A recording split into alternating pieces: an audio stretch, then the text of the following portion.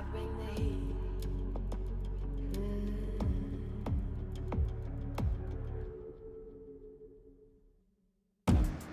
Got the fire in my eyes, coming in hot this time. Every second on the grind, every day I'm pushing for the power, a little sweet and sour. Every second, every hour can't be tamed. Got the fire in my eyes, coming in hot this time. Every second on the grind, every day I'm pushing for the power, a little sweet and sour. Every second, every hour, every day got me looking like steel, now I never break. Put the haters on their heels, yeah, set them straight. Gonna spin up on their wheels when they see the gray, when they see the gray. Knock me down, another round, yeah, I'm here to fight. About to blow, let them know someone hit the lights. Turn them up, get it done, ready to ignite, ready to ignite. I bring the heat, I bring the heat, I bring the heat. I bring the heat. Knock me down, another round, yeah, I'm here to fight. About to blow, let them know someone hit the lights. Turn them up, get it done, ready to ignite, ready to ignite. I'm unbreakable, can't hold me down. I'm unstoppable, I feel it now. Nothing can stop me, nothing can stop me now. Nothing can stop me,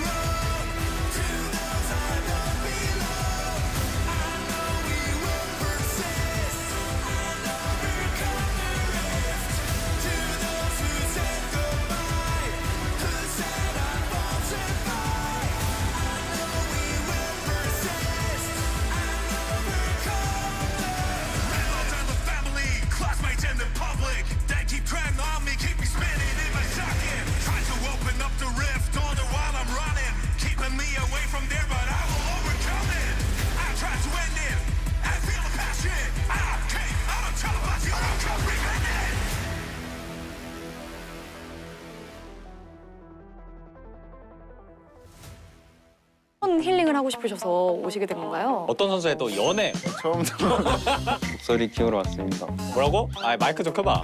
텔 없어요. 텔 있어? 망치로 두들겨라. 파워슬램. 망치로 두들겨라. 파워슬램. 와, 진짜 기세가 너무 좋아. 아 진짜 쉽지 않다 이거.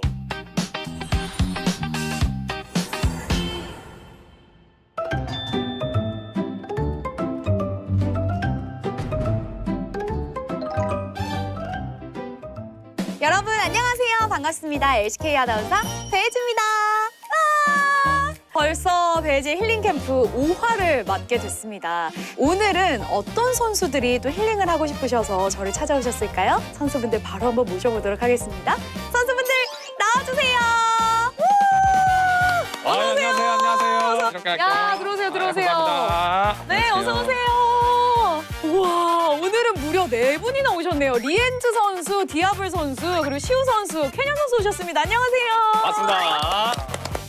팬분들께 인사 한 번씩 해주세요. 안녕하세요. 농심의 서포트 맡고 있는 리엔즈 손슈라고 합니다. 반갑습니다. 와, 원거리 딜러를 맡고 있는 디아블이라고 합니다. 이야, 반갑습니다. 안녕하세요. 저는 디플러스 기아에서 톱라인을 맡고 있는 시우라고 합니다. 우와, 안녕하세요. 저는 젠지에서 정글을 맡고 있는 캐니언 김건부라고 합니다. 와, 반갑습니다. 와, 오늘 이렇게 선수분들이 오셨는데 어떤 힐링을 하고 싶으셔서 오시게 된 건가요? 선수들마다 각자 개인만의 또 사정이 있다고 들어가지고 네. 어떤 선수의 또 연애? 연애! 아, 너무 재밌다. 제대로 도파민 충전하러 오셨네. 저도 근데 모태솔로라서 같이 공부할 겸 또 이야. 이런 캐니언 선수가 궁금해하거든요. 처음부터 이렇게 조합은 굉장히 신선한데요. 리엔즈 선수가 이렇게 이끌어왔다. 뭐 이런 이야기가 있어요. 제가 안 그래도 다 한 번쯤 보고 싶은 그 선수들이었는데 네.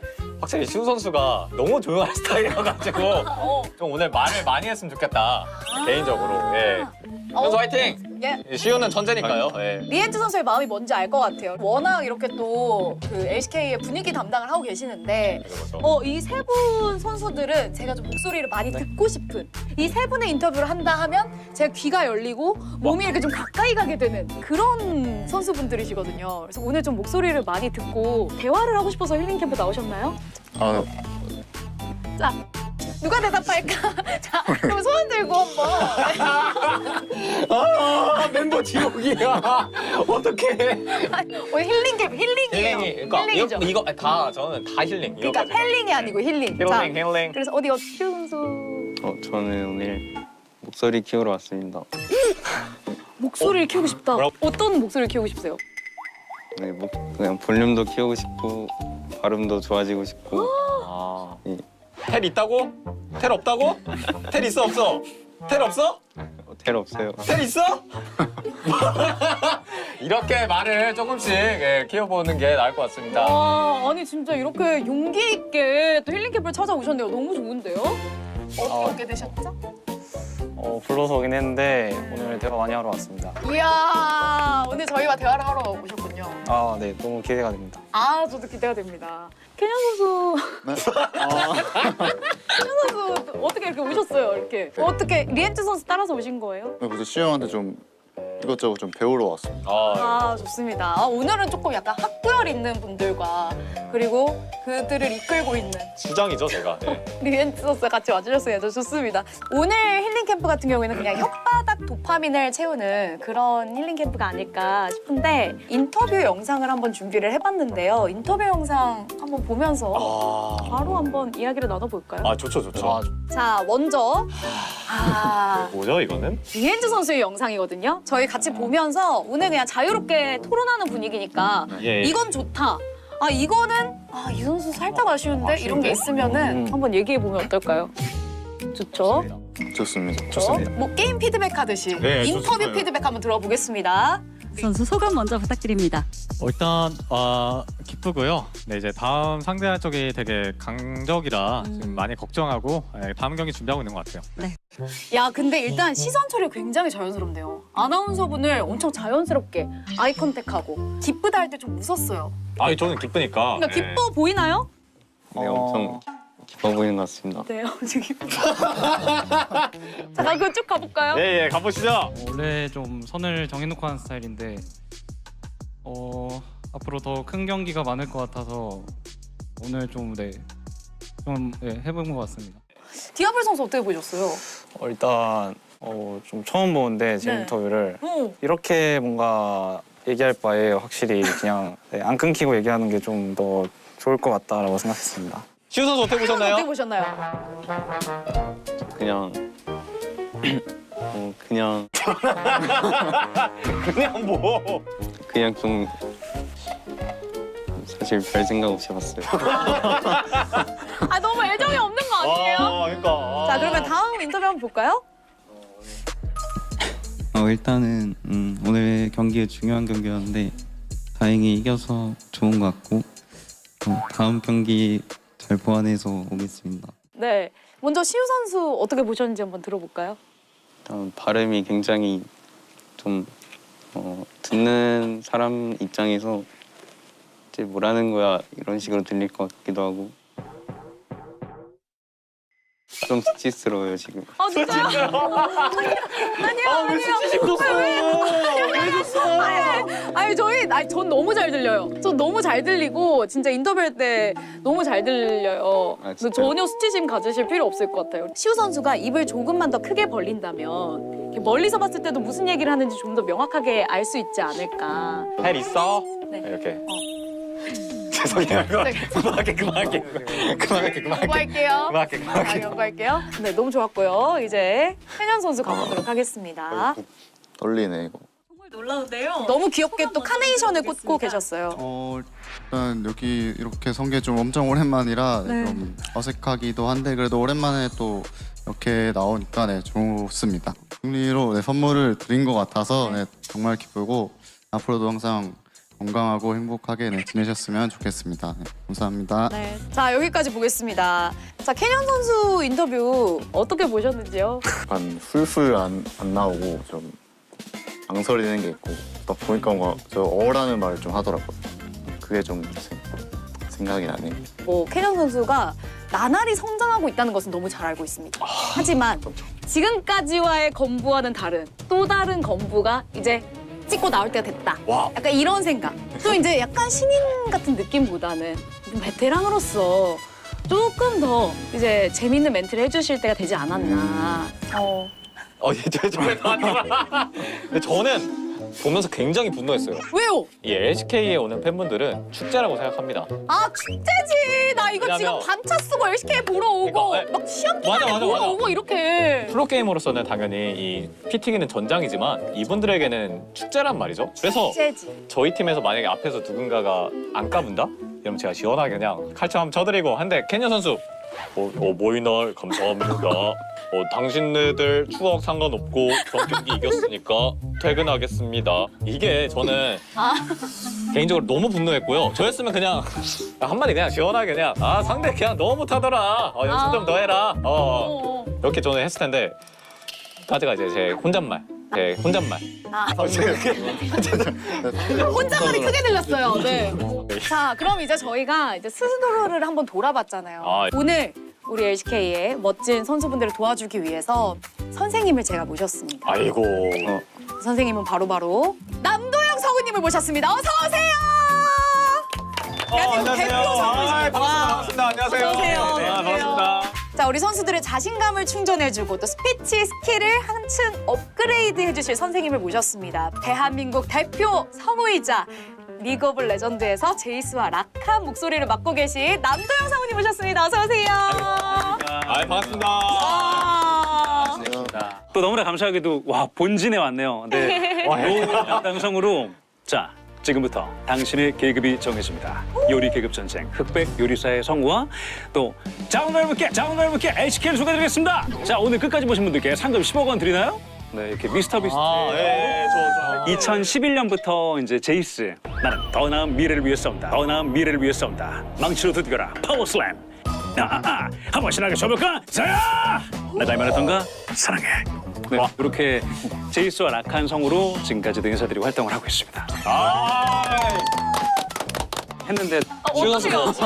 아 이거 반격해야죠. 그러니까 시우 밀리면 선수 안 돼. 제이스 자신 있잖아요. 밀리면 안 돼. 한번 해보겠습니다.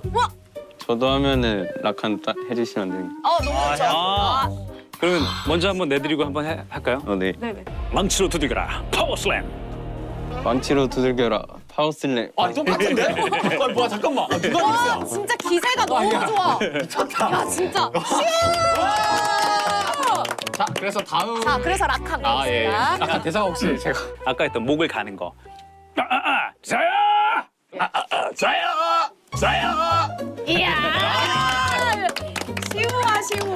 예 감사합니다. 좋네요.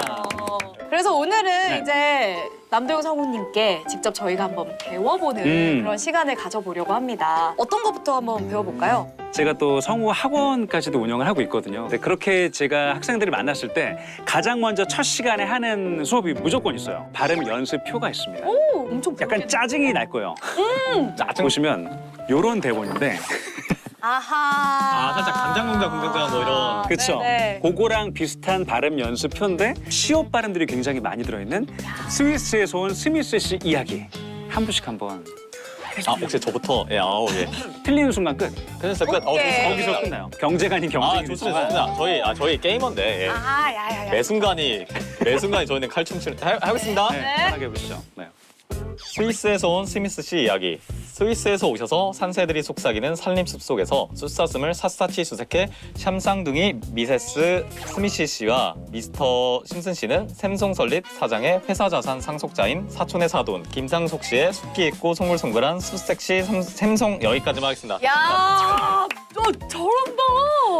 우선 평소에 말을 굉장히 많이 하시네요. 그러니까 좋은 의미로. 네. 조리 있게 굉장히 말을 잘하시네요. 네. 어떻게 하셨어? 네. 이 대본의 원리 중에 하나가 결국 말을 잘하는 게 원리거든요. 글을 안 읽고 말을 하고 있네요. 와, 역시 이게 리엔즈. 진짜 어려운 건데. 이게 접니다. 이게 저예요. 야, 이게 리엔즈야. 머리를 조아려. 그래서 평소에 인터뷰를 할 때나 뭐 팀원들끼리 말할 때 굉장히 리더십 있게 앞서서 할 분이에요. 딱 보니까. 감사합니다. 맞습니다, 예. 맞습니다. 또 다음 한번 한 분씩 해보시면 가볍게 제가 해드리겠습니다. 이거는 한 번 더 줘. 실제 학생들 중에 이렇게 틀린 친구가 있었어요. 그래요? 머리가 너무 복잡하니까 어떻게 들리냐면 스위스 씨, 그죠. 그럴 수 있을 것 같아요. 그럴 수 머리에서 있겠다. 압축이 되니까. 그러니까요. 스위스에서 온 스미스 씨 이야기. 스위스에서 오셔서 산새들이 속삭이는 산림 숲속에서 사는 33살 삼성. 네. 이게 정상적인 건데 리스님이 너무나 잘하신 거고 지금 결코 못하신 게 아니에요. 이게 맞아요. 좋았어요. 네네네. 근데 시우 선수가 제일 잘하거든요. 예. 기대한. 볼까요? 긴장되는데. 화이팅! 스위스에서 온 스미스 씨 이야기. 스위스에서 오셔서 산새들이 속삭이는 아쉽지 않아? 좀 더 하자. 하자. 산림 숲속에서 숫사슴을 샅샅이 수색해 식사하고 산속 샘물로 세수하며 사는 33살의 예. 얘라는 말이 있었죠 이거. 예. 네, 여기까지 딱 해도 괜찮을 것 같고 그래도 굉장히 칭찬하고 싶은 게 시호 선수는 네. 부귀영화를 하시네요. 샅샅이라고 아까 해가지고 제가 지적해야 될 부분이 있었는데 샅샅이라고 샅샅이. 네. 수사슴이 샅샅이 숫사슴을 샅샅이 수색해 말을 조리 있게 하는 거 이상으로 가장 중요한 게 우리말을 올바르게 사용하는 게 굉장히 중요한데 그렇죠. 부귀영화를 잘하고 못하고가 아는 사람한테는 그게 굉장히 그 사람의 이미지에 굉장히 다른 느낌이 들어요. 일상에서 가장 많이 틀릴 수 있는 거. 그렇죠. 네, 네. 그 부분을 잘하셨기 때문에 굉장히 칭찬하고 싶고 캐년 선수 지금 외우는 것 같은데요? 그렇습니다. 사실 마지막에 이게 제일 힘들거든요. 다 듣고 해요. 근데 진짜 잘할 거예요. 저 친구가 사실 제일 잘하는 친구예요. 스미스 씨. 스위스에서 온 스미스 씨 이야기. 스위스에서 오셔서 산새들이 속삭이는 산림 숲속에서 숫사슴을 샅샅이 수색해 식사하고 산속 샘물로 세수하며 사는 33살 샴쌍둥이 미세스 스미스 씨와 미스터 심슨 씨는 회사 자산 상속자인 사촌의 사돈 김상속 씨의 아유 좋습니다. 숙식을 하셨구나. 예. 근데 이 정도만 들어도 어느 정도 파악이 돼요. 캐년 선수에겐 어떤 형용사가 떠오르셨나요? 학자, 탐구자, 연구가. 우선 말 속도가 가장 안정적이었어요. 우와! 사람의 말 속도는 그 사람의 성격을 나타내거든요. 말 속도가 굉장히 차분해요. 이게 보일 수밖에 없어요. 야, 그게 신기하다. 네. 사주 보는 것도 아니고. 성우에게 가장 중요한 게 뭐냐라고 하면 대부분 목소리라고 생각을 해요. 오. 근데 절대 그게 1순위가 아닙니다. 이 내용과 감정을 올바르게 전달하는 직업이기 때문에 한번 신나게 쥐어볼게 이게 아니거든요. 한번 신나게 쥐어볼게 이거 할 때도 라칸이 갖고 있는 그 캐릭터의 성격을 표현해 주는 거거든요. 산성수의 손이 산화되어 어떻게 수술하게 됐다는데 쉽사리 수술이 안 돼서 그걸 추르륵 들이켰더니 아니고 추르륵 들이켰더니 힘이 샘솟아 사사삭 먹고 사라졌대. 이렇게 스토리텔링 결국은 좋은 음색을 내는 게 아니다. 역시 오늘 네. 선생님 제대로다. 이제 다음에 할 코너가 바로 구연동화거든요. 와 구연동화. 네. 세상에. 내가 갖고 있는 감정을 그대로 보여드릴 수 있는 그거를 내가 내 자신을 연기하는 거예요. 그걸 하기 위한 두 번째 과정이 네. 이제 구연동화 책을 또 준비해 주셨더라고요. 야, 너무 좋습니다. 구연동화를 사실 들어야 되잖아요. 네. 이제 나오는 특별 손님에게 네. 구연동화를 잘 읽어주시면 저희가 읽어주는 거예요. 그렇습니다. 감정까지. 감정까지 실어서. 제가 실제로 좀 어린 친구들 있잖아요. 네. 제 가족에 이 동화책을 한 권 읽어주면 제가 좀 맛있게 읽어줘가지고 한 권을 딱 읽으면 죽겠던데. 아, 근데 그래서 읽어주는 두 권을 읽어달라고 하는데 저는 못 하겠더라고요. 어렵죠. 읽어본 적 있으세요? 네, 어릴 때는 읽어봤어요. 읽어주신 적 있으세요? 이거 진짜 없지. 진짜 힘들어 이거. 읽어준 적 있으세요? 읽은 줄 아직 없습니다. 이거 진짜 힘들더라. 진짜 힘들더라고요. 저도 읽어준 적 없는 것 같아요. 와. 안녕하세요. 어서오세요. 어떡해. 귀여워. 안녕하세요. 와. 긴장돼. 아이고. 자, 오늘은 우리 설아와 다나가 직접 우리 선수분들을 만나기에 와줬어요. 안녕. 엄마한테 간다. 일로 와. 우리 설아 몇 살이에요? 5살. 5살. 하나 너무 귀여워. 어떻게 이렇게 귀엽지? 하나 개구장이네. 너무 귀엽네. 대구장이. 인생 2회차신가? 아니죠? 좋다 좋다. 자, 여기 있는 삼촌들이 오늘 책을 읽어줄 거예요. 재밌을 것 같아요? 좋아요. 자, 그럼 먼저 병 느끼는 거 아니에요? 이거? 네. 그러면 삼촌이 먼저 한번 해볼게. 아까 그 느낌 그대로입니다. 네, 예. 스미스 씨처럼. 자, 제목은 이솝 이야기. 사자와 생쥐.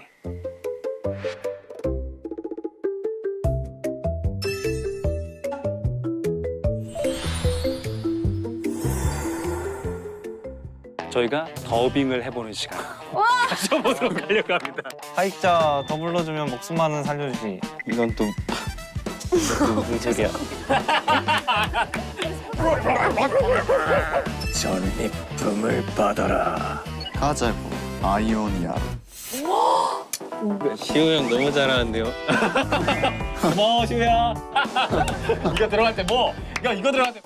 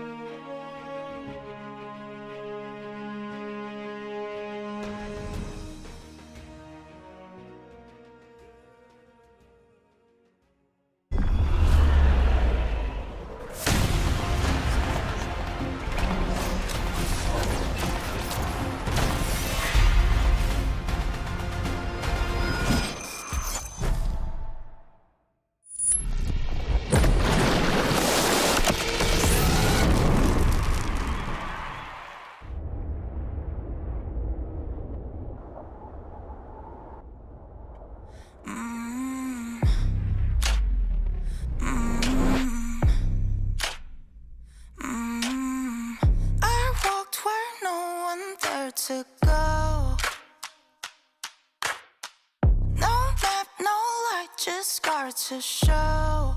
Each fall curves something deep.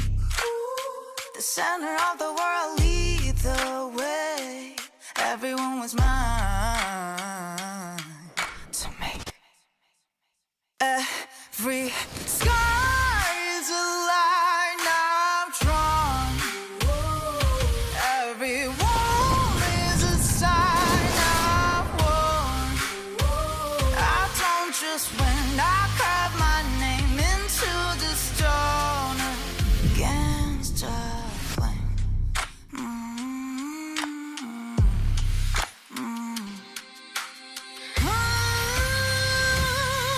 Every sky is a line I've drawn.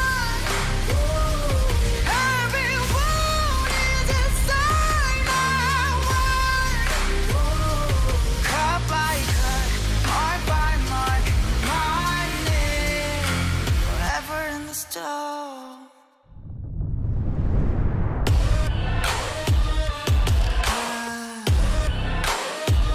I don't just win, I live my mark into the stone.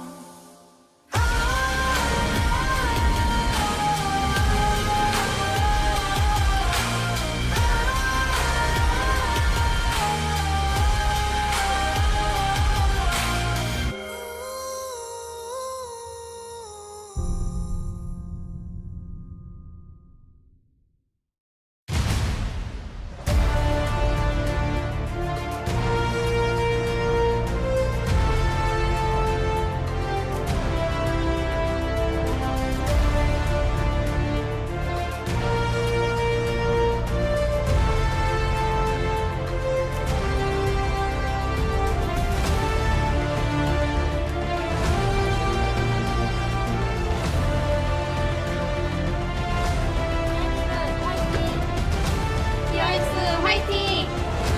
하나생명 화이팅! 마을시 하나비 하나생명 화이팅! Hello and welcome to another day of the LCK. We're here on a Thursday and we got BNK FearX up against Homalife Esports. As Homalife Esports coming off of a loss against KT last Sunday, and BNK FearX desperately needing every win they can get in order to try to make it into Legend Group first. How are you doing today, Ox? I'm pretty good. Yeah, BNK FearX, their odds of making Legend Group, we showed them yesterday, pretty slim, but still possible.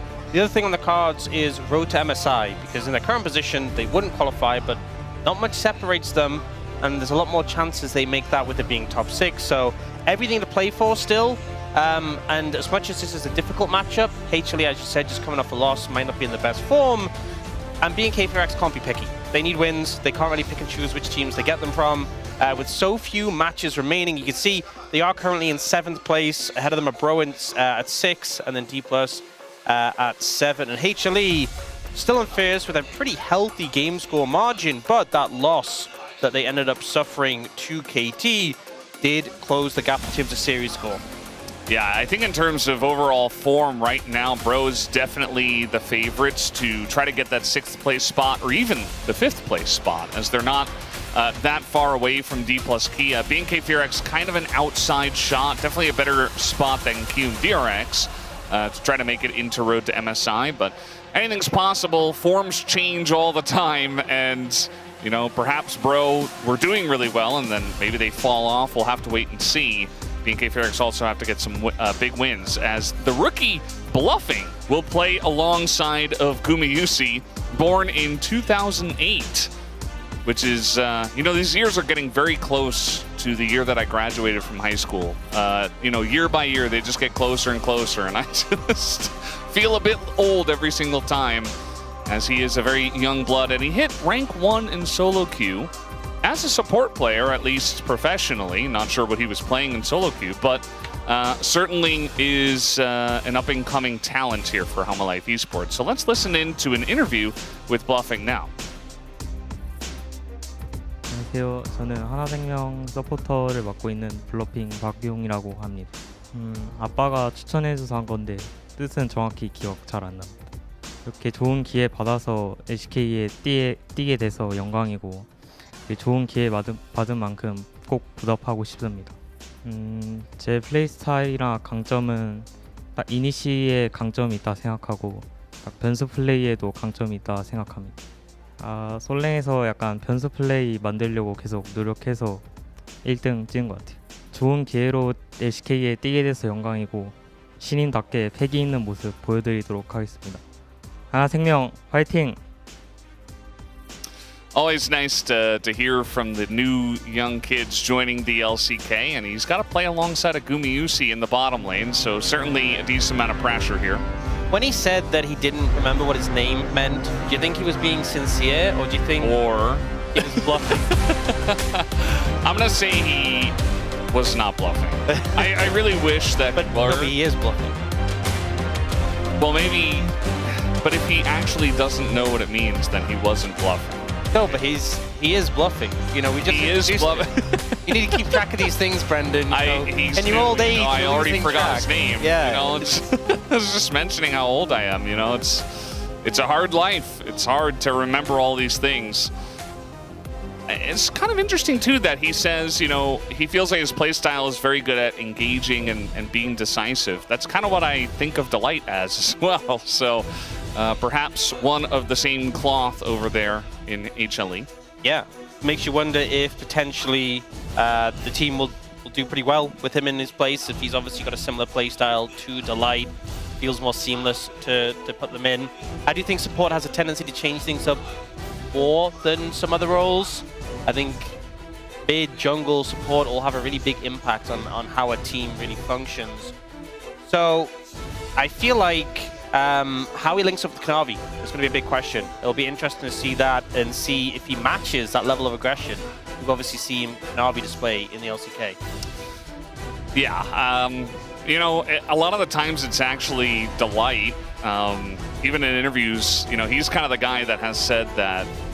You know, we look at the voice comms. Delight's like, hey guys, I think we shouldn't do this crazy thing, or like, guys, I think we should play a little bit back, or maybe we shouldn't play as risky as that. So without Delight in the mix, I do wonder if perhaps they'll be even more unhinged. I think they can probably still win, even if things get a little bit crazy and off the rails against a team like BNK4X. But we even saw yesterday QMDRX, you know, T1 were not exactly playing 100%. QMDRX steal a game from them, and BNK4X can certainly do the same, especially with Taeun coming into the lineup and the team looking great as a whole. I think there's a lot of factors at play. You know, we are on a new patch that just hit the LCK yesterday. That's definitely a factor. They are playing with a new player who we haven't seen them play with before. So, and obviously coming off that loss. So there's factors that make you consider maybe HLE, this isn't the strongest we've seen them throughout the LCK regular season, which isn't saying much because they have been incredibly strong, but it does make you wonder if there's a time for an upset, could it be here?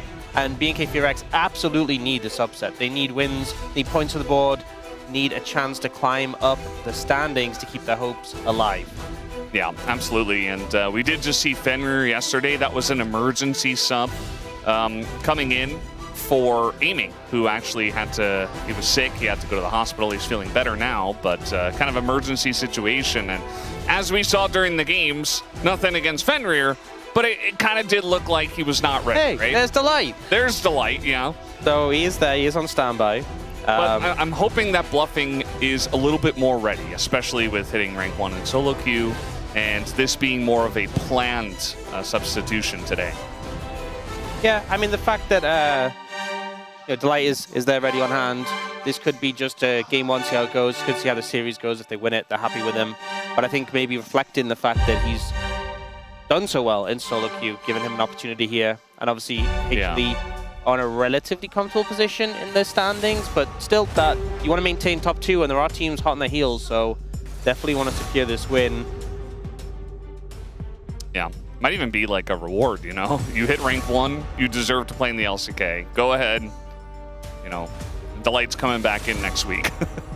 Could happen, unless he turns into some, you know, kind of carry a beast or something out of nowhere. Has been playing in Challengers for a decent bit now. Cassiopeia is now a mainstay ban here at the LCK. Nobody wants to play against that thing, even if you're not playing Rise. Yeah, the synergy with Deathfire Touch has kind of been insane, and as a result, teams really respecting it. Rumble and Karma, 2 of the picks left available, but I feel like they've been dropping out of priority from the must-ban sort of position. Jarvan going to get taken away, which is fair enough, but then Bard banned away from bluffing here, so denying him a pick. It is his most played champion this season, so making sense there. Karma, Rumble, 2 big picks that are open and available. HLE will just go for the Rumble for Zeus. And it looks like the Karma is going to be snapped up. I feel like HLE have the opportunity to go Ashe Seraphine if they really want into this. Karma can go with Kate, can go with Jin, so lots of options. They are going to secure the Xin Zhao as a pairing here. Do you go Ashe Seraphine here, or do you want to prioritize getting a higher tier jungler? There's also Lucian Milio as another option. See where they go towards. Guma definitely one of the guys that was like, oh no, MF is definitely playable when nobody else is really playing it. And we've been seeing more and more MF. He is hovering it here. It's a lot of, wombo combo with the Rumble potentially if you have CC to back it up, and they are going to go for the Nautilus. So there's your CC. Yeah, so giving bluffing an engage pick, a lot of setup and a lot of threat onto the Karma, a lane where you can just find all-in kills. What will the pairing be? The MF was hovered, but I think there's options. You could also just leave AD carry for now and go for a jungler in this situation. They are going to go for Guma's MF here. So this is a little surprising because typically I think a lot of teams would go for like the strong pairings in Ashe Seraphine, Lucian Milio, these sorts of things.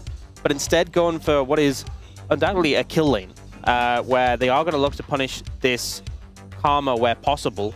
Yeah. And we have seen sometimes Karma struggle a little bit. They opt to go for the Sivir, the Spell Shield, the Wave Clear. Definitely useful tools, especially into the Nautilus. But the short range into MF can allow you to get bullied out a little bit. You obviously have the Karma to assist with that, but if Karma steps up too much, you can just be engaged on. So I expect the bot lane of HLE to really try and put the pressure on. You're playing into a very strong scaling bot lane, and the Sivir, Karma plus Xin Zhao, you just amplify him so much. So Raptor could have a pop-up performance here. Now, Lee Sin going to get banned away, which I think makes a lot of sense when the Nautilus has already been picked in terms of that setup for him. Yeah, I wonder if they'll take the Vi away. We did see yesterday Vi and Nautilus alongside of the Rumble. I think that game was a loss. That was Kium DRX that got all those picks against T1. But it might be almost too much CC. But I suppose if you pick Vi as well, it's kind of got the nice play into Sivir where you can smite the spell shield off. But also could get banned here. Yeah, banning the tanks in the matchup for the Rumble. So, first off, banning the Xante, which obviously we've seen rise in priority with the Doran's Helm changes. I feel like there is a range of picks you can pick into the Rumble, but obviously there's some variants. We've seen Yorick do pretty well. We've seen people pick Jace into it. Sion, Xante are kind of like the classics. Trundle going to come out, which makes a lot of sense, as we often see that into Xin Zhao. So, trimming the pool of options for HLE, but to be honest, HLE already have such strong team fighting power. I wouldn't be surprised if they just kind of slammed Annie Wukong. I think is a really strong combo with the Wukong buffs that came in. Yeah. We'll have to see, of course, what the mid lane matchup is before that happens. And they are fully going in on the we're banning tanks here, limiting players' options in terms of what he wants to pick in that Rumble. I think the expectation, unless there's something you're really set on in the mid lane, I would probably just pick top lane here. Even, I think the higher prio pick is Ryze, but there's still a Nivea open, which can be a risk. They opt instead, Victor's going to go for the Ryze. So, despite the fact that there's a prospect of maybe a Nivea pick, they still want to commit to it. They want that powerful mid lane pick with the roaming pressure. I think that might adjust HLE a little bit. Do you take the Nivea into the Ryze, or do you just kind of focus on what would make your composition really strong? Zeka doesn't feel like an Nivea player to me. He has played it one game to a loss, but this would be the spot to pick it. There's that Vi that I thought might have been targeted, especially with the Rumble already in the composition. But also because Lee Sin and Trundle are both gone, maybe that's also part of the reason why he does go for this pick here as one of the top junglers that's left, as we have had a decent smattering of jungle bans. What do you pair with this? There's a lot of options you could do. Toying with a Yone, obviously, Yone a fantastic pick for Zeka. A pick he is always keen to perform on, and for long times of his career was just consistently banned against him in the first rotation. So picking that one up, looking to see what Clear will take here in the top lane matchup. Galio is something we saw quite a while ago as a counter to Rumble, but more recently has gotten some buffs which make it very relevant. I think there's a lot of scaling elements on the BNK FearX composition. You know, the Sivir and the Ryze going to be big problems later on if they're not dealt with, but the engage, the team fight potential of HLE is really strong, and toying with the ideas of a potential swap, which would make the Galio extremely uncomfortable. I mean, Zeus can play Yone. I mean, this was the Yone team with Zeus and Zeka. It always got banned in the past, but I think, you know, eventually Yone kind of fell out of the meta. But they're still going to bring it out every once in a while. And Chovy just played Rumble in mid. Obviously, that was into, I think it was TF, right? Faker's TF. And it did pretty well. They did swap back, so the Yone is going mid. And we'll see how that does favor them. It's kind of awesome that they're just able to say, well, both of our players are just incredibly good at this pick. And, you know, if you want to throw a top, you want to throw a mid, we're fine with both. And I also trust Zeka to be able to play a half-decent Rumble. You know, I would expect that he should be able to play that pick as well. Exciting game. I think different win cons in this one. Obviously, a lot of team fighting power from both sides, but I think it's definitely BNK FearX wanting a more stable game earlier on, be able to weather the storm. Yeah, well, we do have game number 1 loaded up. Let's jump onto the riff for BNK FearX versus HLE.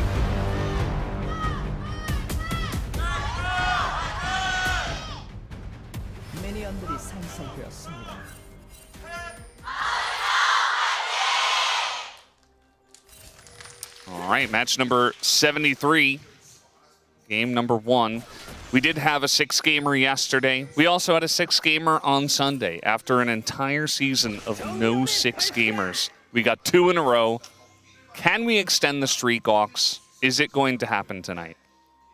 I'll have to see. Something I am interested in is we kind of talked not the best start for Kellen there, getting chunked out there. Interestingly, Bluffing's gone heal, not ignite. I feel like when you are putting more emphasis on the kill lane, especially into Karma, the ignite is really powerful because it's not just the heal you reduce, but the Mantra W gives so much healing. Yeah. Kind of hard to actually all in on the Karma when she has that, and obviously Karma's the better target than Sivir with the spell shield, so doesn't go for that, does go for the Aftershock though. Yeah, the point I was going to make is we talked about this a little bit at the start of the week, how the changes to minion aggro could really favor melee champions, like melee versus range champions, because it's more difficult to adjust the wave position. We kind of highlighted that on the pre-show yesterday and thought that maybe this could allow more melee picks to flourish in the mid lane.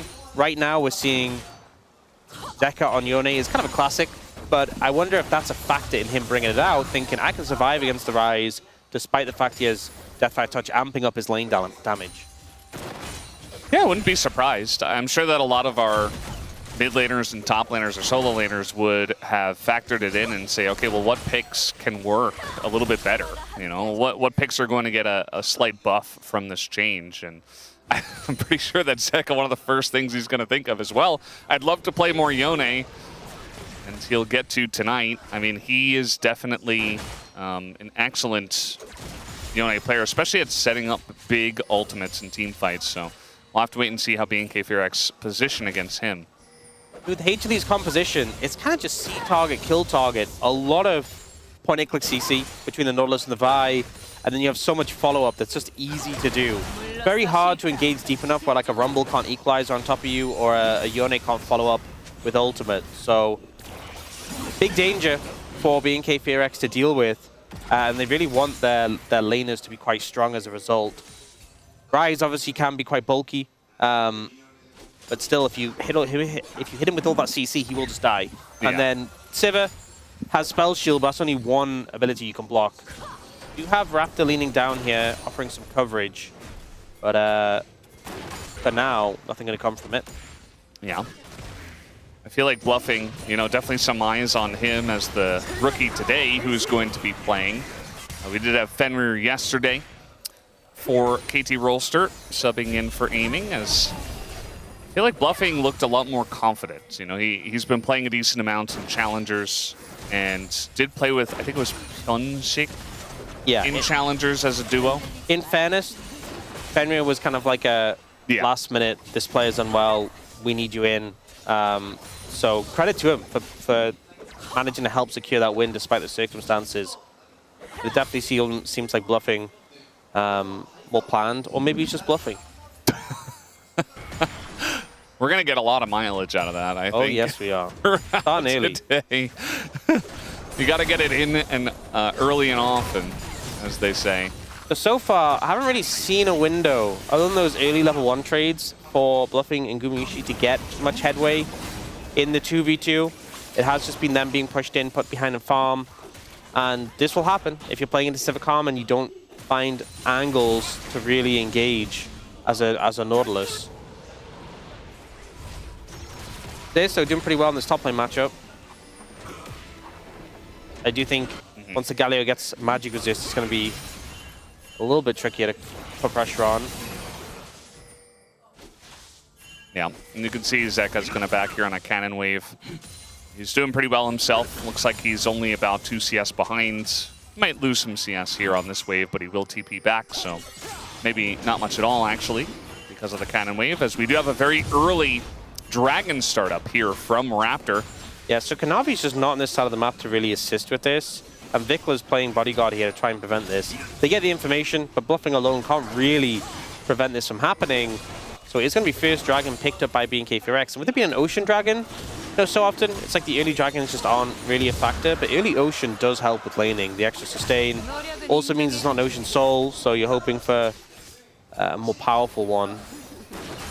And the odds obviously increased with it being an Ocean Dragon first and foremost. Yeah. I'm hoping for a Chemtech Soul, personally. Of course you are. Yeah. I think it's really interesting. I'd just like to see more of it. I'm a big fan. This game has not really offered a lot of action. We've seen a lot of bottom lane dives and crazy stuff happening in some of their other games, but so far these two teams just kind of farming it out. Bluffing and Gumayusi just getting pushed in by the Sivir, and the Karma, of course, that's what the Karma offers, is supreme lane dominance, and if you're going to pick a melee support into it, unless you're hitting hooks, you're just going to fall behind. You can see Kanavi kind of itching for a play there, looking to potentially die Vikla, but they don't see the angle, and he ends up backing away. Bile already available. We've kind of sped through the early game and gotten to the point where both these junglers, well, Raptor shortly is going to have access to their ultimate.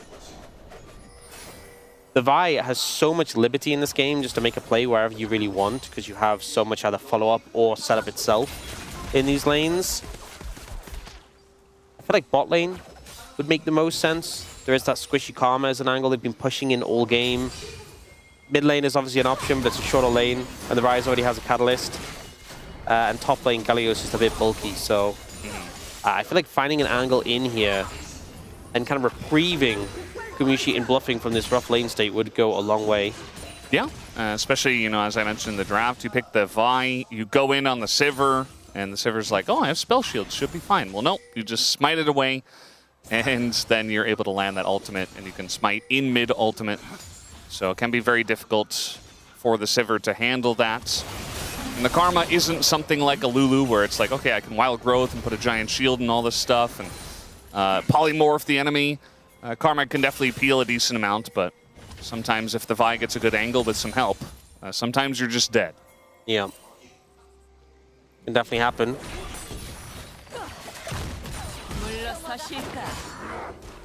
Bluffing's still trying to find these angles, but struggling a bit right now. Yeah. Grub's going to spawn up soon. Kanavi is on that side of the map, but is resetting, not going for it. Yeah, it feels like maybe if Bluffing's able to hit a hook. Realm Warp. They're looking for a Realm Warp here. They're certainly thinking about it. They moved over, I mean, but maybe just because Bluffing is alone and... Yeah, I mean, maybe the timing of Gumayusi backing off. They didn't have full information. Kanavi resets and goes to the bot side. You can see question mark pings coming in the jungle. That feels like the first instance where really BNK4X was going to go for something, but it just kind of gets negated there. Yeah, BNK4X is a team that, you know, it's Fear X. They don't have fear, right? That's in the name. And generally, they just make plays, and sometimes it feels like they didn't think it through. But now they're thinking a lot and taking it slow. If you fear X, isn't X like an unknown quantity? So you just like, what do we fear? I mean, that's, you know, that's... I agree with you, Ox, but I'm just saying what they're saying. Well, what they publicly said. Yeah. Stated their name does mean. Also, we're talking about fearing X. That's what we did recently. If you've heard about his... oh, yes. He's, yeah. Yeah. He ran away from it as fast as he possibly could. Guma is getting run down here, but he's doing a nice amount of damage to Taeyun, so it's very much a close trade here. The barrier from Taeyun just going to mitigate some of that damage. Guma didn't have to use barrier, actually. So the bullet time getting a lot of value there. Yeah, I think Taeyun just hoping to DPS him down, but struggled to get the damage in. And Guma obviously turning around with the ultimate, forced him away.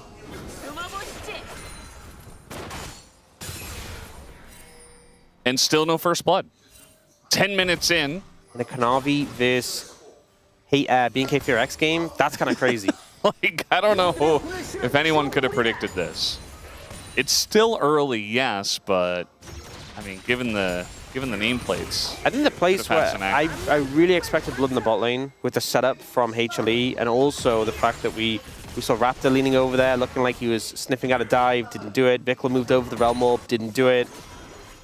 So it's ended up just being a little slow pace so far. That does mean I feel like there's going to be a really explosive fight. Everyone has all their summoners. We have a lot of big tools available. They're kind of itching to press those buttons. Dragon is up in a few seconds, and you can see right now BNK4X are the ones setting up vision in the area, but there's a smattering of wards actually behind where BNK4X are now, so they're looking for bluffing. Yeah, he's in a little bit of a rough spot here. Realm Orb going to come in. He does have Flash to try to get away. He's just going to get rooted up. Does Flash in the end, and now we got Rise very deep on in this one, so bluffing does go down, but Kanavi's going to clean up onto Vikla. A lot of members of BNK4X, though, on the chase here for Kanavi, who's in a bit of trouble.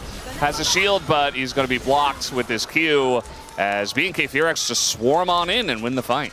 This could have been really risky for BNK4X. They were so deep in enemy territory and had a Rumble TPing behind. If they didn't win that fight, it would be so hard to escape. It would be so hard for anyone to be left alive. They might look for Zeus here, though. Yeah, just waiting in the brush, and he's going to flash and still get hit by the taunt. That's really rough for Zeus as... yeah, nicely played by BNK4X to hide on bush, but I would say that Zeus should not have face-checked that. Yeah, he was fishing something out, maybe looking to see if he could find a play there, but unfortunately isn't able to do so and just ends up going down. Now, they're looking to potentially threaten a re-engage here. I mean, they're not going to get the Drake, so just hoping to force a fight, but they're not able to, and it is Chemtech Soul. So this fight starts off with them focusing down bluffing, and didn't get a huge amount of value off his ultimate here. Just knocks a Vikla, which is laid with a knockup from Kanavi. Raptor chases down bluffing, and a lot of focus from HLE is on to Vikla, who does eventually go down. But you can see Taeyun and Kellen moving up, zones Gumishi away. He doesn't really find an angle to offer any resistance and doesn't have his ultimate familiar. That could have been a decent ult angle, but he can't go for it. He has to move away from the Galio. And then this kind of feels like Zeus TP'd, so he's like, I want to get something out of this. I want to see if I can fish for something. But Clear waited. Maybe the expectation was Clear was going to reset and go top, but he waited around and he was rewarded for that. Yeah, I mean, if it's only Karma, perhaps you can get away. I'm really not sure what he was going to do, though. Like, even if you launch an Equalizer into the Dragon Pit, I think they just move off of it, get shielded by Karma, and just kill the Dragon. So I don't really know what the idea was. Perhaps if he had waited for the rest of the team, like they tried to look for something once bluffing got back, but it was just too little too late, and Zeus is already dead. So yeah, kind of wonky there from Hololive Esports and BNK4X playing well as a team. Bluffing gonna go over a ward and will be able to hook onto the wall, as it looks like the Wind Come Lightning just barely not going to connect. Just missed. Able to get away with the dredge line to train. That was a scary situation. I kind of figured he was just dead there. And I think BNK4X maybe did as well. In the end, it's going to be Kanavi moving back for the third grub. Now looking for damage onto Clear here. Yeah, we got a Vi up on the top side. Clear has flash, but he's just saying, okay, I'm going to taunt and try to flash away afterwards as Kanavi goes deep for it, hits the turret, and the damage over the top does the job. Yeah, the punch through the turret and a smite as well to finish him off. It was a bit of a close one, but they're able to secure it. BNK FX looking like they wanted to set up onto Zeka, but Bluffing is moving to cover, and they decide against it. I feel like there's been a lot of times this game where BNK FX have been fishing for plays, haven't committed, thought better, don't want to overstep and get punished for it. Oh, Bluffing again. He's always just posturing so aggressively, and he's going to get walked here by the Karma. Going deep is Raptor, but not quite able to finish off the kill.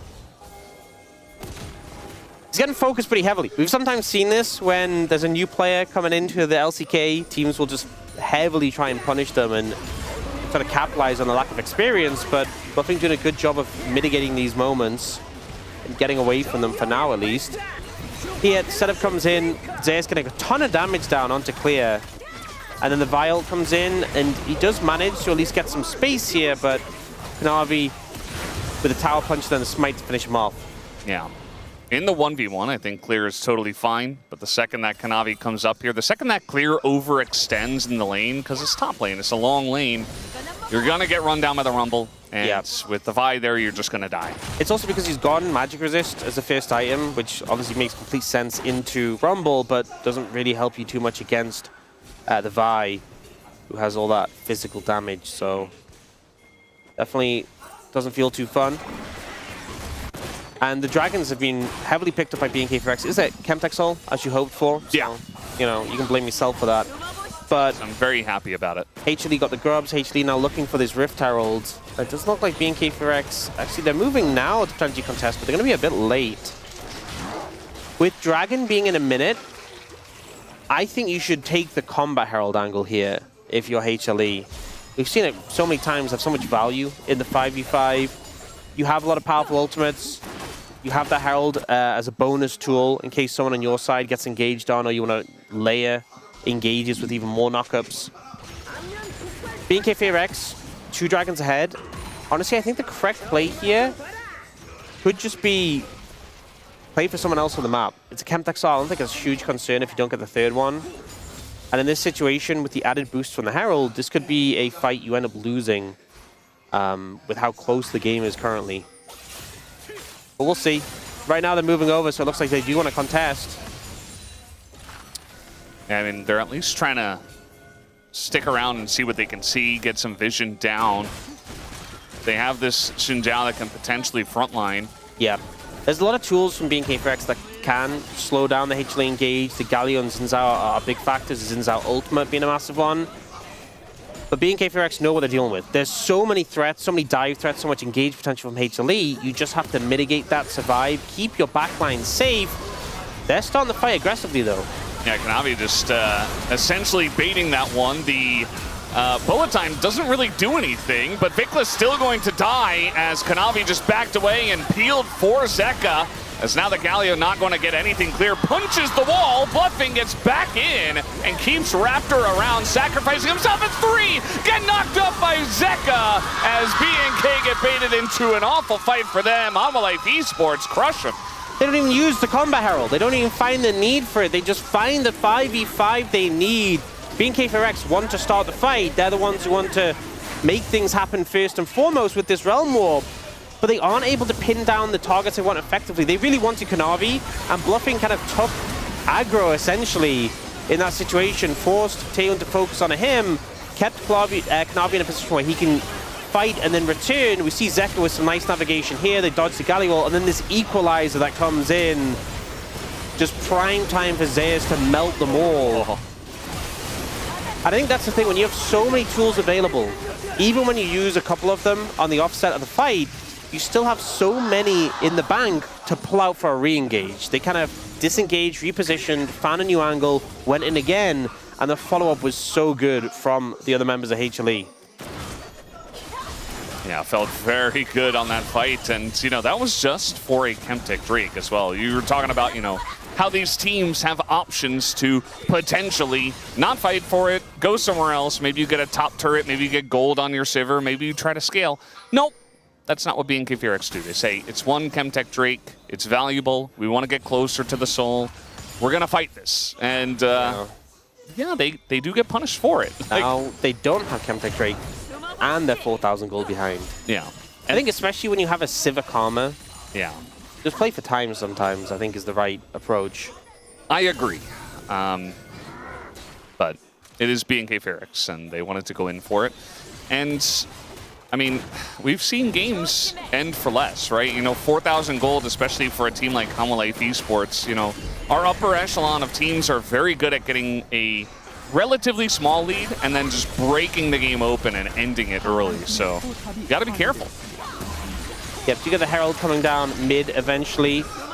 A good amount of value. I expected, as I said, to see it in the fight and get the value from the Combat Herald, but they end up using it to break down mid-tier 1. And when you're playing into a Sivir, I think that does have a good amount of value. Obviously, a pick with so much wave clear, very hard to actually cut through. Now they're looking for clear here. I mean, there were a lot of people in that brush, and I thought that BNK Fearx had an idea. Perhaps Clear was trying to pay for it as they had a couple of members nearby, but all 5 members of Hanwha Life Esports show up, so just another win for them. HLE have this sort of composition where it's very difficult to lose gracefully against it. Once they have a lead, they're not really going to let up, and they will just keep engaging on anyone who's isolated alone. Even if you are this tanky Galio, you can just fall victim to them. Helen posturing here, but that is a Vi with ultimate, and it is Kanavi. He will try and kill you. Now that they're looking for the Rise, I think. Kanavi's just running through the jungle, like, with 4 people near him. He's just having a good time. Doesn't care. Knows he has the blast cone. BNK Fearx were watching him like, can he just do that? Yes. Yes, he can. One Chemtech Drake fight. That's all it took. Yeah. Here, I think Clear expecting to be safe. Thinking even if there's 1 member, I'll be okay, but HLE bring the whole squadron. They have the CC to make sure you're not really able to get away. 5,000 gold lead now for HLE. And with how slow the early game was, I think BNK Fearx going to experience some whiplash with how quickly this one started to snowball. Yeah, it's not going to feel great for them. They're not totally out of the game just yet. As you mentioned, it's difficult to get away from this HLE comp. But, you know, they're going to try to do the same thing that they were doing earlier on, which is play a little passively, try to scale up with Ryze and Sivir, and be in a good spot where you can just fight front to backs. You've got a great front line, a lot of support from the Karma, and 2 very strong scaling carries. Raptor just finished channeling a recall. Yeah, they have a ton of damage on this because Zeka's very fed, Kanavi's very fed. They're pinging it, but I just think he's not here in time. That recall timing is so tragic. Yeah, way too late. They're definitely not getting here. Like, there's just no chance. Raptor's like, oh, wait, you did the Baron? His bluffing is, he's going to get some support from his team. Kanavi's like, maybe I go in. No, I'm just going out. As Zeus did TP behind. Yeah, they TP Zeus in as well. They don't seem to know about it, though. It's clear. It's getting run down here. The rest of BNK Fearx running back to try to help. Have a weird skirmish. Oh. Here, Raptor's going to go in. He's got the Galio on top. The Equalizer doesn't do anything. It's HLE, you know, you're down a member. Now you're down 2. Yeah, you really didn't need to go for that play, especially because you got the Baron. You lost 1. You could have just disengaged. And reset the Chemtech Drake. Yeah, instead they give over mid-tier 1 as a result. They give over Chemtech Dragon as well. You can see the Zeus and Zeka getting some damage on this tower will take it down. They're really strong. In particular, Zeus, who has a significant farm lead over Clear and is like 3 levels up. This play, unfortunately, the recall from Raptor meant he was just very late to get there. They try and look for a fight. The HLE are just like, it's just our Nautilus, we can let it go. They even have Zeus sort of walk away after TP, but then they start looking for a bit more. I think a large factor is on the back of how strong Zeus is, makes them think we should win a fight here.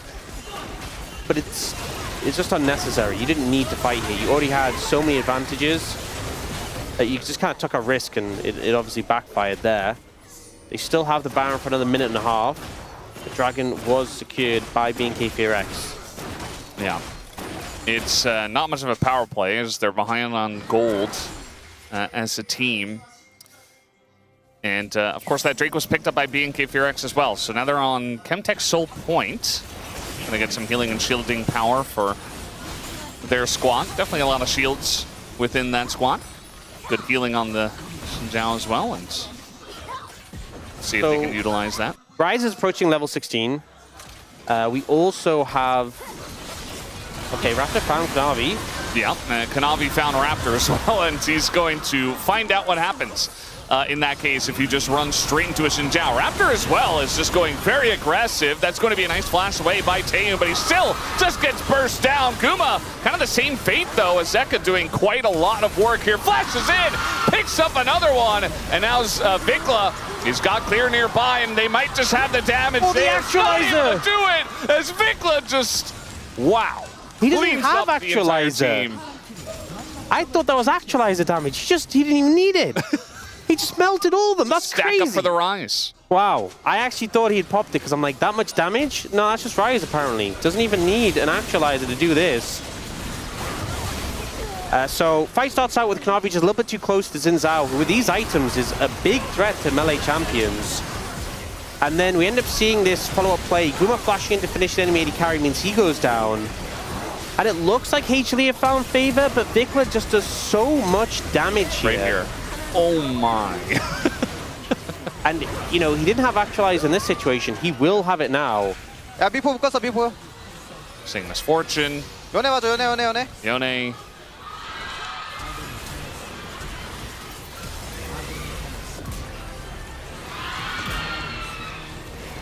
It's so much damage. And now he's so fed. Finishes Actualizer, gets a Seeker's Arm Guard.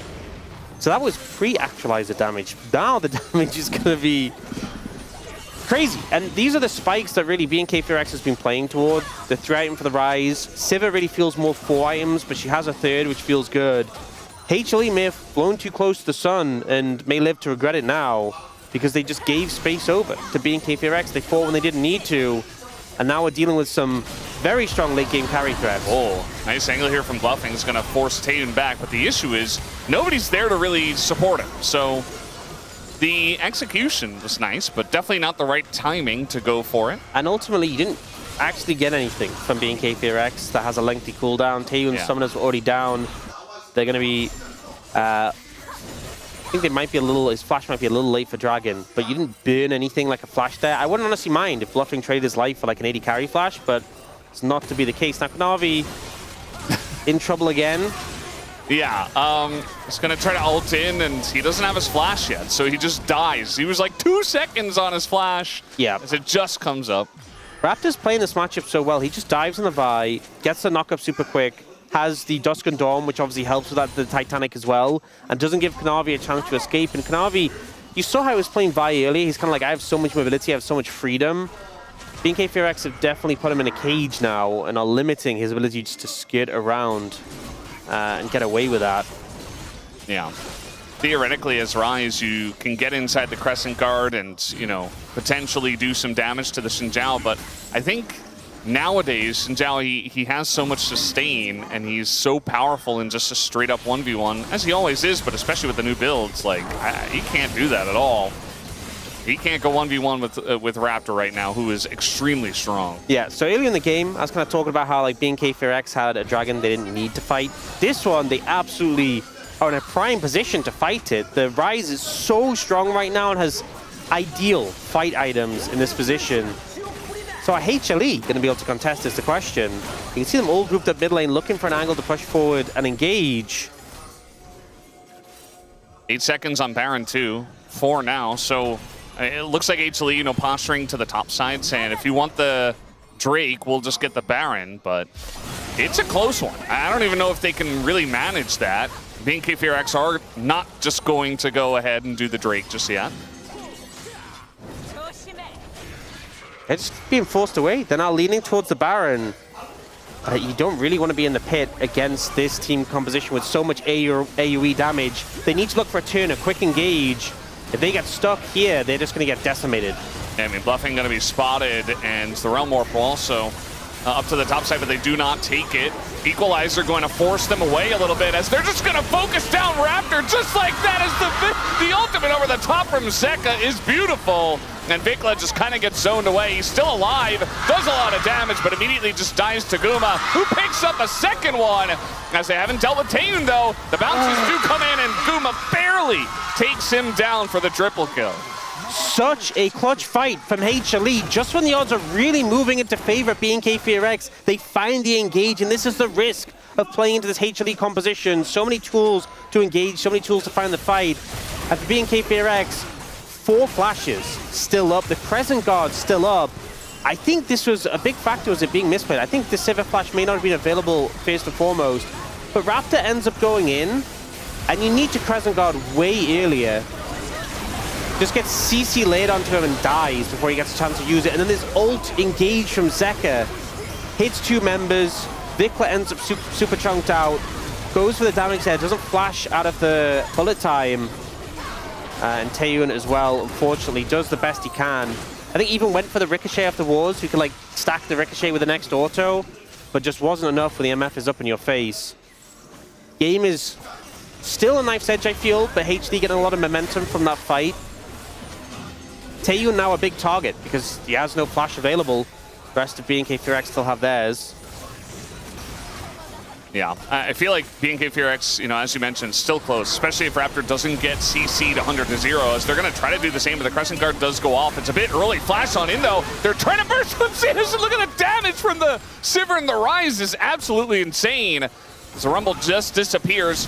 Now they're trying to get a little bit more because they lost the Drake. The taunt comes in from Clear. It's getting split up here as Clear's getting low, and now Vikla isolated just dies to Guma, and Zeka's still alive on the left side, and nobody has dealt with the MF. They're finally going to take down Taeyun, as there you go, a quadra kill for Guma, 10k damage. A huge fight there from Guma Yushi. Doesn't even need to use his flash there. Just cuts down members of BNK FearX one after another, and BNK FearX are left in shambles. Just insane. I mean, they had the man advantage. They took out Zeus so quickly, but they used a decent amount to get him. And I think just overextended straight into the open arms of Guma, who's making this MF look broken right now. Vikla there didn't get a chance to use the Seeker's Arm Guard. I feel like out of these fights, there's so many times I just feel like BNK FearX have more tools in their pocket that they don't end up utilizing. And we'll see here in this play, so it actually comes down to a root on Zeus, and they focus him down after the dragon is taken. The burn from HLE, they get the Crescent Guard, then back off is pretty smart, but Zeus gets deleted. And then in the ensuing fight, it's a 5v4. We see the Realm Orb coming in here. A lot of damage coming down to multiple members of HLE, but Guma is just free hitting in here. The Vial comes in, and Vikla doesn't use Stasis. And I think that is one of the bigger mistakes of the fight, because Taeyun's trying his best to get the damage too, but look at that burst! Guma just critting and doing 1 million damage, it feels like. Execution, I think, has favored HLE in these fights. I think BNK FearX at this point in the game had the tools, but just haven't been able to piece it together. Yeah, and it's a couple of times in a row. I said it earlier on, against a team like HLE, if you give them enough of a lead, they're a very strong team that can just close it out without many mistakes. Now, they made mistakes after I said that, but now it's almost 10,000 gold. They got another Baron, a big Baron power play. They're trying to get something out of it. They're only going to get the bottom inhibitor, it looks like, with this Baron power play. So, not ending the game just yet. And also, they took that dragon off of the map, but we're going to have another one spawning in 2.5 minutes. See if they can deny the soul again. At this point for HD, just keep racking them up. You're comfortable taking these fights, but to be honest, the dragon just feels like an excuse to invite BNK FearX into the river so you can start a 5v5. A lot of wave clear for BNK FearX, so I feel like without a big team fight win or a Baron, or maybe an Elder, very hard to make more progress than they already have in terms of taking the base down. For the time being, HLE in a real position of strength, and Guma Yushi already has a GA. On top of the GA, like GA plus Bloodthirster on an MF just makes it really hard to deal with him. And Knight's Vow as well, which we don't always see, but you know, when you're going a tank, quote-unquote support, and he builds like the Protoplasm belt, he's got Locket already, says, well, I I guess Guma's the one guy I got to protect here. I assume he'll put that onto Guma. So, pretty cool stuff. Bluffing's been playing pretty well. You know, there have been some times where it feels like he's going a little challengers, which is understandable. But besides that, you know, I feel like he's identifying the right target in team fights and just doing his job pretty well. Yeah. I think there has been some moments you saw him get caught out a little bit, but that's kind of that's just what happens with Nautilus. Yeah. Hard to always position well. We have about a minute until these next neutral objectives coming up. And pretty much all summoners back available. Callan's is about to come back up. I think making use of them, really important for BNK FearX. If you're dying to engage and you have tools, you have flashes, you get hit by Yone ult and you had a flash available, I think it's just not good enough to win this game. And now you're in a position where you are at a big deficit and you kind of have to push outside your base to contest these. And look at the vision line that HLE have established. You're not going to be able to step foot in your jungle without them knowing about it, other than that tiny little pocket of vision with 2 control wards that BNK FearX have set up. So I guess they can have a party in that brush, and that's about it. Yeah, just stand in the one brush and watch another Drake go by, potentially. I mean, at least it's not going to be Soul for HLE. Certainly. Well, Rabadon's completed for Vikla.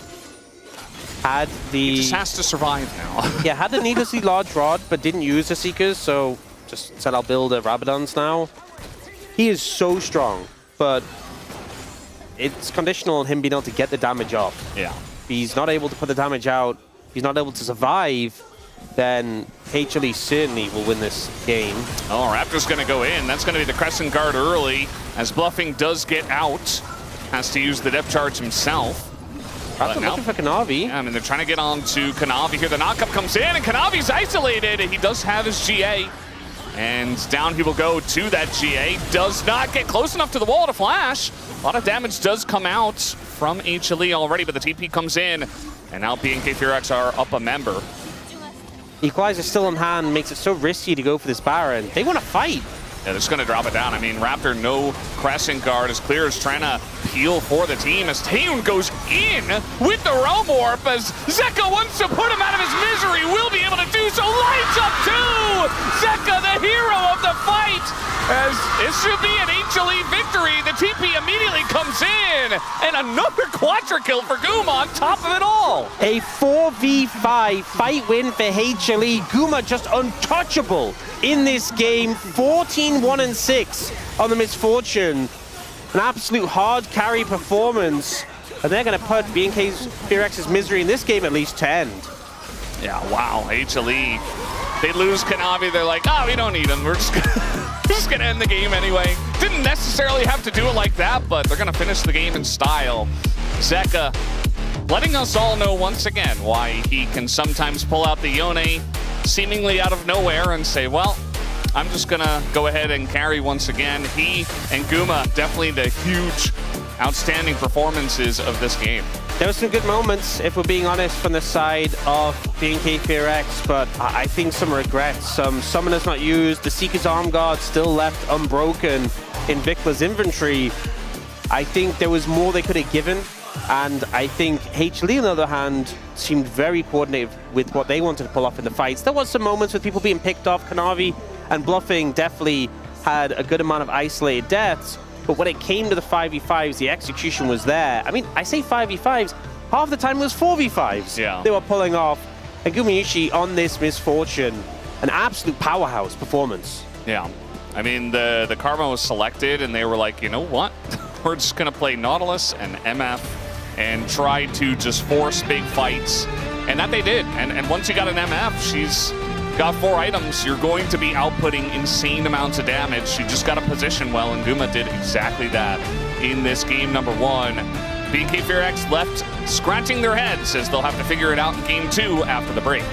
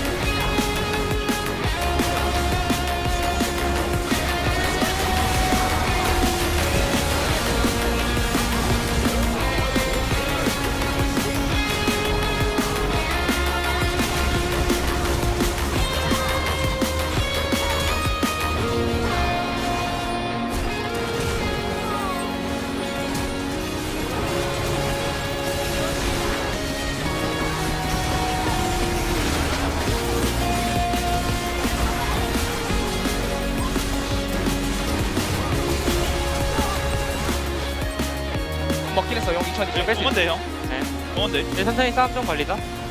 얘 피좀 갈렸고. 나 빼야 할 때만 하면? 네. 뺄 수 있어? 앞으로 안 나간다. 얘 텔 박았다. 얘네 상태 이거 별로 안 좋아. 천천히 해봐 천천히. 나공 빠지긴 했고. 안 끌어도 내가. 네. 라운드 노공이야. 내가 어차피 못 쳐. 얘네 바텀 라인 길게 한번 박혀. 길게 하면 내가 바텀 갈게. 가드도 볼만한데? 천천히 밀면서 해볼래? 네. 얘 짜고 여기. 잘 깔았다. 공간 한 뺄게. 짜고 라이즈 볼게. 천천히 해봐. 좋아. 한턴 빼고. 야야야야야. 집이라 가야죠.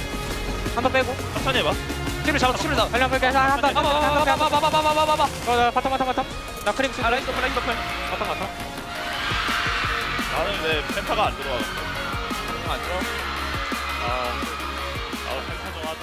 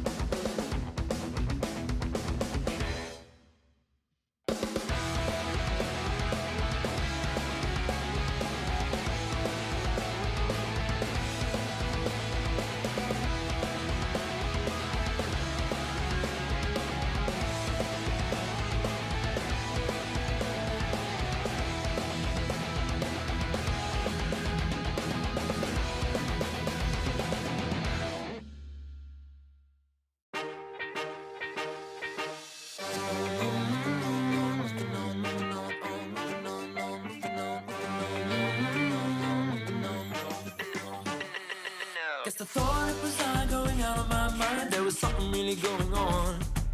I just didn't see all the signs in time. It was going on for so long.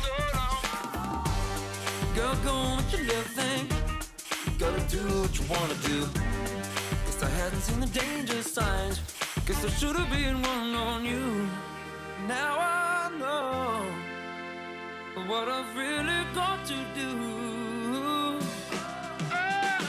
I'm gonna see this through. You ain't gonna hold me back, 'cause I'm gone to a past you green, and now I'm moving on. You might think the battle's already won, but it's really not. I'll prove you wrong. I'm gone and I'm moving on. Fire my bed, you tried to put out, but I lit it up, yes I lit it up, yes I lit it. You said it's on me if I feel put out, but your time's up. No way can you feel it? Girl, go on with your little thing. You gotta do what you wanna do. 'Cause I hadn't seen the danger signs. Should've been one hanging off you. Now I know what I've really got to do. I've gotta see this through. You ain't gonna hold me back, 'cause I'm gone to a past you green, and now I'm moving on. You might think the battle's already won, but it's really not. I'll prove you wrong. I'm gone and I'm moving on. Gone and I'm moving on. I'll prove you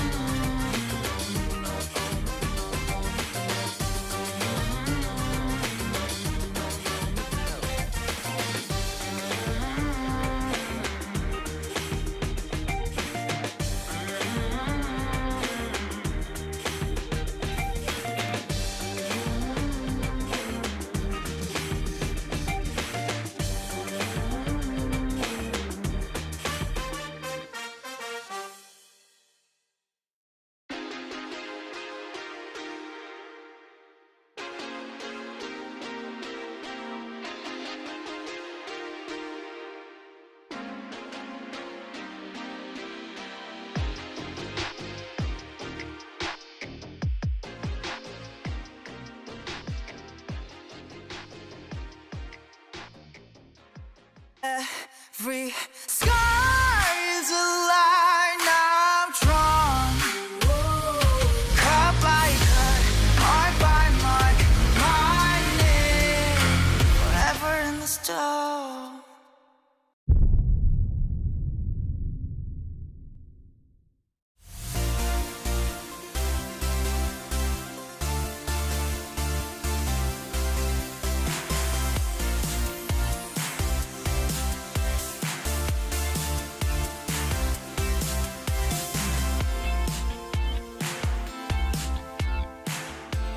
Another day, and it's another substitution rocking the LCK. This time, bluffing in for Delight for Hanwha Life Esports, but the result remains the same for most of the season for Hanwha Life Esports. It's a Game 1 win for them. Digon here alongside Wolf and Wadid. That was partially the story, but really a pop-off couple of plays there by Gumayushi and a game-saving Yone ult there for Zeka, and a pretty good battle out of BNK FearX today. It was a decent start for bluffing. I think this is a very HLE draft, right? Like where you even have the Yone, which was being considered to be played in the top lane. Talking about bluffing, he was 15 and 20 right now in CL. We're pretty deep into the season, and they're sitting at 8th place at the moment. You can see his champion pool is meta. Like, I don't have too much to say about his champion pool. He's playing all the champs that everyone's playing in the LCK right now.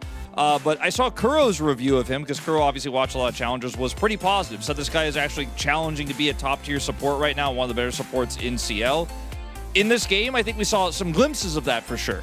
Yeah, as an ex-support pro player, I was also tracking him for this game because I had no idea what these players can do. And I think this first clip that we're going to show right now is basically how bluffing wants to play. I think in this clip here, HLE was clear that they want to start the fight first, and then they have to kite back because they are not grouped yet. So here, bluffing, first engage, and second, he just kites back and hold his ability till the end, and he soaks all the auto attacks for the Sivir, and he actually drags Taeyun into the really bad choke right there. That's a selfless support right there. Sacrifices his flash and his life in this fight to get them into a better position. He even literally goes for the dredge line knowing he'll die to make sure the team is able to follow up and kill here. Gets the blast cone out, and a lot of supports walk away there, but he's like, you know what? My team needs him to hit one more CC, so I'm going to go in and do it. Yeah, and that was the first sign of life that we saw from bluffing, because early on this game had nothing. It was one of the slowest games that we've seen all year. Bluffing missed a handful of hooks there in the lane, but then that moment happened, looked really good. This one even better as they find a team fight around the Baron. Yeah, again, bluffing, he drags out the Galio and takes the Blast Corn, and he's going to engage once again, and that was just that kind of shows how bluffing wants to play also online. He forces Taeyun to flash away here as well with Zeus, and so when that ultimate comes through from Clear, because Clear's pushed away, but he still gets a massive ult, the team can't follow up at all though. Guma's ultimate, pretty high value here, and he has barrier advantage, but bluffing again, sacrifices himself to make sure Guma can get that extra damage through, and it looks like there's clearly some synergy between these two players already. Like, I've heard they haven't scrimmed together at all, but it's hard to believe when you see them play. So I think the reason why they look so matched is because of how they want to play. So I think it's only 2 bot lanes in LCK who wants to play something high-risk bot lane. I think it's Gumayushi and the T1 bot laners, the Paze and Keria. So they are willing to play something really aggressive on the bot lane instead of they just playing enchanters, you know. So I think that's why it works really well together. And also, I think in team fights, they are just always looking for the plays by themselves, and this also showcases that like they are the fighters. This was not his best moment here, right? Took a lot of damage, gave an opportunity over to BNK. They were looking to punish here, but Zeka is ready to pound. So this fight ends up being an incredible one for him, because right now it's like, oh, could BNK, like 9,000 gold down, actually make something happen here? The equalizer value also not as high as it could have been here, buys a little bit of time. And the key is when Zeka shows up. Watch what he's able to do in this fight. Yeah, Zeka goes in, stacks up his Q here, and then he's gonna target down Sivir with the Q flash. Oh my god. Just on target. And then he goes back and then goes with his ultimate here into the double at basically 0 health. Knows he has the GA, and the team cleans up so nicely. HLE firing on all cylinders here. Yeah, again, that all started, as you said, almost 9,000 gold up. Kanavi trying to get that Scuttle Crab. gets caught. However, the team able to carry him through to victory as Hanwha Life Esports showing a little shade there and some fight from BNK FearX. Taeyun maybe a little bit too far up in that last team fight, but was constantly pumping out damage as BNK FearX squad still trying to find success here in round number 2. Let's send it back on over to Brent Daniel. That's Brendan Valdez and Daniel Ox Harrison. Thank you, Daniel Gonzalez. We are back here for game 2. I think it's a bit unfair he doesn't use your caster name. He just says Brendan Valdez. Like, he calls me Daniel Ox Harrison, but shouldn't he say Brendan Valdez? He should, but, you know, I don't expect that a little bit from Degon. Yeah, that's fair. It is what it is. It is what it is. I'm hoping for a bit more from BNK FearX. I think they had a competitive game 1. It was winnable. It was very winnable, but just to put it plainly, they got outplayed. HLE played better execution of the fights, making utilization of all their tools, and BNK FearX leaving something to be desired. So, gonna fly into the second draft. This time it's BNK FearX taking first pick. It was HLE who had that last time. And we're seeing a lot of similar champs being banned out here. Ezreal and Jarvan were the 2 remaining bans in this situation. See if the teams opt to go in a similar direction or change it up a little bit. Obviously that Karma Rumble will left open, which you often see banned, now taken away by Fearless. Yeah, Jarvan, Ezreal, as you mentioned, we're looking at if those will be taken away, but as first pick, maybe you want to leave some up so you can get something. I think for BNK FearX, I wouldn't ban either of them. They banned the Ziggs instead, which is a pick we know Gumi's played a good amount. And now, if BNK FearX ban neither Jarvan or Ezreal, Ezreal feels like the go-to pick because obviously Jarvan limited effectiveness against a character who can just jump outside your Cataclysm so frequently. So I think in my mind that makes a lot of sense. And will HLE opt to ban the Ezreal, or will they go in a different direction here? They go for the Jarvan. So banning that away, not wanting to give that over to BNK FearX. Ezreal obviously a very high priority pick, but instead going for the Lucian. Not as concerned about Ezreal with Jarvan off the cards. Lucian Milio, something that was passed over in the last draft. Are we going to see Ashe Seraphine into it? Uma seems like he's asking in depth about what Bluffing wants to do. But no, we're not going to see Vel'Koz. But we could definitely see what he first hovered. But it's just going to be Ashe. So many hovers just to get Ashe Seraphine coming through. I've seen this coming. Yeah. But will they pick the Seraphine now? Will they save it for 3 and pick something different in this situation? The big junglers that pair up with Ashe Seraphine really well are the Xin Zhao and the Pantheon, which are already taken off the cards. But having a jungler alongside them who can kind of dive in and set up the Encore can go a long way. Having a Bruiser jungler who can deliver that. But they will just secure the Ashe Seraphine now, and I think that makes sense from the perspective of flexibility. Because if you go a jungler on 2, then you're locked into Seraphine on 3, and you can't match whatever BNK FearX come out with now. They obviously go Lucian Milio, no surprise there. What will they go for here on 3? Knowing it can be matched, it's going to be TF here for Vikla. The extended range for the Milio does actually help when you're trying to set up plays. And also, if you're looking to punish this Ashe Seraphine, you have that global ultimate to put pressure down there. Got a good amount of these global abilities removed. But this feels like Zeka saying, well, I'm not going to let you roam because I'm just going to bully you out of the lane.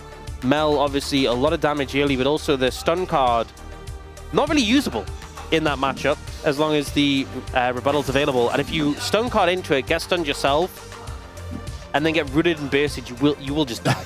That is just never... It's not like you can throw it, get the rebuttal, and then use it again when the cooldown's available. If you throw it into the rebuttal once, you're going to have a bad time. Yeah.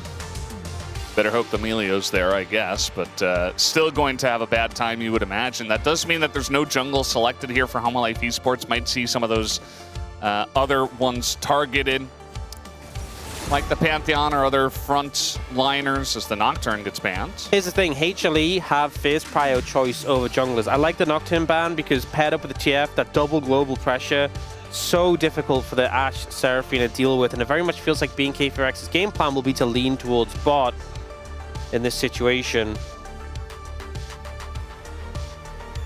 And I think because HLE have first pick after the bans, they're fine with a bunch of jungle bans coming through because they're going to get the first choice out of what's left. Neferi comes through as a ban. This is another pick. Honestly, if they got Neferi, that would just be nightmare fuel for TF. Mel, Neferi are possibly the two most unenjoyable champions to play TF into. Yeah. Because we've seen it before where the Neferi just waits for the gold card to be thrown and then jumps in the air and dives on you. It's not a fun time. So I think that's a very respectable ban that comes through there.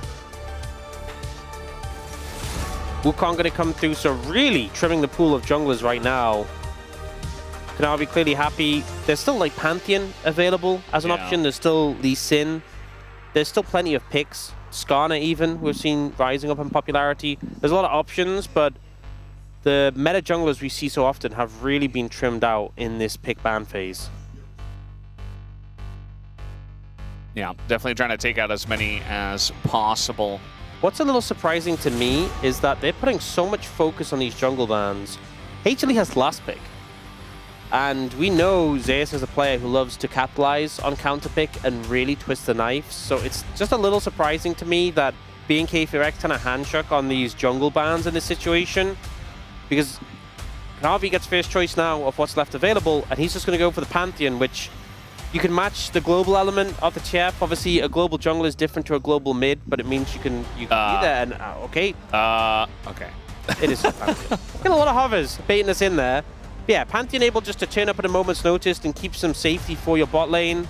Obviously, jungler can just be there regardless, so not a little bit different from a mid with a global ultimate.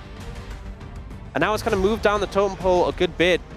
Trundle looking to be potentially the option, but not going to decide on that now. Just going for the Scion blind here, which I think is probably as good as it can get in terms of blinds for BNK FearX.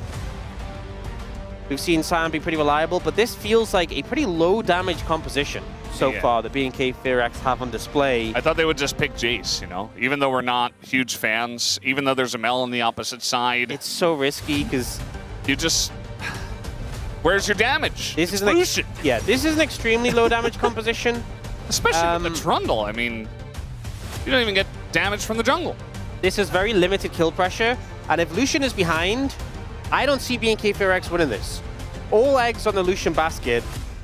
And the problem is now, is you need to divert your attention towards the bot lane. That's a guarantee.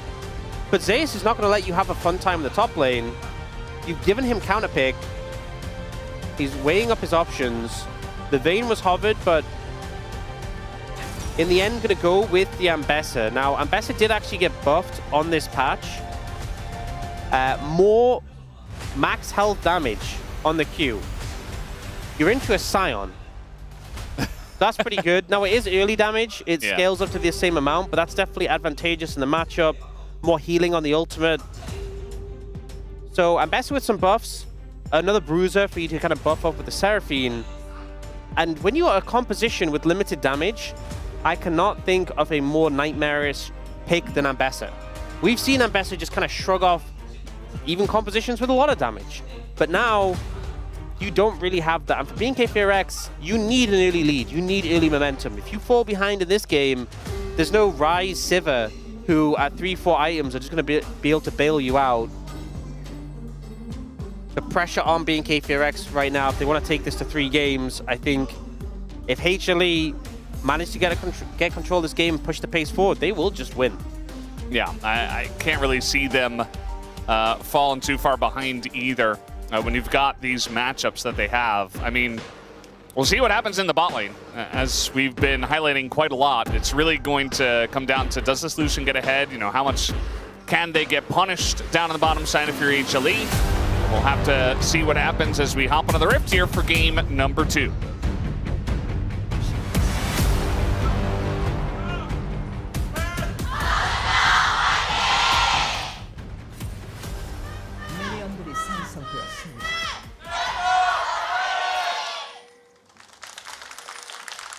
All right, here we go, game number 2.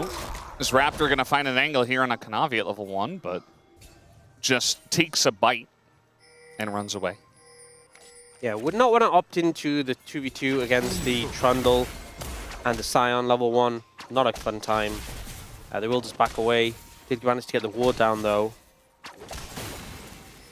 Yeah, a lot of concerns around B&K Furex's win conditions. Taeyeon and Kellen need to have a phenomenal game here if they want to come out ahead. And playing Lucian Emilio into Ash Seraphine isn't the most fun matchup. We've definitely seen times before where it's come out ahead. And we've seen windows where you find those bursty trades and you're able to poke out these squishy targets on the other side. But for the most part, they just kind of outrange you and just harass you down. Yeah, as we're seeing a little bit of that here. And Taeyeon is going to dash forward. Again, this Lucian, part of the reason why it is picked so often nowadays is just it does insane amounts of damage, especially with Emilio. You are able to access that damage a lot more frequently. Yeah, that was a really risky dash forward, but he's able to disengage and not get punished too heavily for it. I think the big losing situation here is if you get rooted after the slow, or maybe if a Pantheon decides to tower dive you at level 3. That might be a losing scenario. This is quite a big wave based on what we've seen. I'm going to see the entirety of it now. As they're just going to go in onto Taeyeon. He does get rooted up here, takes a bunch of damage. Kanavi flashes away. They're not going to get the kill yet, though. As maybe they go for the follow-up dive as the spear will miss. That was so close. And Pantheon Spear, when you're low HP, does so much damage. Having to go through the barrier, as well as all the protection from the Emilio, makes it really difficult. So, not the easiest dive to pull off. Kanavi dipping out of that at the right time. The pressure's still there, and Taeyeon's fallen really far behind in terms of farm. But he didn't die. And I think that's a big factor here. That's a small victory, but it is a bit... Oh my god. Vic was like, wow, this Mel character is pretty good into my character. Yeah, this is kind of my concern, is if you want to get an early lead, prio lanes, very helpful. And you're not getting that middle bot. Sion, honestly, is pretty competitive with Mel early. I feel like Zeus is honestly doing better than you typically expect. Sion is one of the stronger tanks in the early levels, but mid and bot is just kind of going how you'd expect. And then they also ganked bot lane, so it just really amplifies things. At least Raptor gets to steal the what? That camp. Yeah. Some of the chickens over here. Yeah. I mean, maybe he can do something on a Zeka here, but again, with Rebuttal available and a flash, I mean, he's going to respect it quite a lot and say, well, I just don't want to take any damage either. It's the right call, flash early rather than flash late and potentially die anyway or be chunked out. Nice impact from Raptor though with the gank. That's one of the things with the bot lane, even though Taeyeon's fallen a good amount behind, he was already kind of behind before the gank. And him still keeping his flash after that dive is pretty impressive, and he won't be as vulnerable.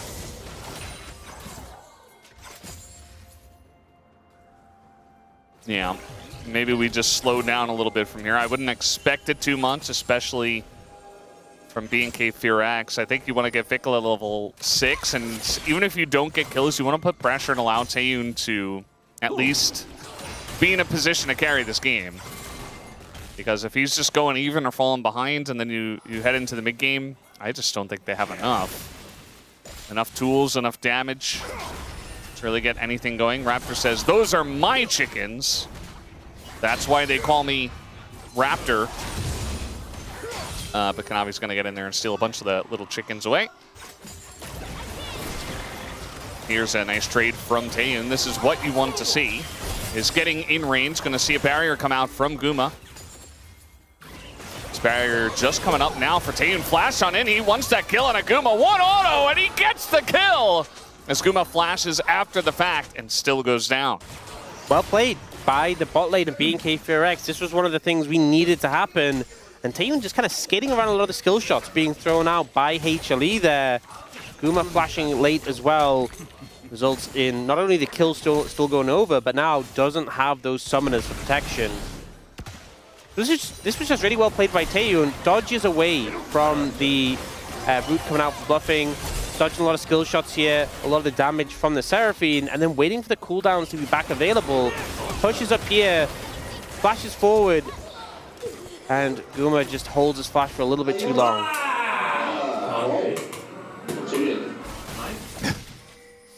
Got a lot of guys in that booth. And just one celebration. I think it's cause for very good celebration because Taeyeon was behind on farm and things were already looking a little bit iffy. But picks up a couple items, gets aggressive, and Guma and Bluffing not quite able to handle the pressure just yet. See what happens at level 6. Because Ash Seraphine definitely going to be strong, but you got Emilio for a potential cleanse, the culling. That's the thing, is so often we see matchups into Ash Seraphine, no matter how the early lane goes, oh, they could... Backing away now. Let's say they could be in trouble. But no matter how the early levels go, the power spike at 6 is so big. Raptor's been found, but he's level 6. He's just going in on Aguma. That's the subjugate already. And a ton of damage goes to Aguma. No flash, obviously, used it in the last play. He's going to go down again. That's 2 kills already for Taeyeon in this game.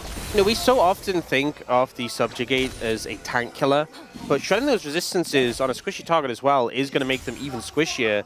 And the burst that came out from Taeyeon there just melted the Ashe.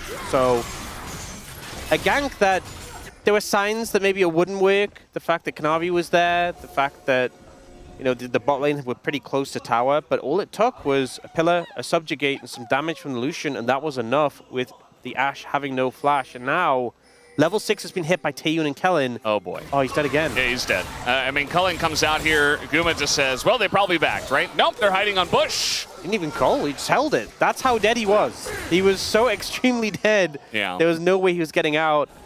Gumishi ends up pushing up. Way too early. The pillar into the Mega Fire Kick from Kellen pretty good, but he's just slowed for so long, can't really get away. And then in the follow-up play, it's funny because obviously we talked earlier about bluffing hitting rank 1 in solo queue. This is the sort of stuff you see all the time in solo queue. I imagine bluffing probably did a plenty of this on his climb upwards. Found opportunities to get the jump and the enemy AD carry. Gonna ult in is Zeus under the turret here against Clear. And he's not gonna get the kill just yet, but already a ton of damage done to the Scion. And it's really actually a pretty good position for him. Clear does have TP. One of the big changes with the Ambassador. Oh, this is a lot of damage. I mean, they don't even get to play the game. I mean, they've fallen so far behind. The lane is pushing away from them as well. Yeah. So, unless they're going to go for a dive, you can just keep it in this position. Really difficult. And we haven't seen Vikl have a chance to move yet, but this is sort of wave position that sets up for a potential TF ult down.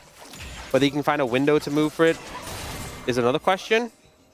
But right now, the 2v2 pressure's enough. And you have those powerful ults for Ash Seraphine, but into the Milio. How powerful really are they? It's a 3-0 Lucian right now. There isn't a huge gold lead despite that. I think a big factor being Guma being a bit ahead in farm.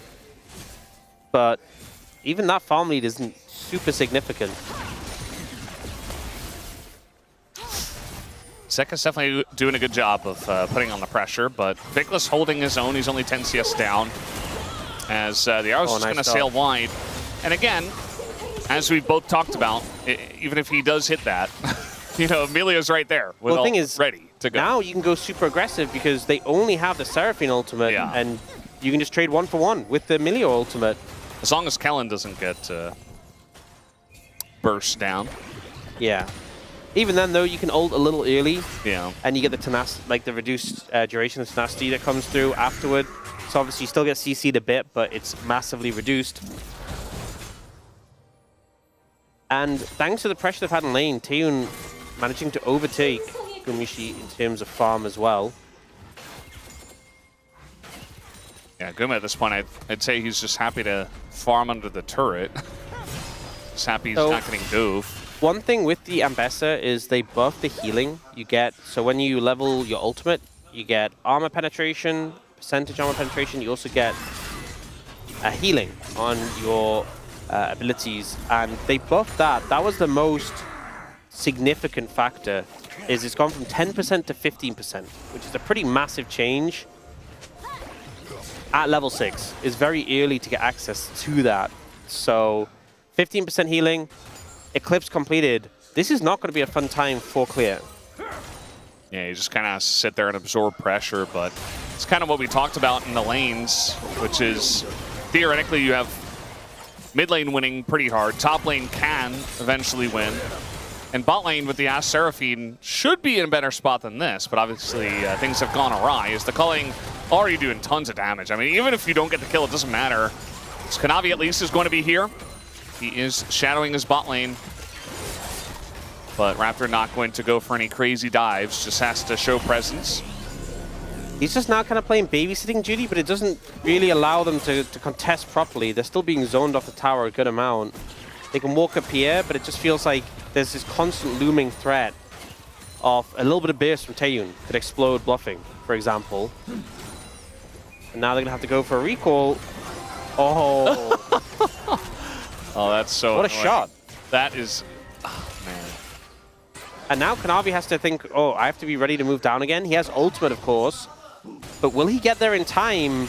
It's not going to take long for bluffing to get exploded here. They're going with the TF as well. Yeah, the TF's already here. I mean, TP is coming in, and so is the Pantheon, but they're already dead.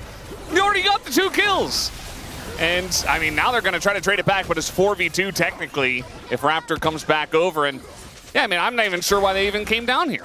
That's honestly best case scenario for BNK FearX is not only do you manage to get the kills, not only do you get out with all 4 members alive, but Kanavi burn ult and Zeka burn TP. You bring them down, they don't get the counterpunch, and it just feels like wasted time for the side of HLE there. A really well played dive by BNK FearX, and getting a lot of value from the Milio, because it wasn't just the initial removal of CC, but playing around the tenacity, that meant everything ended up being shorter. We can see in the replay here. So they get the wave pushed in, they're coming in with the TF as well.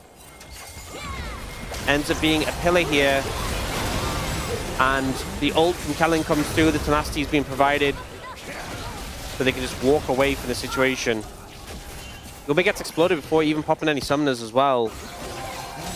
Not sure it would have drastically changed the outcome, but I guess the silver lining is he still has those available. But right now, the gold lead isn't massive, but a lot of it's been offset by Zeus having a big gold lead. Until he joins fights, it's more severe than is actually indicated.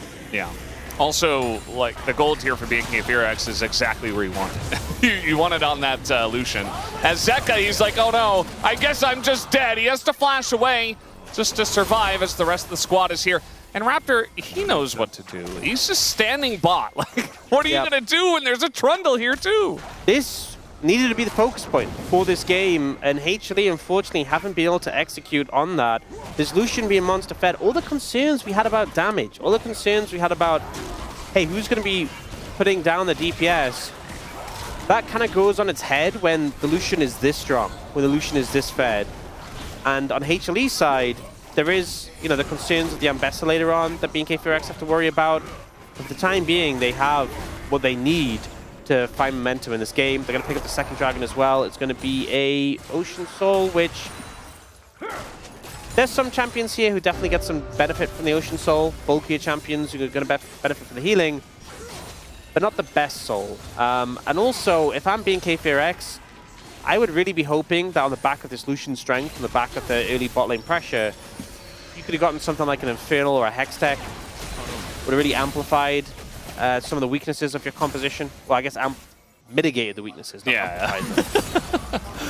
All right, looking for Guma again. This is just bully Guma time, I suppose. That's a really nice ult from Bluffing, though. Going to keep them around and save Guma. Taeyun is pretty low, and he's going to go down to Bluffing as well as they run straight into the Seraphine, and they get punished for it. Raptor also going to go down, and this time the dive goes very much awry.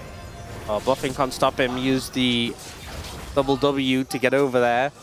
An overstep from BNK FearX is punished, and a lot of gold gone back into their favor. Now, Gumishi is 0-5-2. Not exactly where you want to be in this game. Well, at least they have a lot of threats, right? And he can still throw an arrow. That is very true. So, don't necessarily need your Ashe to be, you know, giga-fed. Unlike the Lucian, who they definitely need to be giga-fed, as here's the replay. A big factor here was Kellen was a little late on the ultimate. the ult comes through, and the ult from Kellen comes after, so they don't get that tenacity we were talking about. And it means Taeyun ends up super low. Gumayushi doing a good job initially of getting away from the play and buying time that allows Kanavi to come in with a counterpunch. I think the Ashe is just struggling to survive, but you just have to try and live as much as possible and hope your teammates clean up in return. That's kind of how it's going right now. Yeah. Love the timing on that ult from Bluffing. Knows what he's got to do. I do think that dive was a bit overzealous from the side of BNK They really did not have much fear as they sent it underneath that turret. Especially when it's something like Trundle, which takes a while to actually output the damage. I mean, he's also not giga-fed. If it's a Lee Sin, like maybe you can burst him down. Also, how much gold are you really getting from killing Gumayushi at this point? Yeah, let's be real. Like, do you really need to kill him a 6th time? Or a 5th time in that case? I think if you came out of game 1 and went, wow, Gumayushi hard carried that game, how can we just kill him as many times as possible? That feels like the angle BNK is taken. And generally, it's been pretty successful so far, but I still have some concerns. Zeus is just ramping up in this top lane matchup. He's almost a full level ahead now. I mean, is a full level ahead. Got a sizable farm lead. I think the game is... oh, yeah, nice. He's dead again. Okay, well, this time the Seraphine isn't here. You can just go for a pretty simple dive this time around. I didn't see, actually, I didn't catch how much gold, because Kellen got it, and he was like off screen, how much gold he actually got. I don't imagine it was a lot, but hey, the game plan, kill Guma, they're doing it. They're doing it pretty well. Okay, let's see if we can spot how much gold Kellen actually got for this time around. There's just not a ton you can do as the Ashe in this. 229. Honestly, that's better than I good. expected. Better than I expected. That's not half bad. Might as well just keep diving, I guess. I mean, let's just go back. Guma's like, do I even go into the lane? Let's do it again. Yeah. If you're Guma, especially if you're alone, it just feels like you're gonna die on repeat. Like, there's really no recourse. I mean, you still have to farm the minions, even if you do die. I kind of disagree. I think even if he's not alone, I think he's still... Yeah, he's still at risk. It feels like the play from HLE is Guma dies and we clean up because we counteract. But Guma still dies. We're struggling to see these situations where he doesn't die. 6 deaths.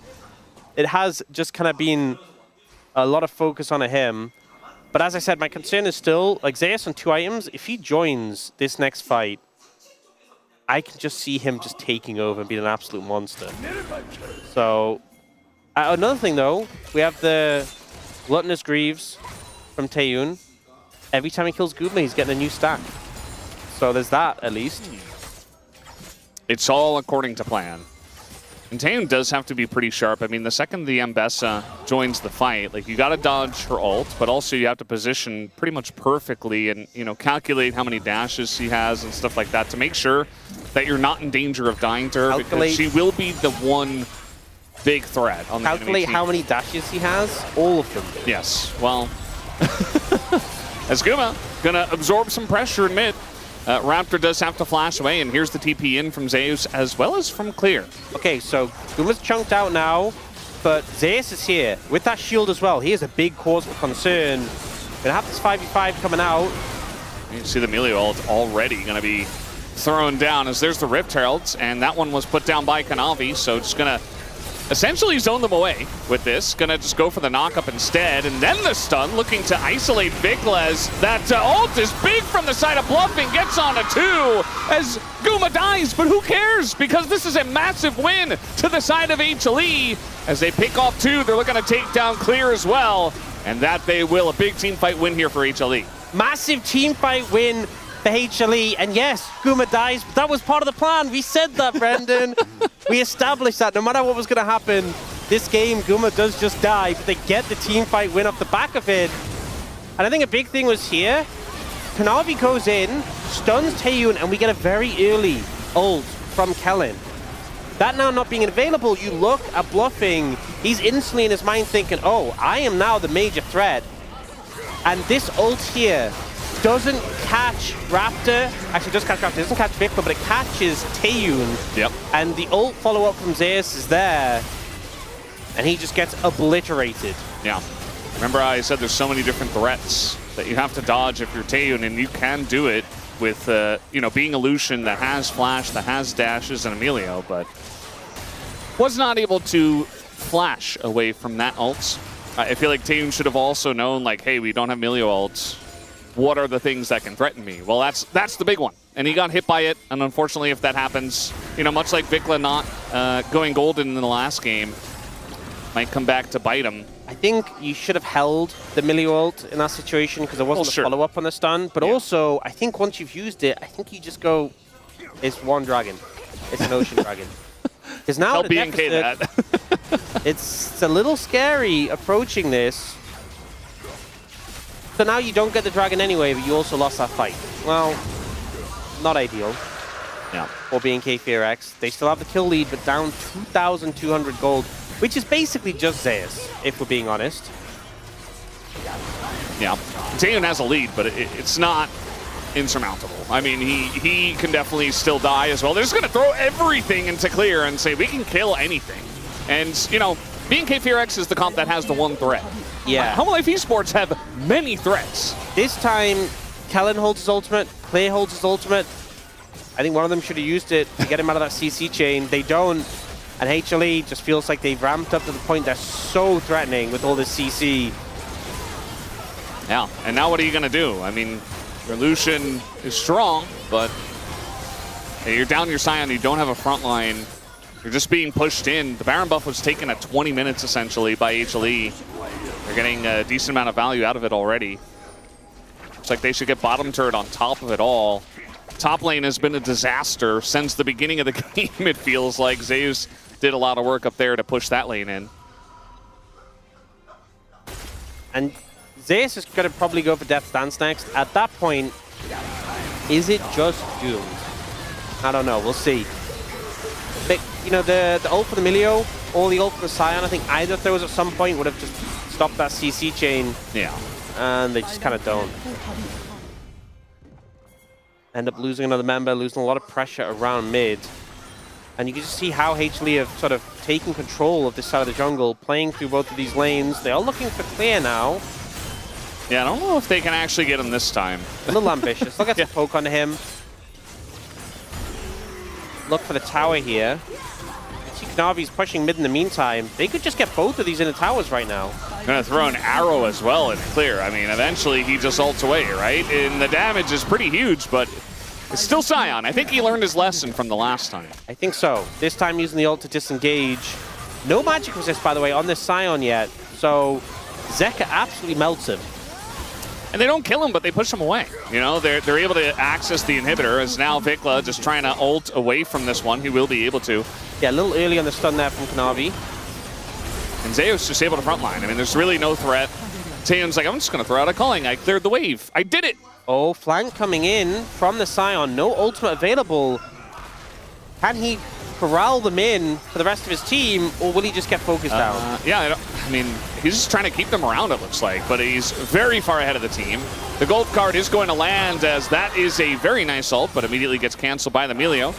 So not able to keep them around, and now Zek in a little bit of trouble. He's going to have to flash away. Kanavi's just pushing top. So you can see that BNK FearX is trying to force this 5v4. As the flash on in, Guma says, I will not die for the 8th time. Thank you very much. And that's a good play from him. They're able to just push the top lane. Yeah, they were kind of playing with fire a little bit there, but able to keep away from BNK FearX some of that critical skills. Zeka and Gumayushi burning their flashes to stay safe. But in the meantime, Kanavi just pushing top lane, getting damage done to these structures. Bit of a weird scenario. And I think things are looking pretty dire for BNK FearX, but they got the flashes of both Zeka and Gumayushi. That is... I mean, okay, I'll be honest. They've had flash from Gumayushi like the entire game. So perhaps not something that's super high value, but Zeka's flash definitely relevant because he has 3 items. Rabadon's completed as well. If you look at the tanks on BNK FearX, Raptor has Merc Treads. That's the only MR on the frontliners. So Zeka is in prime time to just absolutely destroy BNK FearX here. Yeah, they've really prepared for the Ambessa when he'd have nothing for the Mel. Yeah, it just feels like, you know, even if they do get Guma, who cares? I mean, that was true earlier on, but it's so true now. I mean, he's not the carry. Just throwing an arrow and baiting the enemy team if that's what you got to do. And just allow Zeus and Zeka to clean up here. Sometimes we get Ashe comps that struggle a bit with damage because it's hard for the Ashe to get the damage off. But in this composition, they have so much damage across the rest of the composition. Guma still has the utility of an Ashe pick available, the vision, the ultimate, even just the slows. All right, gonna go into Vikla here. He doesn't have his flash, so he's just dead. Zeka doing huge amounts of boom boom damage. Yeah, he is a little bit of a major threat right now in the mid lane. Or in any lane he decides to show up in. BNK4X do get the second tower of the game, but I don't think it's going to drastically change things. Maybe a second Ocean Drake on the cards here for HLE Esports. Might as well pick it up. But 6,000 gold lead, and this one feels very much in their control. It's pretty difficult for the side of BNK4X to find and engage. It's mostly just gold card or Scion, and the gold card, if you're throwing it into Mel, you're not going to have a good time. And even the Pantheon can resist a bit of that. It's a red buff, just let it go. I don't think BNK4X know how to let things go, though. I don't feel like they've learned that. They're the sort of team who holds onto a grudge. They really do. Yeah. I mean, the amount of times I've seen them fight over, you know, one individual Drake when it's just not going to go well. Gumi usually gets 2 quadra kills game 1 and they just refuse to let that go. They took that personally. Yeah. And that led to their demise in game 2. I mean, they got Taeyoon ahead, but it's just not enough. DA now completed for Kanavi. He's going to make him... Okay, Death Stance completed for Zeus. This is concerning. It is a concern, yes. Yeah, especially because you're getting so much value from the armor. I mean, I was going to say there's a lot of physical damage in BNK4X. It's just not a lot of damage. So, by default, a lot of it's physical because it's mostly Lucian. But, you know, the Trundle and the Scion do a decent amount of physical. And they try to gold card onto the Mbessa, and they just kill him. So, Vikla's like, I'm doing my job. I got the engage, guys. Wait, I'm dead. Why is my screen gray? Yeah. Snap Engage comes out from HLE, instantly pick up Vikla, and now they don't have that vision aspect as well, so it's pretty easy Baron to go for. You can see bluffing, moving to control the area. Zeus continuing to be a problem. Bluffing is helping. Holds him in place for Zeus to stack up that damage number, which is definitely going to be high in this game. Baron comes through. For the side of HLE, it's actually their second Baron of the game, as they got one at 20 minutes. And it really just feels like they can do no wrong in this game. Feels like BNK4X have hit that limit. We'll hopefully see them go for final fight. Taeyoon was just pushing that bot lane pretty deep. You're gonna have to try something now. All right, they're gonna try to throw it into Zeus, who's just frontlining, and Zeka is going to flash away, but Kanavi's in the back line, getting a lot of aggro. He has GA, and he's gonna keep them around for Zeus now to once again stack up that damage number. As Clear eventually will go down, the flash comes through from Zeus, not even necessary, as Vikla gonna be stunned up, and he's really not enjoying his time in this game. I mean, the TF is just doing nothing here, as Taeyoon will go down, and so will Vikla, as Kellen says, well, I tried. As that will be a clean ace to the side of HLE Esports, as they will take down the 2-0 here tonight up against BNK4X. And you know, you said earlier, Guma did not want to die in 8th time, and he didn't. In this game, a lot of focus from BNK4X onto the bot lane of HLE. Put the Ashe really far behind, got Taeyoon ahead, but it just wasn't enough. The composition felt like it definitely had a timer. And HLE, their solo laners felt really on form this game and last game. Both of them just ramping up to the point where you can't deal with them. Yeah. HLE Esports a very strong team because they just have so many threats, right? Like, in terms of individual players, like Guma showed off his MF, how much he was able to do in game number 1. Zeka as well on the Yone. And then we come into game number 2. Now it's Zeus' turn to pop off on the Mbessa. Kanavi had a good game of Pantheon. It just feels like, you know, you can isolate one guy, target him down, and really just kick him out of the game. Even if, you know, Gumo wasn't even there, it doesn't really matter. It just feels like there are too many options for Hanwha Life Esports. And just a very nice series win for them. BNK Fearax, they're not going to find their win from HLE, and I don't think a lot of people expected them to do so. Yeah, I think I felt a little bit frustrated because there was some great moments from BNK Fearax, but I just felt like there was more they could do, and I felt like some mistakes really holding them back. Bluffing, I think, really warmed up over the series. Big shoes to fill. That was very clear. I think game one there was some nerves and the Nautilus was getting caught out a bit, but I think had the impact he needed to have, even if bot lane went a little bit rough. And I'm kind of wondering for POM, I'm not gonna lie, after game one, I was like, well, it's Guma. After game two, I think that's a bit of a harder sell. Yeah. Obviously had a tough time. Zeka, probably? I think Zeka and Zeus both had a really good series. I think play of the game, Guma 100% for game one, but I think game two, it was a tough one. I think we can definitely say. Game two, it's like Zeus player of the game, but for player of the match, it's Zeka? It's like, I don't know. That might be it, honestly. It's hard. There's a lot of different players showing up at different times in the series. You said it yourself. This is a team with multiple threats, and it's often those threats who are competing for POM. Yep. Zeka, I believe, is pretty high on the POM rankings. As, yeah, he's in second place behind Chovy, who is 2 POMs ahead of him at the moment. This ult was great from Bluffing. Catching KU and only just, and the follow-up is there. You know, yesterday there were a couple of POM votes for Fenrir. And I was like, all right, guys, I mean, I know he's new, but I don't think he's the POM of the series. Might get some POM votes for Bluffing, especially because I think Bluffing having more time to prep and prepare for the sub-in and looked a lot better. They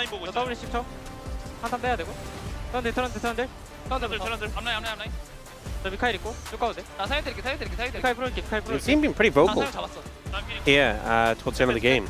Yeah. I think you kind of have to if you're a support. I feel like there are very few supports that come into the LCK and don't really do a lot of talking. I think they realize that you can only get a quadrant. A lot of damage from the solo lane. It's not a huge surprise here. Taeyun tried his best, but I think too much weight on his shoulders to make this game happen. Yeah. And that really just comes down to the comp. I think, you know, going for the Trundle, the Scion, Blind, it kind of got into a spot where you're just digging your own grave. And, you know, they tried to get Taeyun into a position where he could solo 1v9, but I don't think many players can do that against a team of this caliber. As we are going to see, the player of the game will be Zeka, as now he is only 1 POM behind Chovy, as he picks up his 6th here. It's always a treat when we get to see the Zeka Yone, and I think especially we talked about at the start of the week some of the changes to the minion aggro, could that help melee mid laners? I think even without those changes, he's just such a fearsome threat on it. Give him an excuse, he will take it. You know, if you buff his like Yone's base AD by like 1 or something, that would be enough for them to go, oh, it's Yone meta. Yeah. It's always Yone meta for Zeka. He's just so clean on this champion, and we saw that on display in those team fights. The Mel as well was really solid. Wasn't really challenged too much on that pick, but was just an absolute powerhouse throughout the game. Did his job, got quite fed, did a lot of damage. You know, even if he wasn't like super flashy on the Mel, he still did the boom boom. He did the boom boom, and he was flashy on the Yone. So he kind of has some of everything to get him the POM this time around, as we are going to be hearing from him in just a moment on the stage. I wonder what you do when you're in your 6th interview. What do you even talk about? I guess that's up to the interview to figure that out. We get so many great questions from our hosts, so you know, it keeps it interesting, keeps it fresh. The hosts and the writers as well. Shout out to them. Absolutely, yep. Well, guys, we do have the interview ready to go, so I'm going to hand it over to Deer for the translation of the POM interview right now.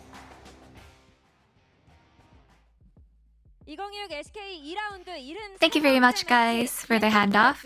This is Deer for the POM interview translation, joined by Zeka on the side of Hanwha Life Esports, who just took their 13th victory. 네, 역시 국가대표 미드 제카 선수입니다. As expected from Team Korea mid, Zeka, you have already gotten 600 POM points. How do you feel? Think our match today? You know, given that we had some changes in the roster, we didn't have ample time to prepare, but I feel like my teammates did so well today. Yeah, we saw some changes in HLE's starting lineup. So Bluffing made an appearance in the LCK as the starter, and we caught, you know, we noticed that he is quite young. He is the youngest in the team. So was there anything that you gave him as an advice? Honestly, this was the first time seeing a 2008 year born player. He is just so much younger than me, and I just didn't want him to feel any pressure. So I just told him, hey, just play like you usually do. Just be comfortable. I didn't really give him much advice. And in game 1, after seeing the enemy's Rise pick, you went for Yone. And with the minion aggro patch, many expected changes in the range versus melee matchups. So was the Yone pick also affected by it? I feel like it probably is worse for Yone in terms of the patch, but I feel like my laning phase actually went really well, so I didn't really mind it. I was still pretty confident. And at the very end of game 1, at the last team fight, you absolutely carried. So what do you focus on in such chaotic fights? Yeah, this was after we took Drake, and the enemy was actually pretty desperate, and they probably felt very rushed. So I think just looking at the big picture, we just wanted to play it slowly and just kind of chase them down while we played out the team fight. And then I saw the Rise ult in front of me, and I just tried to hit him down and just chip him off, and you know, we just played it out pretty calmly. And in game 2, in the early game, there was an accident bot, and Ash just kept getting targeting down. And I'm sure Gomayushi had a pretty hard time, so what was the call with him? Yeah, in game 2, I kept hearing bad news from bot lane, and I'm sure that it affected their mental, so I just tried my best to do a lot more in the top side. So I just said, you know, it's okay if you guys die. I feel like everything's going really well in the top side, so let's just, you know, don't mental boom. I think we would be able to win. And despite all the accidents, you guys were able to pull a great comeback with the incredible team fighting. So what was the key strength you were looking for in your comp? Yeah, I think even if the early game was a little bad, the laning phase, even if it didn't go well, I feel like this is something that we can actually utilize the comp to recover in the team fights. So I think that's what really gave us the edge in the end. And it seems like we caught you also hugging Taeyun during the walkout. So it looks like you are maintaining your friendship from DRX days. Yeah, honestly, Taeyun did so well lately, and he's been showing really great performances. And yeah, of course, we're still really close friends. And round 2 is coming to an end, and for the upcoming road to MSI, HLE needs to secure first place. So what is your mindset? And I think the next opponent is Nongshim, and this is someone that we actually struggled against, so we want to make sure that we are well prepared to defeat Nongshim this time. And that's all from Zeka, and back to the space. Thank you! Thank you very much, dear Ayayas. It is the Super Soldier going huge in this series, getting the job done and winning the POM. Hanwha Life Esports back to their winning ways. And the substitution, maybe not as much talked about because the veterans came through here. Yeah, I mean, this was really just about the clutch factor of Zeka in game 1 especially on his Yone, but in game 2 just played really well on the Mel, played very consistently. Sure, there were some issues in the bottom lane, but the rest of the team got it done, right? And ultimately HLE are just such a strong team at its core that even if your MF goes 0-7, doesn't matter, not MF, but the Ash. Ash, thank you. I was like, not Lucian either. He wasn't in the game really in that second one. I mean, I think that's just how the meta works, you know. I think you can literally test your limits in the laning phase, and as long as you kind of wrap it up with as a team, then it doesn't matter. You know, you still have the abilities to lock them down. Something like Ash Seraphine. So even if you struggle in the laning phase, it's fine. You know, and also Ash still did things. Yeah, and rest of the team helped him out to have a correct positioning as well in the late game. So I think it was. In general, I think we could see how strong they are as a team. And also, again, Bluffing did his first game in LCK, and he did great job, I think. Yeah, you know, maybe there was a world where if they dropped a series or dropped a game, Delight would have came in. He was here today, but don't need to see and worry about that one as it's 12 out of 13 and Media giving a shout for Kanavi. Right, Media. Kanavi. It's okay, I guess. I mean, he's always a playmaker for the team, so. Yeah, if you weren't watching the game at all, you might have been like, well, it's probably Kanavi. That's just not even accurate, though, because Zeka has all the palms. Like, he has 600 palm. I don't know. I mean, like, Kanavi didn't have a bad series, but Zeka, you know, he kind of had a really good one, so. Yeah, let's see your comment. The Zeka clutch factor is once again unstoppable. He looked so good on the Yone, and sometimes you just need that. When everything else is falling apart a little bit, you need that both consistent form, but also the ability to just warp a team fight like he did in Game 1. His Mel was pretty good, but this, for me, was mostly a Yone vote. I think deservedly so, because despite the fact being up that much, that final play came in huge here. And then Game 2 game was pretty awesome.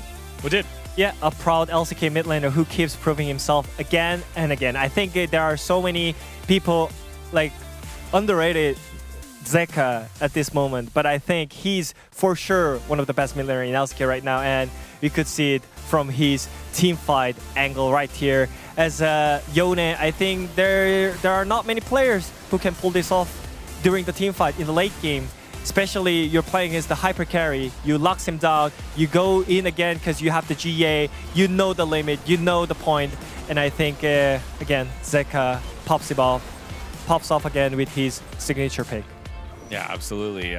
You know, his highs have never been in doubt here. It's been the consistency, and he's been very consistent this season. Oxing, it's always a treat to see your Yone skills. It is. He is one of our marquee Yone players. You were saying in the back, maybe a flex, but probably shouldn't flex it. I think it would have been okay there. Yeah, for sure. Everybody's talking about Yone, by the way, because the Yone game was the one. At Yone Incorporated, Chairman Zeka remains unmatched. That's where they make the Yones at Yone Incorporated. Yeah, businessman Umpty. This is their top model. Let's see what else we have here. Pony with Yone's dual swords, today's match is also a slice and dice. Did you say like another one of the matches was with like Renekton as well? Yeah, I don't know. That's what I was going to go for, but it's okay, Pony. All right, wait, hold on. Is anyone not mentioning Yone? Yone is... Any Mel mentioners? Precious. Baby Zeka's combat power is continuously growing. Okay. Baby what does that mean? It just means Helios is old. Zeka's? That's all that means. Okay, I was like, because he's not a baby, he's like a world champion, and this might be a meme we don't know, but I trust Helios, but this one didn't hit for me on the English fan. Oh, probably it's like a Korean meme or something. Oh, I see it. Do you see it? Can I say this on broadcast? I think this is broadcast saved. Oh, yeah, I guess. All right, so there's Tetonam and Egenam, which means like, do you have like alpha energy or more of like beta energy? And the whole meme is that Zeka is built like a Giga Chad and is one of the most buff guys in the league, but has such calm, cooling energy. Oh yeah. And so he's a baby, soft like a baby. So baby Zeka. I don't know. I kind of get that vibe, but like it's the in game is the Giga Chad. Yeah, he's a Giga Chad. You know. I mean, Kanavi's the same way. Kanavi's so polite and so respectful in every interview, and he plays like an absolute psychopath. So Hanwha Life are just collecting them, just like they're collecting the wins here, as they retain the top of the standings. This is a big blow for BNK trying to get into the Legend Group. They really need upset wins right now to challenge Bro and D+. And if we're going to talk about Bro, we're going to talk about D+. But I gotta say, you know, I think BNK FairX definitely had the insane lead on the bottom side. I think in the game 2 especially, I think if that happened, to the other teams, I think they could just snowball it so easily, but they overstepped so many times and they couldn't really snowball it. So I think they're gonna fix some issue about it.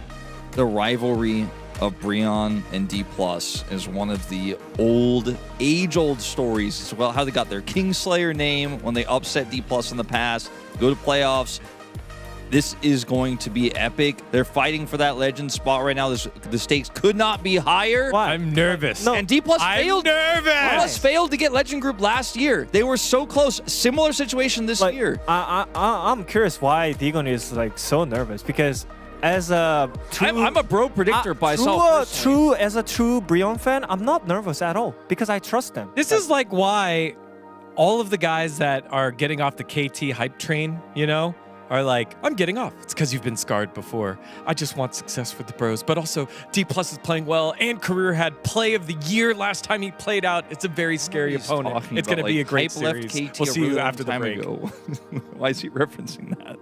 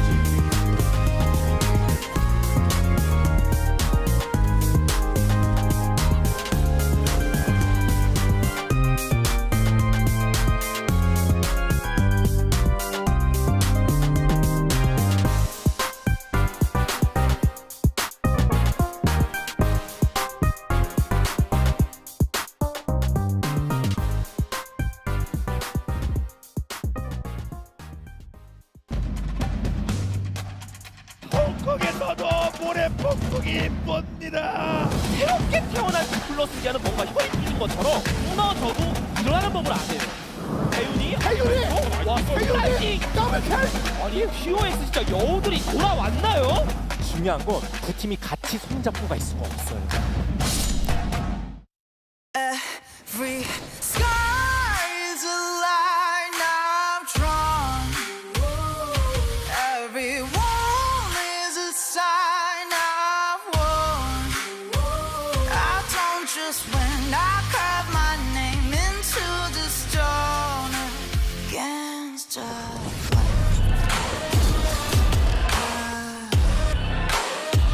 I don't just win, I lift my mark into the stone.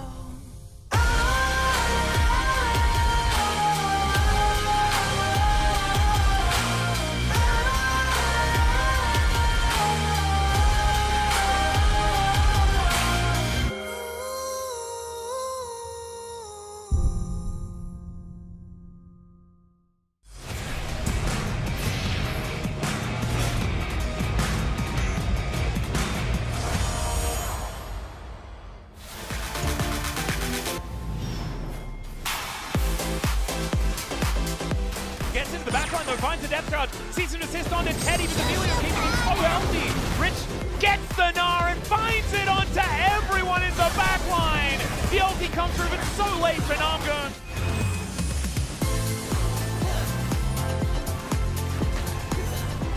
The beginning of the season. I want to make it is one of the back of yeah, there's the extension as well! And we're able to use the rumble to get all the way through and take them down. high as well. To have some spike. On the left, they take down a bike. And now they're going to take straight into there. The ult! No, the ult is huge for Namga. Picks up 3. And I think that is just going to be the end of this fight. And maybe the game as Enox is in melee range as Corky. 오 나이스.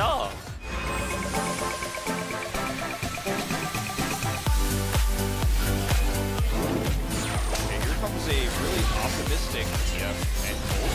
Yeah, Scout is just going to get turned on here by FaZe. Does actually make it out. No, calculated there on the red buff pick. As FaZe now throws the arrow out, and the arcane shift isn't going to be enough to get Diablo out of it. It's a triple here for FaZe. 펜타다. 진짜. 가자. 가야 돼. 노플이야. Execution, but he might find the pentakill here for FaZe, who picks it up. 부럽다.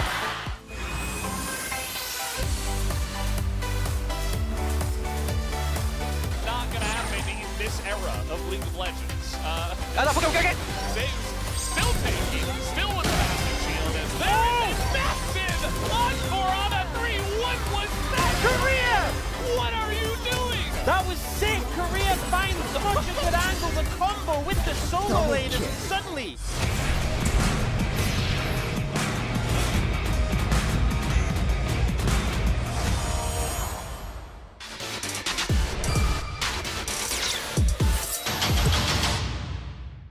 인공호흡 매치 시작입니다. 위쪽에 최상위권들을 따라가려면 오늘 경기는 반드시 이겨야 된단 말이죠. 그럼요. 누가 이길지 모르겠지만 멋진 경기 기대해 보겠습니다. 가겠습니다. 두 번째 세트입니다.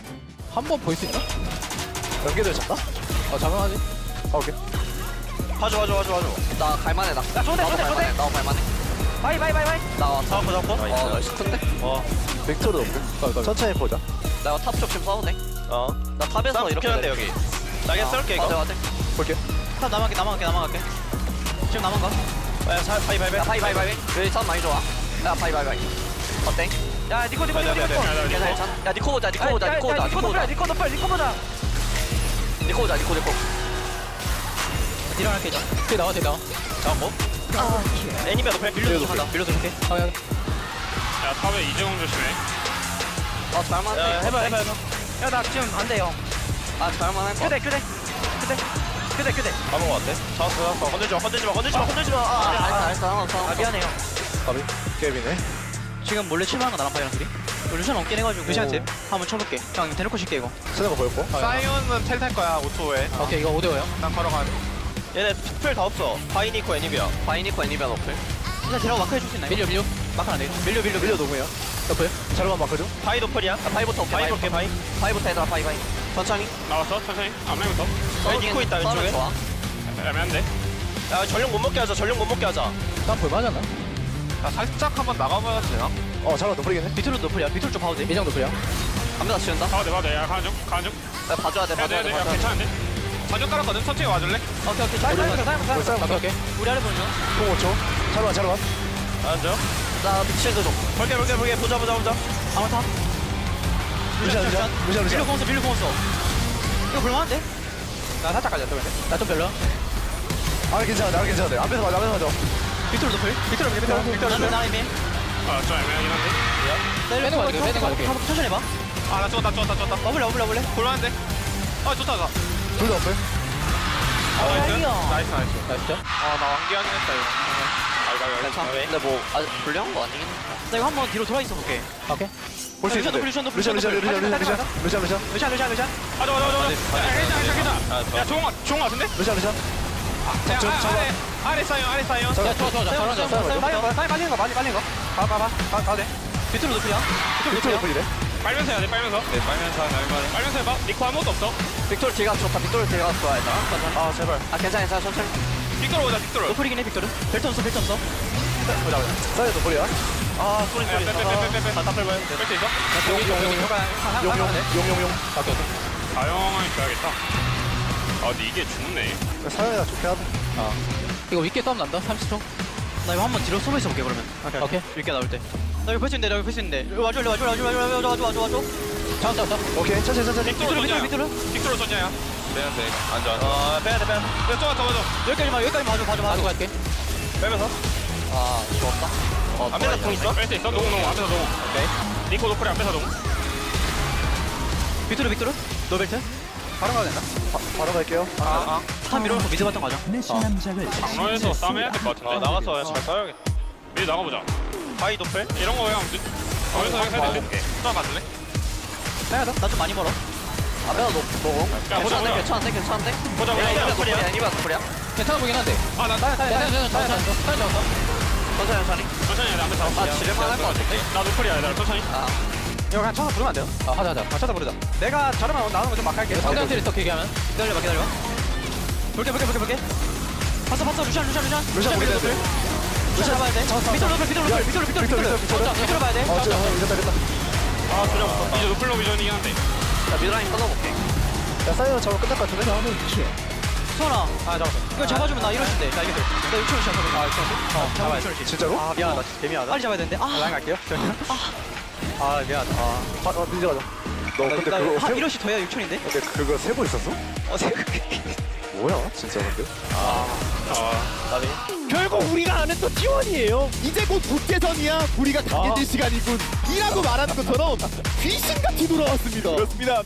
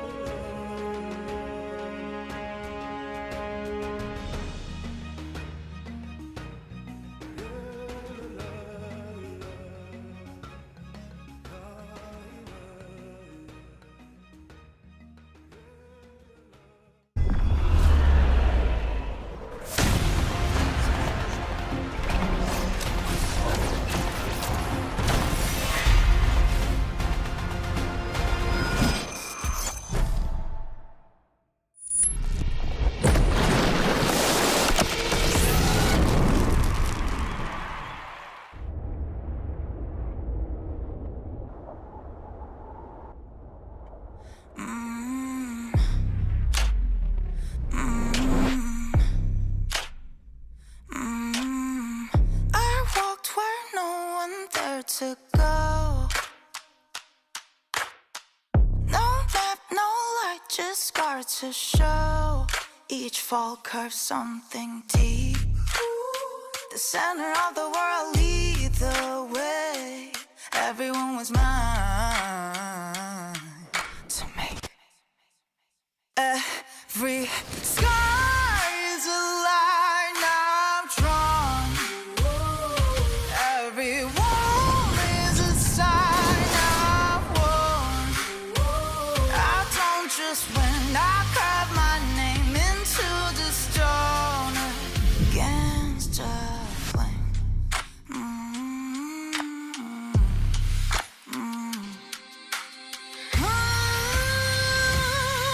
Every scar is a line I've drawn. Every wound is a sign I've worn. Cut by cut, mark by mark, my name forever in the stone.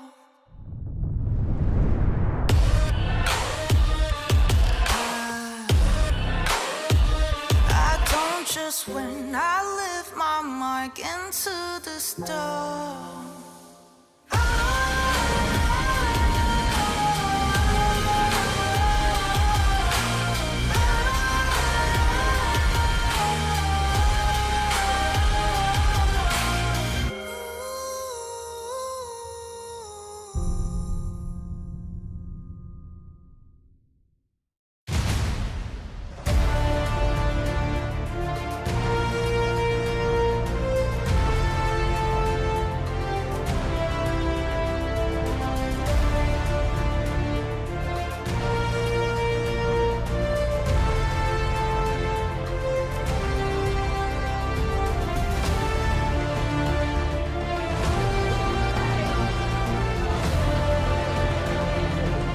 한진브리온 파이팅!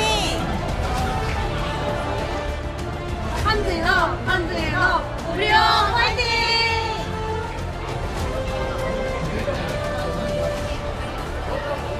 디플러스 기아 파이팅!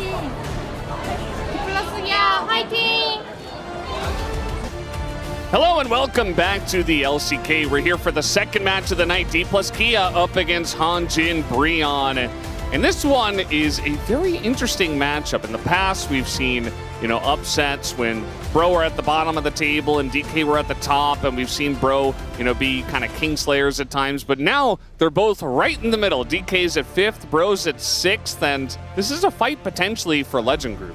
Yeah, if Bro lose this series, they aren't locked into Rise Group, but the odds become so slim that I personally think it's basically just never going to happen. If you look at the remaining matches, if you look at the fact that have to effectively win all 3 of those to close the distance and overtake D+ in series scores, I think you need this win. I think it would have been a lot easier if you had that win against QMDRX that you missed out on. Yeah. But this win, considering it's going to elevate D+ up a series win, and obviously you're going to miss out on one, this is must win for Bro. It really is, and this is a team that had a lot of momentum behind them before that loss to QMDRX on Sunday, and it doesn't mean they can't get right back on the horse, but it also does make you wonder. QMDRX always feels like that team that are getting these weird wins here and there, even in just individual games or in series in the case of Bro. But I don't know. It felt like Bro were stronger than D plus Kia, but at the same time, they just lost to QMDRX. I don't really know what to expect. It's tough. It's tough for them. It was already a tough run. As you can see, Hanjin Breon, the easiest team left in their remaining matches is this match today. And, considering your easiest team you're playing against is 5th place, and that's not to talk down on D plus K, but T1 Genji and HLE is like that is the worst remaining matchup you could possibly have when you need every single win. On the other side for D+, a much easier table ahead of them. So Hanjin Breon need to win this, and then chances are they'll probably have to pick up some wins against either T1 Genji or HLE. Not a fun time. But it starts today. It starts with a win against D+, a bounce back from the series against QMDRX. And the thing I will say is that series happened on a Sunday, right? They had the time off afterwards to reevaluate, have a look at what went wrong. So I'm hoping they've managed to build up from there. But for D+, a series win here and you are feeling very secure in your position, you'll avoid the fate that you fell into last year when they did end up in the Rise group, when they were fighting last minute against KT and Nongshim and lost out.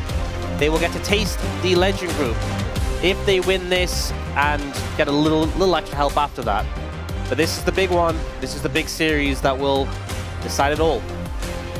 Yeah, it definitely is. I feel like in my mind, on paper, to be honest, I'm sorry for you bro fans out there, I think D plus Kia should be in the Legend group, especially because of strength of schedule. Said sorry to these bro fans. But also, name him in particular. Say sorry to Wadid. Sorry, Wadid. He's the bro fan on our broadcast. He's the dedicated. He's the bro guy. He's got all of his money invested in bro. It's kind of crazy. Yeah, that's the level of dedication. And he didn't even take it out. If you want to be the bro guy, that's what you got to do. So Wadid is our bro guy, so you apologize to him. And I just want to say that, like, even if bro don't make it into the top 5, they're very solidly 6th place. Like, they're very solidly top 6. I think they're definitely better than being KFRX right now, in my mind. You know, maybe that's just me. Maybe it's a lot of you out there that are paying the bro tax. The thing is, things can change, and as much as we're fighting for Legend and Rise, there is still road to MSI in mind. That's what I'm saying. And when you look at the standings, and you look at the remaining matches for Hanj and Brion, as much as they feel like they're in a secure 6th place spot right now, things can change quickly. It's not secure. I just feel like in terms of form, they should be top 6. Things could certainly go awry. They have been KFRX 1 win, you know, one loss, I guess you should say, behind bro. And BNKFRX have D plus Kia on Saturday, and then they have Kium DRX, which is always kind of a wild card, and then they have T1 to finish off. So it's not a really the thing that makes schedule for them either. That really helps Hanj and Brion is their game score is so far ahead of BNKFRX. So it's a little bit of a buffer zone. Likely BNKFRX would not just have to win 1 series, but 2 to overtake Hanj and Brion. And that's if Hanj and Brion don't win a series. So that's why I feel like 6th place spot is a lot safer. But the 5th place spot, they're in a chase position right now. And I think they'll be very aware of the impact of losing that series against Kium DRX. It's going to be a point of pain if it comes back to bite them later. But yeah, just need to see what they can do on the day. Gideon and Teddy, I think, have been massive factors in the success of Hanj and Brion. We've seen Teddy get a crazy amount of POMs, but Gideon just consistently putting up some massive performances. Need that from him again today because, you know, relatively to what we've seen before, was a little bit quiet in that series against Kium DRX. Yeah. It's definitely where bro find a lot of their carry potential from the individuals of Teddy and Gideon. And the other guys are playing well alongside of them. So, as a team, it does feel like bro really hit their stride, and then they slammed right into a wall when they lost to Kium DRX. That was very confusing. I think a lot of us were definitely expecting them to sweep that series. Did not happen. They won game 1, and then things changed. As we are going to hop into the draft here for game number 1. Yeah, I have a quick bonus fact for you that production has supplied us with. So, Kium DRX, we've been talking about a good amount because obviously they played on Sunday. The only way their Rise group chances stay alive is if bro win. Legend group, sorry. Is if bro win with a 2-1 scoreline. Yeah. If bro win 2-0, then they can't make it into Legend group.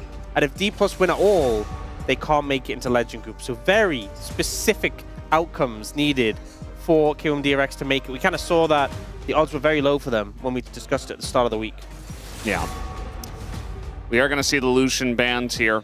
There's a lot of stuff to ban, and we're seeing stuff like Karma, like Rumble get through. Yeah, I mean, we've seen some of these picks toned down a little bit, like the Karma. But I think, yeah, it's at the point where there's a lot of stuff that you really want to remove from the game, and you kind of have to pick and choose at this point. Varus has kind of felt like the one that stuck it and maintained it. Orianna a good amount as well. But this time, so Varus Lee Sin banned, Orianna is available, Rumble is available, Jarvan is available, Bard Ezreal available. There's a lot of things on the cards, a lot of power picks that could potentially be looked at. And I think D Plus are always going to get strong picks. You know, even though they're on 2nd pick, they will get 2 picks, and there's a lot of strong picks available. It's like, what do you not want to go against in a first pick? And they end up going for the Elise ban, so not even slightly bothered about all these power picks. I like keep the pool open. We'll just pick we'll pick 2 of them. You only get 1 as your first choice, and it's going to be the Orianna. The Orianna definitely feeling like of the picks that get banned, that's one that people have hung on to the most, other than maybe Varus, and have kept as a consistent ban. So it makes sense they prioritize it heavily. But here, the D+, you have options. You could go for the Jarvan. You could go like Jarvan and then start picking up the Ashe Seraphine. Works pretty well. You could just end up going Rumble Jarvan. That's also very powerful. Really depends where you want to emphasize with your picks. They end up going for the Jarvan Bard, which is well interesting in my opinion. I mean, we've seen Bard have some really big performances in the right hands, but there's, as I said, a lot of power picks available. I do think this is kind of threatening Hanjin Brionne if they go for a mobile bot lane like Ashe Seraphine. Playing into Bard Jarvan is dangerous. I mean, they could just get Nautilus and Rumble. I feel like you're in a really good spot there. You have enough CC with the Nautilus. You have the Rumble. It's just very strong. And we've kind of already seen the Nautilus into Bard rotund hitbox situation. Yep. So definitely something to put the pressure down there. I like the Ezreal pickup. Ezreal, obviously not a mobile, anything but, and can do a good job of mitigating some of the pressure that Jarvan Bard puts out. Also, Ezreal Bard, pretty popular lane, not giving them the window to have that. Will D+ take a mid to match up in the Orianna here? Will they take a AD carry to pair up with Bard? There's still like Jim Bard, Kate Bard. I think there's still a lot of options for the AD carry pairing, but they opt to go for it anyway. Wanting to go for the Sivir. Not something we see paired up with Bard as much. The Spell Shield obviously has good value into the Nautilus, into the Ezreal, into the Orianna, but a short-range AD carry can feel a little bit vulnerable. Maybe you want to trim away some of these junglers that might give the Sivir a hard time. You know, that like teams have gone like the Vi Nautilus, and obviously into Sivir you can just alter. We'll start off with a Xin Zhao ban though. Yeah, it's definitely a good shout. I think Gideon Xin Zhao has been just behind, I was going to say Kanavi, but also Owner is like an insane Xin Zhao. So it's like, I guess we just have a lot of good Xin Zhao players in the LCK, and he's really strong right now. Fairy ban will come through as well. Pick that we saw nerfed on this patch, but priority has been rising. Cassiopeia with Deathfire touches has been monstrous, so getting rid of that, not wanting to deal with it. I think there's, you know, options like the Rise could be an okay ban in this situation. Going for the LeBlanc instead. Obviously a Showmaker special. Presumably going to see the mid picked here. Orianna laning is a little obnoxious, so something that can match up into that is important. Zyra mid. He was the one who did it last time into Orianna. Yep. I saw him laughing, and I'm like, yep, it's coming through. And they don't have to pick it. They might just hover it and then pick something normal. Yep, there's the Victor. So Victor and Sivir, that's a lot of late game damage. Victor now at a 9% win rate. Wow. That's not so great. Yeah, it appears he has 1 win and 10 losses. Rumble, going through to the second rotation, kind of crazy that this is allowed to happen. Yeah. Obviously, as we said, he's been left through the bans more, but a little wild he gets this deep and still is able to be picked. Yeah, could just pick Rumble Vi. Could just go Rumble Vi. And win the draft. Yeah, Rumble Wukong also pretty fine. I feel there's options for sure right now for Gideon. Rumble Pantheon, also solid. Honestly, kind of hard to go wrong with a lot of the junglers available right now in terms of pairing with this composition. A lot of threat to the Victor, a lot of threat to the Sivir, and into the Rumble, it looks like it might just be the Cassante, which, you know, we talked a lot about the Doran's Helm helping him out, that did just get buffed. But I have some concerns for this D+K composition. It's a 2-carry composition. You need your Victor and Sivir to be strong. A lot of threats on the side of Hanjin Brionne, and not the easiest threats to deal with. Rumble and Orianna, I feel like, aren't always picks you can just take out of a fight early. The shockwave impact, if you're diving onto an Orianna, can be massive. On top of the fact you can build things like Seekers, give her that element of safety. And obviously Ezreal, in Teddy's hands has just been an absolute crazy pick. Yeah, I kind of wanted the Rumble earlier on, but they got it later anyway. It's just kind of insane because they get so much comfort, so much power. Like, I don't know if Bro really could have wanted anything else. They kind of just got everything they wanted. I mean, even picking up the Nautilus early to set up the Orianna, to set up the Rumble, to get a Pantheon on top of that, I don't know. It just feels like they're kind of winning everywhere. I mean, in terms of some of the matchups, you know, like Asante comes out to counter the Bard. I think Shu could have a fun time there. Victor and Orianna should be relatively even. I think Showmaker is going to be fine on the Victor in mid at least. But in terms of power, these picks on the side of Bro are just kind of insane, considering they got all 5 of them. So we are ready, guys. Let's hop into the rift for game number 1.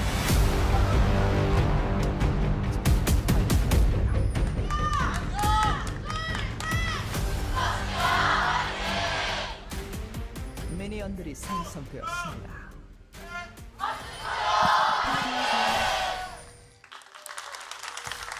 Here we go, game number 1. As I definitely heard some fan cheering before the fan chant. No way. Breaking the law. No, I mean, he probably just doesn't know about the fan chant. I bet it was Degon. He's been trying so hard to sneak into the crowd and pretend like he's a Bro fan. Incorporate himself into the Bro fandom. He's just trying to copy what did. So I could see him doing that. Trying to get a jump on the fan. That's the point of the fan chant. You chant together. Yeah. I mean, it's understandable. Bro are a very strong team that are on a recent upswing. And it's nice to kind of get in before everyone else. Like what did. Yeah.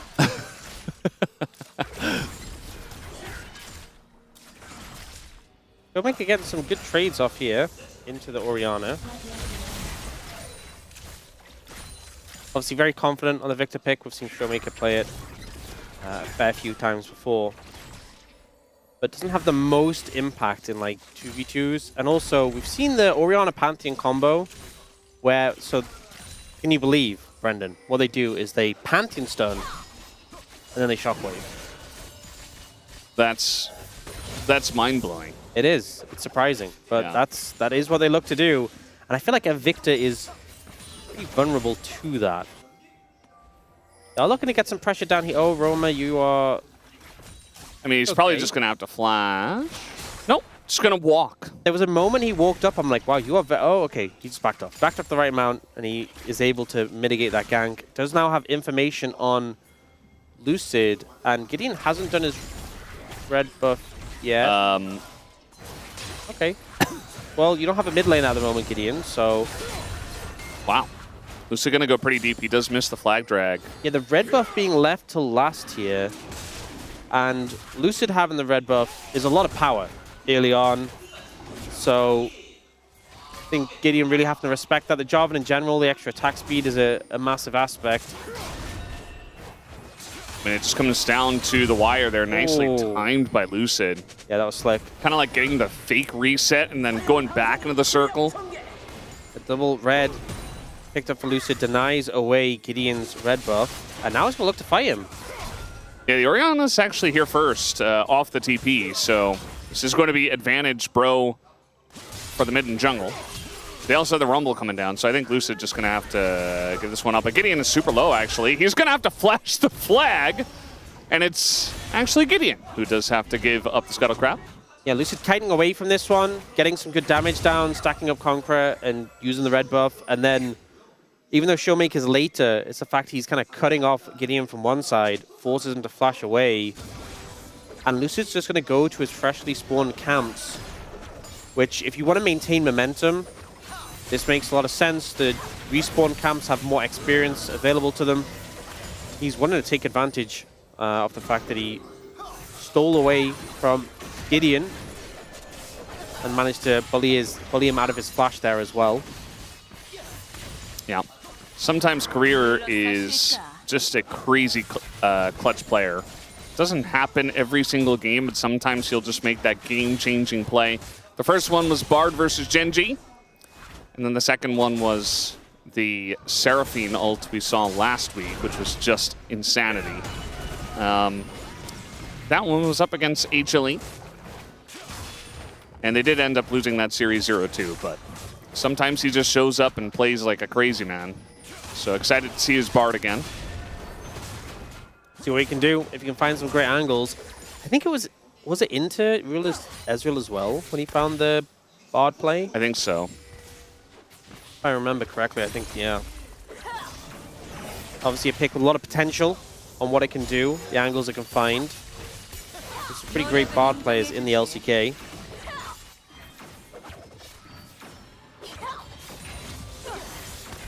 Right now, I did see Namgoon moving up through the river. Have a control ward in the banana brush. Oh, ult comes out from Shu. Casting pretty close to tower, but will flash away regardless. Playing it safe. Yeah, maybe just didn't want to get chunked out there.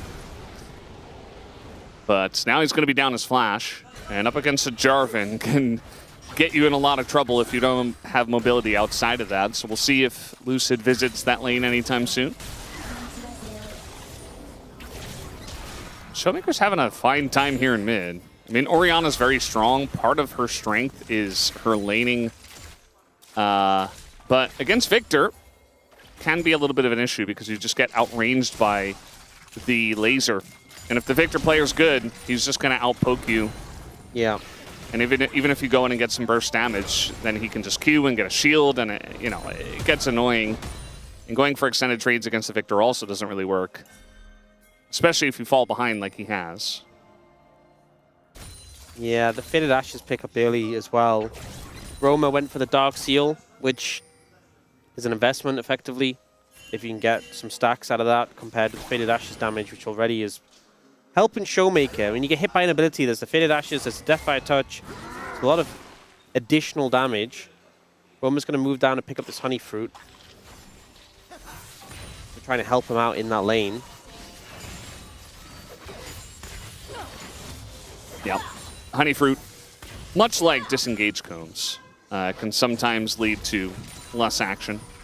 Where it's like, oh, you had an advantage, your mid laner's pushing, he's pushing the other mid laner out, getting ahead, and then the other guy just goes on the river, picks up Honey Fruit, and he's right back in it. But Disengage Cones are still worse. So that's your tier list. So you think Scrying Orb is the best, then Honey Fruit, then Disengage Cone? Yeah. Okay. It's a pretty clear, I mean, it makes sense to me. I'm not sure how you feel about it. I don't mind Honey Fruit as much. Yeah, it happens very rarely, whereas Disengage Cones happen like once a game at least. So it's hard to beat the cones. Yeah, that was a perfect 1,000 smite. Like the dragon's health went exactly to 1,000. Getting the max value from the smite. We don't see that, we don't see that very often. That's it's perfect timing, It allows him to get right back to his jungle at the exact right time. He was like shocked for a second because it was a little like it was at 1,000 for a while. I was like, wait a minute. Did I just do that? No. I think he missed that. I think he missed that one. That ranged minion. Casting missed a cannon earlier, so he's already having a bit of a toughie. Still ahead of SU. True. In terms of numbers. And the numbers are really what matter. He was ahead on CS, and he's 53 gold ahead. Massive. Career trying to come up here and make the best of casting not having flash. Nice dodge there on the Cassante play. And the second they see Gideon, they say, well, I guess we're not going to do this. His career's going to go out. Nice little hook here from Namgoon, but it's just him versus Lucid at the moment. Yeah, so plays no follow-up. The Aftershock, a decent amount there. Now, neither team has the 80 carry here, but it does look like they're setting up for something. I think she was going to TP back in, yeah, on full HP. Shockwave comes out here. Namgoon right here. Showmaker in a lot of trouble. That's first blood just given over to Roamer just like that. Showmaker not showing the respect required. Is now casting in a lot of trouble. He does not have his flash. Gets knocked back by the Cassante. And Lucid will clean that one up. So a kill apiece here for both teams. Yeah, ends up being Bro who pick up the grubs in the extended play. Now they are looking for more. Yeah, Lucid going to go back in. We have the Tempered Fate coming in, a TP as well onto the flag, and I think they're just going to try to turn onto the Pantheon here. Gideon, though, blocking a ton of the damage, gets the execute with the Q, and now he's actually just ulting out! What a play from Gideon to survive! I think D+ went into that kind of forgetting how slow these early game TPs are, banking on getting Showmaker there soon enough to back them up, but the power of Nautilus Pantheon early with the CC and also Pantheon's burst damage, the execute damage, kind of just outmatching. But a great play there from Gideon to disengage from that. Bit of a heist he pulled off there. Yeah. You got to respect the Pantheon's ability to trade there when he's low. So Showmaker's kind of had pressure throughout this lane, looks for this angle, and because his support and jungle were just in Banana Brush, he thought, I'm safe. I have my team there that I'm leaning towards. The Nautilus angle was pretty fantastic. Here, though, casting just gets picked off. Fairly easily done. But it's this follow-up play. They look for more, and D+ opt into it. They could very easily get out of this situation, but they opt into the play because they're like, hey, we have a TP coming in. Bottle can stall out. And then look at the minimap. And he's finally here. It takes so long, and I think even though TP got changed a while ago,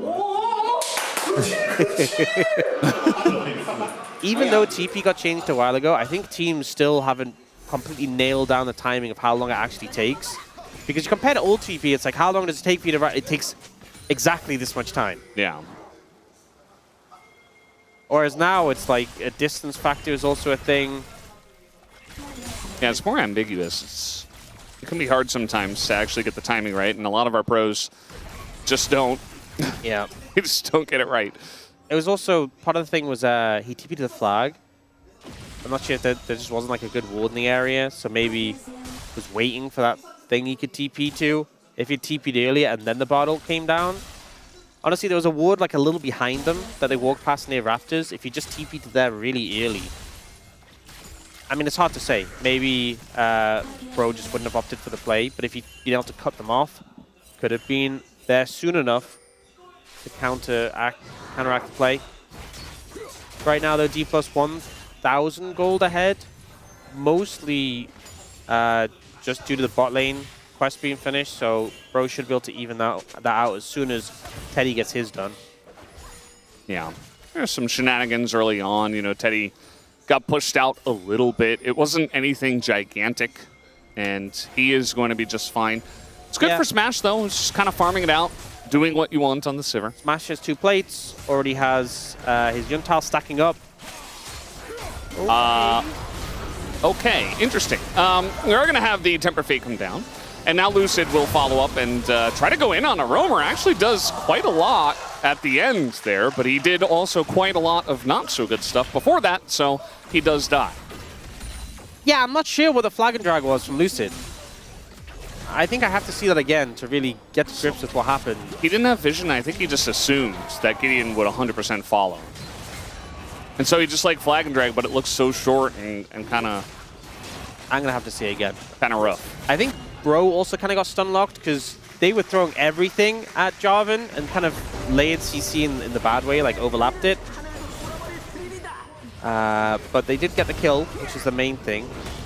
Okay, replay.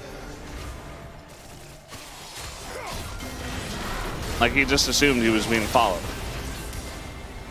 Even with the context, even with your justification, which, you know, admittedly makes sense, still just looks weird. He should not have gone in. Yeah. Clearly, he should have just flag and dragged out. I think Bro kind of collapsed a lot faster than he thought they would. Yeah, there was also the overlap of like the Shockwave and the Nautilus hook, so they didn't layer out the CC well. They overlapped it, and even then, I think Bro were like, "What? Let's just kill him!" Yeah, and threw everything, including the Ezreal ult, which flew by. But yeah, not the best Jarvan play we've seen. It's Ocean Soul, by the way. Not the best dragon we see. Yeah, the souls today have been kind of lackluster. It's Motion Souls, a Chemtech Soul. Did you say Motion Soul? It sounded like... I didn't say that, but that sounds cool. Like you said Motion Soul. Maybe I did. I don't know. Let's play the replay back. What did Valdez say? I don't know. Did he say motion? Yeah, we're going to have to see that. We're going to have to hear that again. Instead, we're going to go for a big Cataclysm. Lucid this time says, well, I've done my job. See you later. Now the TP comes in, and that'll be the end of that. Temper Fate going to catch Namgung, but only Namgung. Xiu quite tanky against magic damage, especially going to find Roamer with the fail flash. And down he will go, and that'll be another kill on the board here for Showmaker. Honestly, I think D+ setting up this play wasn't too inspiring, but it was Korea with the stun who made the play come together. Roma caught out by that, and then the fail flash adds insult to injury. And now D+ have that 1,000 gold lead despite Teddy having finished the gold quest. So feels a bit more legitimate when we're looking at it. A lot of tools available to Bro, and they just didn't use them. They felt like they came into this on the back foot. We see it kind of started off here. Lucid goes for an engage, but it's into an Ezreal. It's hard to really achieve too much with a Cataclysm. And D+ backing up a little bit. They have this flank from Chiwu. I think Roma needs to be aware you're out of position. You just need to flash over the wall way sooner. Waited until the bar stun hit, he got CC'd, and then failed the flash anyway. I think a heads-up flash there would have made all the difference. Gideon already using that Aegis. He's in a bit of trouble, but he has some support from Namgung. Teddy also coming over here, shelling out the damage behind enemy lines. Big equalizer on the 2. This casting's going to show up right on time, and they take down Smash as well, as Gideon eventually does die, but baits in the enemy team. They chase down Gideon, and he just go down, but it just takes so much time to kill a Pantheon, especially as he had Flash, and they pay so heavily. Bot lane, all sums burn, and both of them dying regardless. It's a heavy price just to pick up a single Pantheon.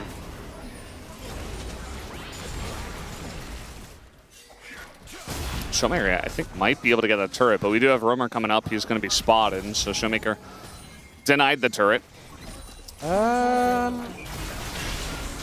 Okay, I thought he was going to shockwave him. It doesn't go for it in the moment.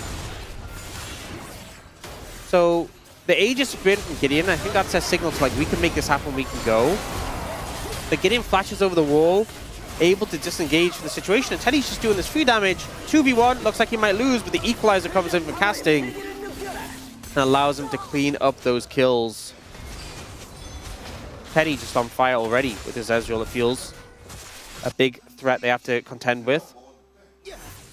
And we also did kind of see just Sundered Sky doing Sundered Sky things in that fight. Gideon just going like 1, 2, 3, like whack-a-mole, getting all his procs. Okay, we have the this is exactly the replay we wanted to see. Let's play the clip. Yeah, the souls today have been kind of lackluster. It's Motion Souls, a Chemtech Soul. Did you say okay, Motion Souls? So I said some Ocean Souls very fast. So it sounded like... So I said some Motion Souls. It sounded so like... I did, but also I didn't? I don't know. We need like a... We've obviously had the replay. We need the analysis. Yeah, can we throw to the desk? I think they need to break this down. Does this qualify? Did he say Motion Soul? Some Ocean Soul? Some Ocean? Some Ocean Soul. Some Ocean? Some Ocean Soul. So Motion? Some Motion. So Motion Soul? Yeah, I don't know. I think this is beyond my scope. I don't think I can actually analyze this is any a tricky further. one, honestly. Yeah.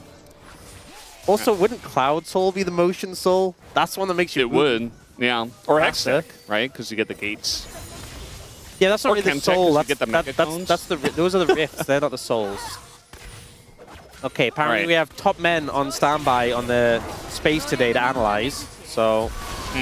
Well, we're not going to have that timing just yet, as we do have the Tempered Fate coming on in. Smash potentially in a bit of trouble. Doesn't have his flash. He kind of just has to disengage. Big Cataclysm, but Lucid immediately dies. And now Smash is like, I can't get close to them because they're just going to kill me. As eventually they just leave Namgung to die, and that'll be enough. As now casting looks like he's going to be the one the Shockwave totally misses. As feels like Bro just one by one being torn apart here. DK going to get the better of the fight. If that Shockwave hit, you saw the theory behind it. You saw what they were looking for. But good movement from D+ to avoid that. Both of their carries under threat of getting connected on by that. The end result is D+ come out ahead in the fight. And it feels like Hanji and Brian are looking for that key moment, not able to find it as of yet. I think Korea is getting a ton of value throughout these fights on the Bard. Ult here to stop the Nautilus ult onto Smash, buy him some time so he can get his cooldowns back, and then getting so many stuns in this situation. Like here, catching the Nautilus so they can just finish him off. And Bro have definitely lost their momentum in this fight, so they want to back away, but look at this shockwave, look how close it is to catching Smash and Showmaker. If that connects with the equalizer there as well, that could have turned the fight around, but unfortunately does not land. And I understand Bro going that deep as well. It was a Sivir with no spell shield, no flash.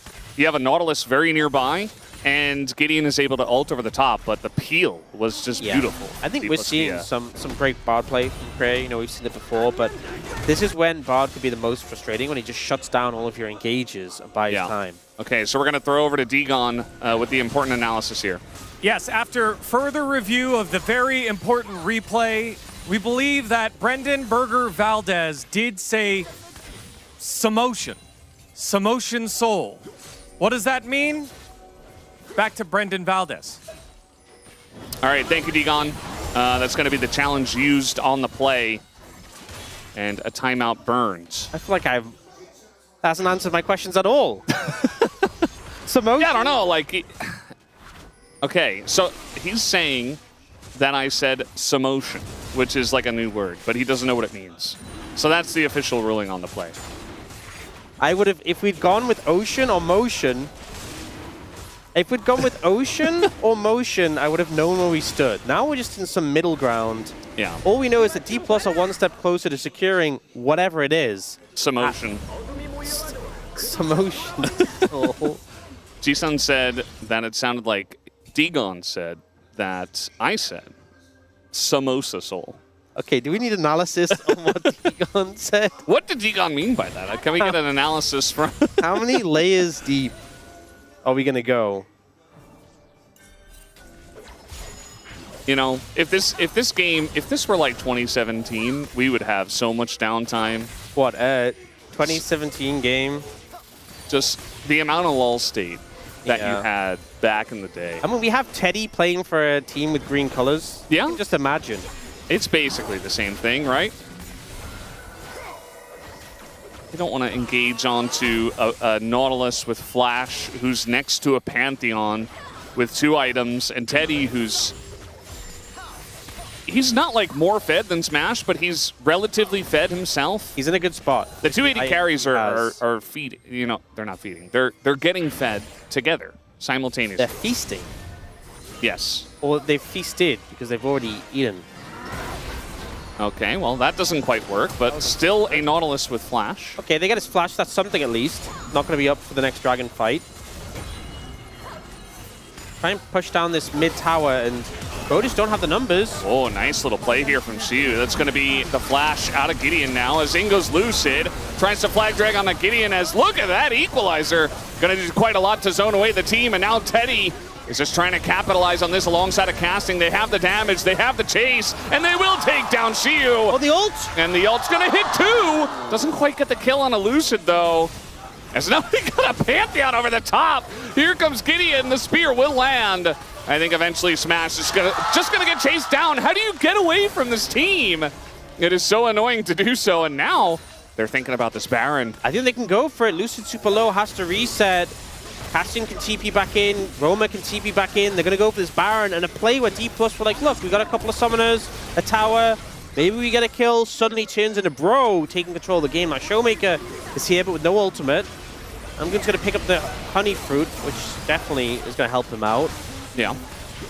Lucid's here. He's right there. He's got an angle. They're just going to hold on the DPS. Good flash here from casting, and I think with that, Lucid just doesn't have another way to get into the pit.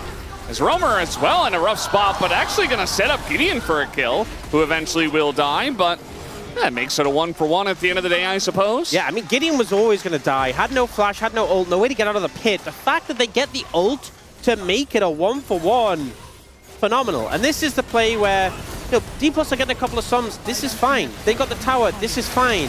Lucid opts to go in, though. This is when it stops being fine in this equalizer. putting a lot of damage on a Lucid, a lot on the Shiwu, and suddenly the chase begins, and Bro sense this is a fight that we can win.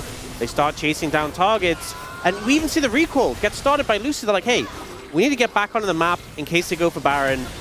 They don't give them the time. They're like, you think you're getting back on the map? We're still fighting. They don't hear no bell. Yeah.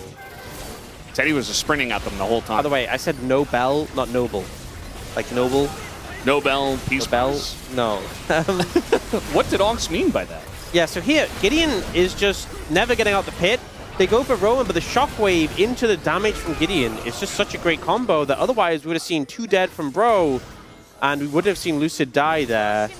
But Roma kind of redeeming himself for that unfortunate shockwave earlier. Now they have Baron in hand, and do want to try and get access to some of these towers. Remember, Bro have not taken a single tower this game.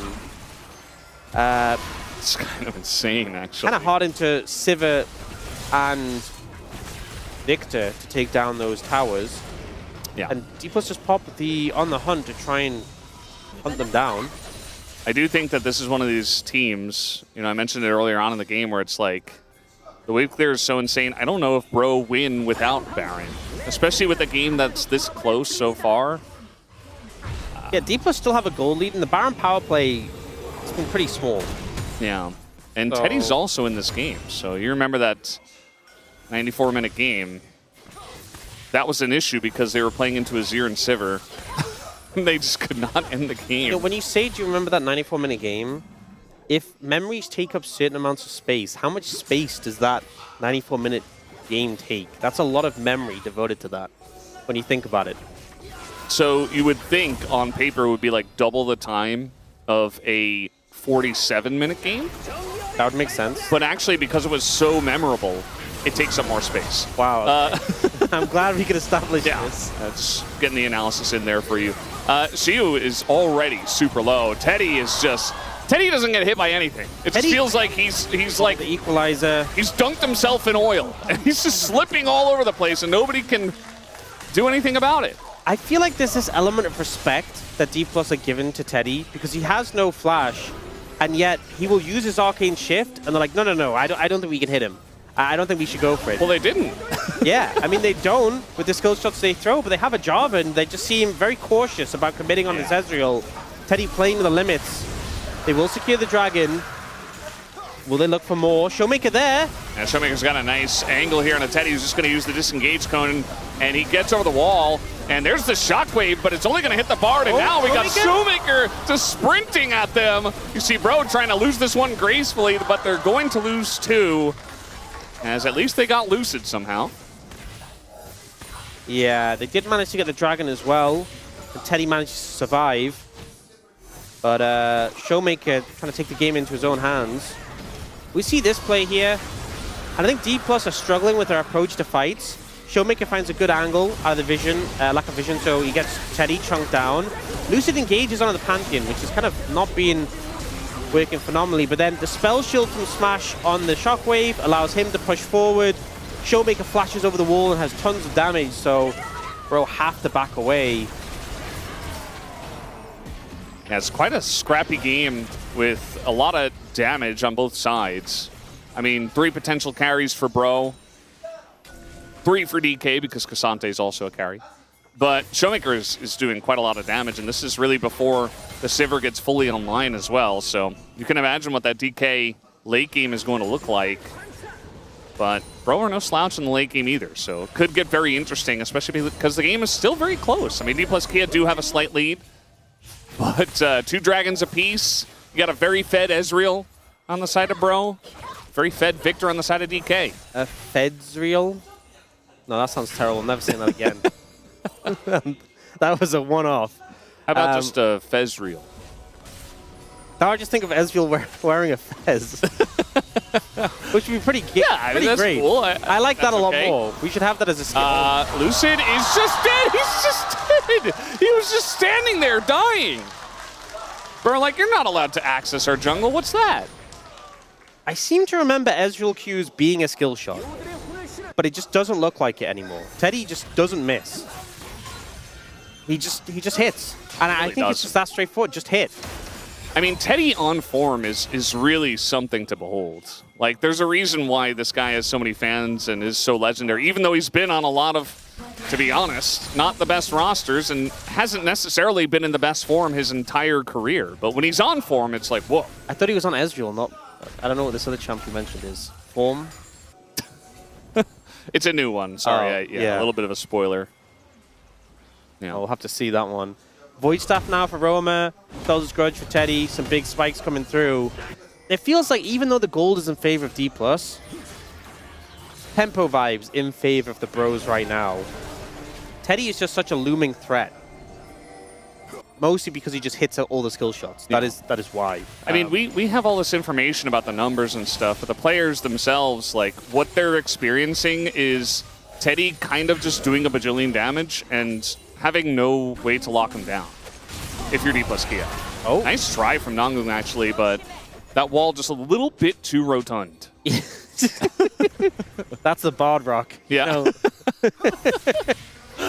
It does kind of have like a little, you know, rounded shape there on the left. Yeah, you can't bend the dredge line around that. Yeah. This was Teddy waiting this pocket of vision, and he just goes, I will hit everything. And he does. And obviously you hit those Mystic shots, you get the cooldown refund, gets a second Arcane Shift. As a Jarvan, a Fed Ezreal is just your nightmare.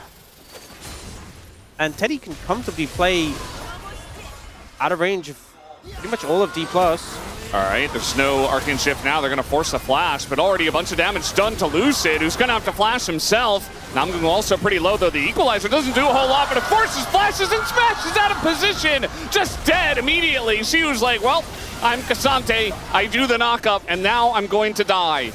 As he's alone against 5. He's just trying to take out Namgung if he can, but Namgung just running in circles. Nicely done, and that'll be Baron to Bro.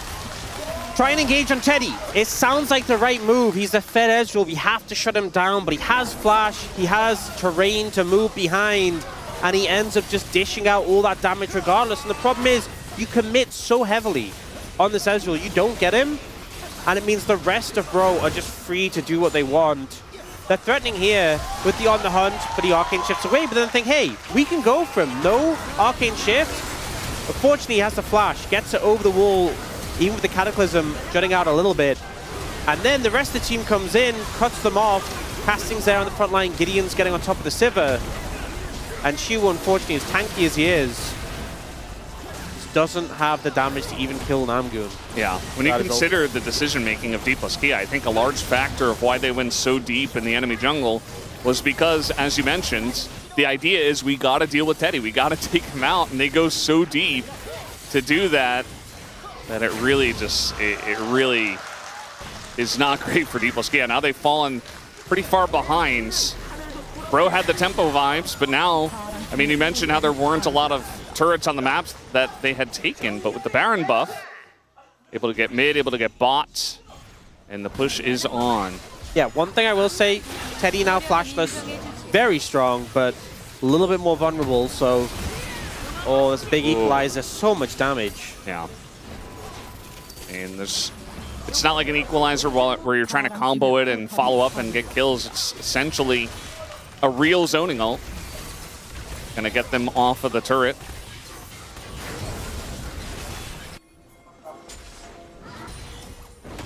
Tower going down bot lane.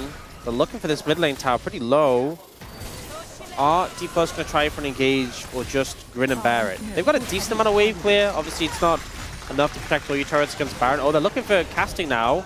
He has flash, though. Yeah. I mean, Korea's been good about getting flashes in this game. Yeah.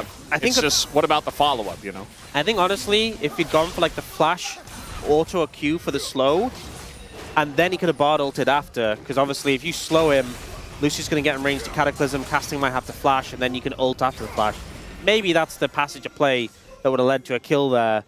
But in the end, they get casting's flash. Korea ends up keeping his. And at least that's something that they can tick off there.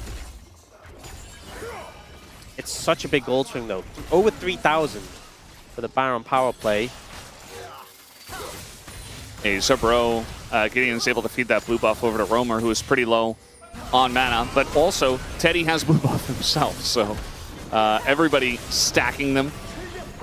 And they're just sieging the turret pretty straight up.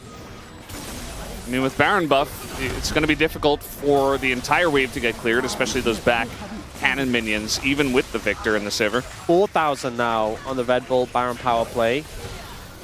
Teddy is just... he's like untouchable. He doesn't have flash. He arcane shifts in to a Jarvan, does not care. And Career's like, you know what? Let me try. Let me give it a shot. It's not going to work out if you guys go in one at a time, that's for sure. It feels like he's just taunting them. Just in their faces, like he's daring farming. them. Yeah. You know? He's just daring them to engage on him. And when they do, he just nips away. And it's like, okay, thanks for the cooldowns. Endless Hunger now picked up. If you thought his Arcane Shift was always up before, it's always going to be up. Yeah. Actually. And see what he builds last. EA, I presume. Probably, yeah. Probably should be. Yeah. Especially on Ezreal, a champ where if you do respawn, you can just shift away. The only alternative would be Bloodthirster, and he already has Gluttonous Greaves and Endless Hunger for sustain. So likely just going to be GA for that extra safety net. He's doing a ton of damage right now. 3,400 gold ahead of the Sivir. And when you look at Sivir's items, those are some good items. You look at Showmaker's items, those are some good items. But just feels like they're not able to connect onto targets they need to. Smash's game has felt relatively quiet in comparison to the enemy AD carry. Yeah. I think it's a symptom of not really having the ability to lock down targets reliably. You know, you have a Bard ult and you have a Jarvan. Those are like the two big pieces of CC you have in your kit as a composition, but it's against Ezreal. So, you know, he's just going to be able to dodge everything. Teddy also has done a good job of just walking out of Bard ults. You know, he hasn't even used the shift to get out of those. Yeah. Showmaker has somehow done more damage than Teddy. Showmaker has been doing a good amount of damage in these fights, but unfortunately just hasn't always stuck to the targets he wants. And now in the situation where Gideon has a GA, Casting has a Seekers, Roma has Zhonya's, Namgung is pretty tanky as far as Nautiluses go, and Teddy has his flashback up. So, is there a good target? Doesn't really seem like it anymore. They were struggling to engage in him when he was flashless arcane shifting in. Yeah. Now he has his flash. This gets significantly more difficult. Dragon up in 30 seconds would be Soul for Hanj and Brionne. And normally I talk about, you know, tanky champions benefiting from that, but Roma and Teddy have been pretty mana thirsty, so the mana regen actually pretty high value. Well, they're going to get the arcane shift. And also Namgung, who's just going to flash away. Casting does TP into this one. The hook not really going to do a whole lot. Namgung in a lot of trouble, actually. And down he will go. They use the Cataclysm to get him, though. So using a decent amount here for D plus Kia to pick up just the support of Bro. Yeah, a lot of cooldown spin that they now don't have to deal with Teddy, but they now have a 5v4 ahead of them, which is pretty valuable in and of itself. D plus still pretty healthy, apart from Lucid, who had to reset. Teddy, the one to pick up the blue there, burning through mana pretty quickly. It's kind of what I'm talking about with the Ocean Soul. Both him and Roma just end up really low on mana a lot, so there's value in that. Yeah. But for now, D plus is setting up on it, but can they deal with the poke? They're just going to try to combo with the Orianna. They get on top of Showmaker, but look at the angle that Xiu gets on a Teddy. It's big, but they don't take him out. Where's the kill on a Teddy? Oh, where is the follow-up? It's just not there, but they're still going to be able to wipe the front line. Teddy looking for a little bit more, and he's really trying to make this game all about him. It's kind of insane. He has sustain. He can go for this. There's still a Cataclysm available. What do they do? I mean, we have a TP coming in. This is an Orianna. There's no smite here for Bro. That's going to be an interesting ult from Career, and he's just going to die. As the Jarvan does pick up the Dragon. And Xiu just going to have to hop over the wall to get out. Okay, D plus get the Dragon and manage to come out ahead in the team fight just about. Actually, I think it's even overall in kills with them picking off Namgun at the start, 3 for 3. But they get the Dragon, which is a win enough in and of itself. The fact they didn't kill Teddy there is kind of insane. Xiu had him. I was convinced he was dead. He was so low. That was the moment where it's like, oh, they got him. Okay, DK, nice. Yeah, he actually ends up getting targeted a little late in the fight because Engage comes in for the shockwave with the Pantheon. but Shiwu flashes for him, and then Teddy tries to flash the ult from the Xante and it ends up backfiring, and then only Korea was hitting him after the fact. So Korea just didn't have the damage. That Mystic Shot snipe onto the Sivir was huge. And Teddy, just the fact he survived there is crazy. Able to move back in and start providing pressure. They don't have a smite though, so very hard to stop D+ from getting the dragon. They have the Baron on the map right now. You can see that Bro were posturing around it, but they did not pick it up just yet. A lot of damage in the Showmaker already, actually. You know what? Teddy went the Bloodthirster instead of the GA. He's like, I don't plan on dying, but I will heal. I will like, always if I die, it's over. Yeah, I mean, he's got insane amounts of sustain now. All right, Luce is trying to find the angle. And there's Grievous Wounds on Korea and Smash, but they're not always going to be in range to hit him. There's no Thornmail or Bramble Vest on Shiwu right now. All right, just going to start hitting the Baron once again. True Shot Barrage doesn't do a whole lot. Maybe a little bit of damage to the Sivir, but Smash is just going to heal that one up. They don't know. Yeah, they're just going to try to do a bunch of damage. See, this ult this time for Career is big, and now the lineup on a Teddy. He tries to get away, but the follow from Lucian is big!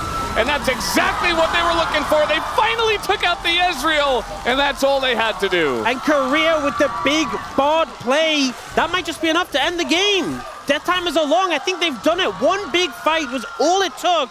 They take down Teddy, and that one death for the Ezreal is all they need to take game one. Wow. Well, just hit the Barn ultimate finally, and then the follow-up will be there. The no flash on Teddy actually ends up mattering big time at the end of the day. He could have flashed the Cataclysm and maybe continued, but it was not enough. Korea, in the clutch moments, he just has it. He has the it factor. When it comes to those big moments, those big team fights, he just has a way of finding the targets they need to win it out. A frustrating loss for Hanch and Brion. You got to remember, they need to win this series. Without it, their chances of making Legend Group are slim to none. Still mathematically possible, but very unlikely. And going 1-0 down to D+, not how they wanted this series to start, especially with Teddy's Ezreal making such an impact.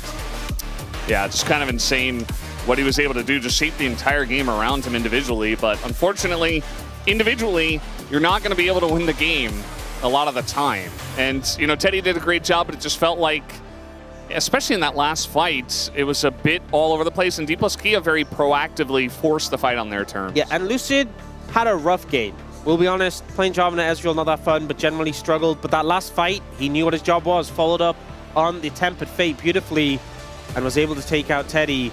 It all came together for that one moment. They do need to get another game win, but it's a lot of good news for D+ right now, having the first game advantage in this series. Yeah, it's a pretty massive win, especially when these two teams are so evenly matched, as we can see, as evidence from game number 1, which does go to D+ Kia as we head into the break.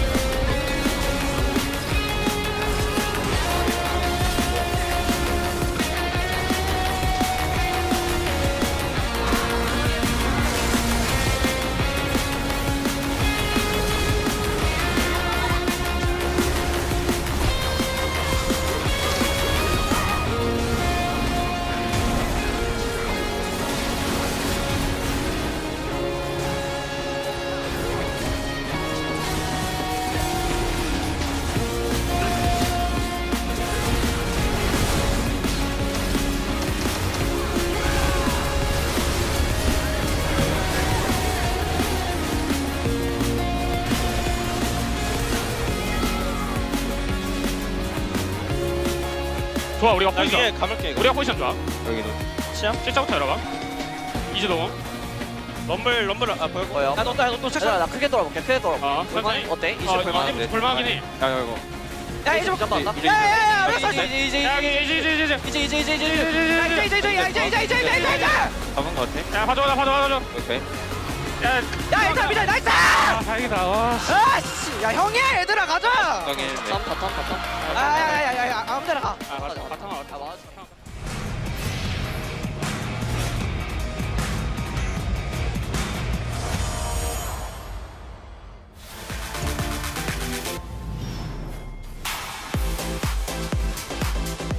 Gets into the back line though, finds the depth charge, sees an assist on to Teddy, but the Emilio keeping it so healthy. Rich gets the Gnar and finds it onto everyone in the back line. The ulti comes through, but so late for Namgun.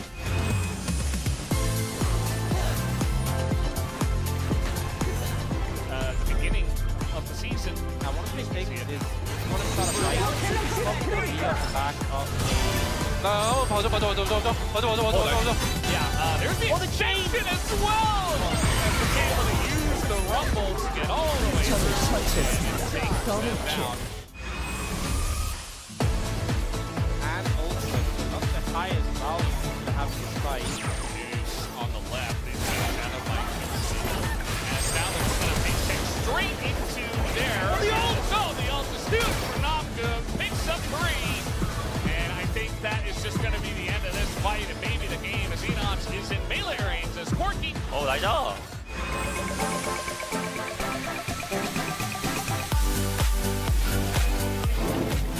And here comes a really optimistic and cold.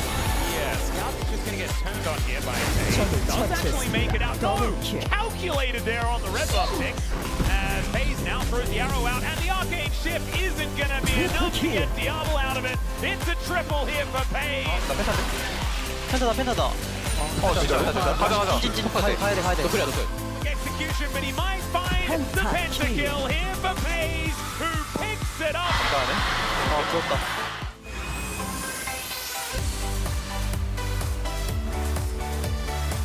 Not gonna happen in this era of League of Legends. FaZe still taking, still with the massive shield, as there is massive! On 4 on a 3, what was that? Korea! What are you doing? That was sick. Korea finds such a good angle, the combo with the solo lane, and suddenly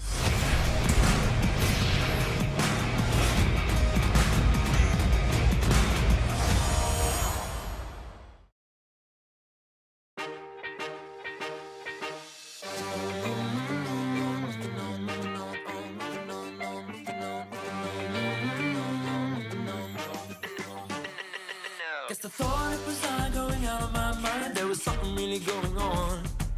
I just didn't see all the signs in time. It was going on for so long. Girl, go on with your little thing. Gotta do what you wanna do. Guess I hadn't seen the danger signs. Guess there should have been one on you.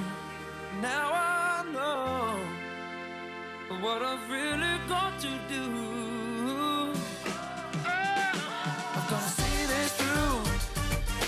You ain't gonna hold me back, 'cause I'm gone to a past you clean, and now I'm moving on. You might think the battle's already won, but it's really not. I'll prove you wrong. I'm gone and I'm moving on. Fire my bed, you tried to put out, but I lit it up, yes I lit it up, yes I lit it. You said it's on me if I feel put out, but your time's up. No way, can you feel it? Girl, go on with your little thing. You gotta do what you wanna do. 'Cause I hadn't seen the danger signs. Should've been one hanging off you. Now I know what I've really got to do. Every sky's a line I'm drawn.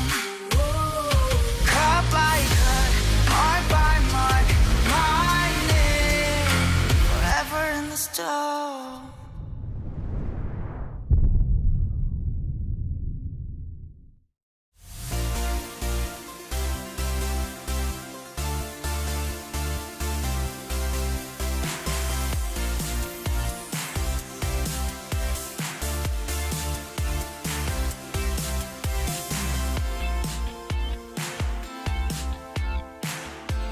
everyone. Welcome back to the space.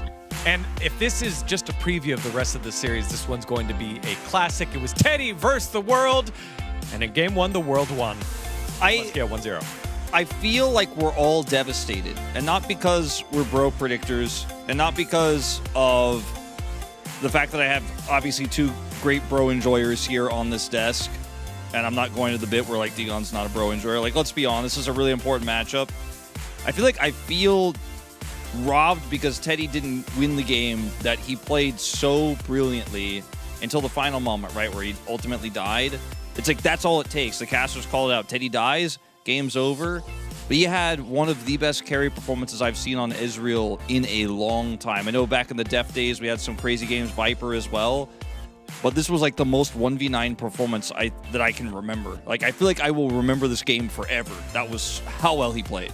Yeah, but he lost at the end. Like, that's the saddest part of this game, you know? So, like, I think it was really, again, the draft was also all about, like, they just picked the Ezreal because they have Teddy. And I think no one could, like, help him out because I think the rest of the idea that they had in the team composition was not great. Like, to be honest, we already know like Santa is such a good champion against Rumble, and Rumble didn't have any impact, you know. Yeah, on top of that, Roamer did not have his best game as well. A lot of those shockwaves going wide. But that's okay when you've got Teddy here, as he was just pumping damage every single team fight that bro had. I mean, we just chose a lot of clips of Teddy where he's just absolutely popping off. He's flashing aggressively, right? Hitting everything. If you flash there and you miss that, you're a fool, right? But when you hit literally everything, you like a god. And then he got so big in this game and continued to just be unkillable. So many opportunities were missed to kill him. He was able to avoid all of these tempered fates, sometimes with shift, sometimes just with sidestep. He predicted everything D+ were going to do. You watch these moments, you're like, is this real? Look at this. Like, he's just trying to like 1v9 by himself, literally. And I think also D+, sit down, Smash. I mean, D+ didn't have a great team composition to play against Ezreal. This one on Lucid, where he turns into Assassin Ezreal, and yet again lands every single skill shot, and is like, Roamer, just save your ult. Yeah, save your ult, Roamer. What are you doing? Crazy so how easy. aggressively he plays into the Jarvan because he knows that he has so much mobility. It's really hard. It's almost like he's taunting Lucid this whole game. Gets over the wall here as well. Lucid is ulted, gets the follow-up, forces the flash. Just insanity. Still kills him, by the way. Yeah, I mean, I think that's how it went. But I think even though Teddy performed this well, they couldn't really manage to have like good Dragon Cycle with those compositions. So I think it didn't really snowball that much. But, you know, we all know the general Teddy when he's on Ezreal. By the way, that average LCK Ezreal stats also includes the Teddy stats. So yeah, I mean, that's just how it is, you know. Like, don't give him Ezreal. I guess you can never like stop him. Well, you can't stop it 1/3 of the time. And, you know, for a team like Bro, who have won less than half of their series that they've played, that's a really strong card. And so Teddy having a great game didn't lead to a series win, because here at the final Baron fight, Flash was already burned in that last one, and they were tracking it. Lucid does a great job wrapping around, but finally, after burning a billion flashes, Career lands a Tempered Fate. There's a lot going on here. D+ handled this really well. She was doing his job. Tempered Fate comes down, and Lucid's collapsing in here, and as the flag is dropped, Teddy has nowhere to go, goes left here, and now is just trapped and blown up. Doesn't have any way to get out of that Tempered Fate this time around without the flash. And Shio held the aggression well. And I like how quickly D+ were able to collapse on and follow up on that moment, because the whole time Lucid's main thought process is not that I'm ever killing Teddy in this game. I've been spending the whole game trying. He's like, how can I get into the Baron? How can I find this angle to maybe get a steal here to get us back into this one? And yet Career finds that angle finally, and they all just instantly pivot because they know once we kill Teddy, we win this game. Yeah, that was just all, you know. That one Bard ulti into Lucid, the flag and drag, saved the game. And I think, again, Hanjin Brion, casting and Roamer didn't play good enough. I think he could have much better support for the Teddy, but they didn't do well, so game was really sloppy. Now, they gotta show something if they wanna keep the track on the Legend group. I like what you said earlier, where it felt like Teddy was taunting Lucid on the Jarvan, but you can only taunt the Luawa so long before he bites back, and it led to that game #1 victory. What's in store for the rest of this one as we continue the battle for the road to the Legend group? We'll find out in game #2. Thank you, Spacers. The sign here says you guys left up Bard against Career? How dare you? And you know what? I think we got to see it eventually. You know, there were a lot of times where Teddy was actually doing a good job just walking out of the Bard ultimates, but especially in that critical of a team fight at that exact timing for him to hit it, that's all you need to do, Career. And I think this game 1 loss for Bro feels very rough because you played your trump card in the Ezreal. That's not to say they don't have other picks and Teddy can't perform on other picks, but we just saw his Ezreal be game warping and then it just wasn't quite enough. So now you go into game 2 without access to that. And you have to figure out, not only do you need to replicate some of the successes you had last game with Teddy being able to carry, but you need to do better. You need to do a bit better than that to win the game. And if I'm being honest, if your game plan is just rely on Teddy to carry, it's so difficult. It's a 5v5 game at the end of the day. Did was saying it. There needs to be more from the rest of the team, and not just in play, but in picks as well, being able to offer him more support. It's fine to have Teddy be the focus point in the main carry. That's what he's been during that hot streak, but needs some more backing from the rest of the team.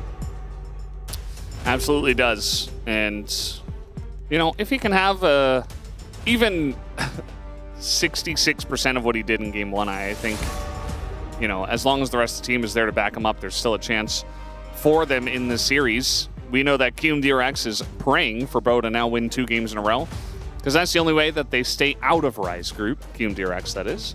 What about a bit more than a 66% chance? Like a 68? That's a little bit higher. Yeah, it is a little bit higher. Yeah. Okay, bans have come out pretty quickly in this situation. We do see the Lee Sin, Varus, Karma being banned again, the Nocturne, Lucian left open.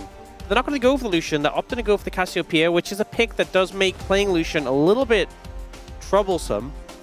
I would take the Lucian, to be honest. A lot of teams would, but they're not even going to... They're looking at potentially the Ashe Seraphine. I think D+ kind of saying, hey, we don't think we can necessarily deal with the Cassiopeia with a short-range AD carry. Just makes a harder team fight. The Miasma, the Hanj and Brion just go Lucian Milio here. We saw it in the earlier series, get him a lot of early momentum, even though it didn't pan out over the course of the game. Or do they go in a different direction? Because you are playing into likely Ashe Seraphine Xin Zhao, and they opt to go for picking up the topside pick. So the Vi going to make it a little bit tricky for the Ashe. The play around, the Jace, securing that and knowing that you can ban away potential counters. Yeah, because they have to take Seraphine. Yeah, so probably the ban for Hanj and Brion is going to be like Jace. Sorry, not Jace. They're playing Jace.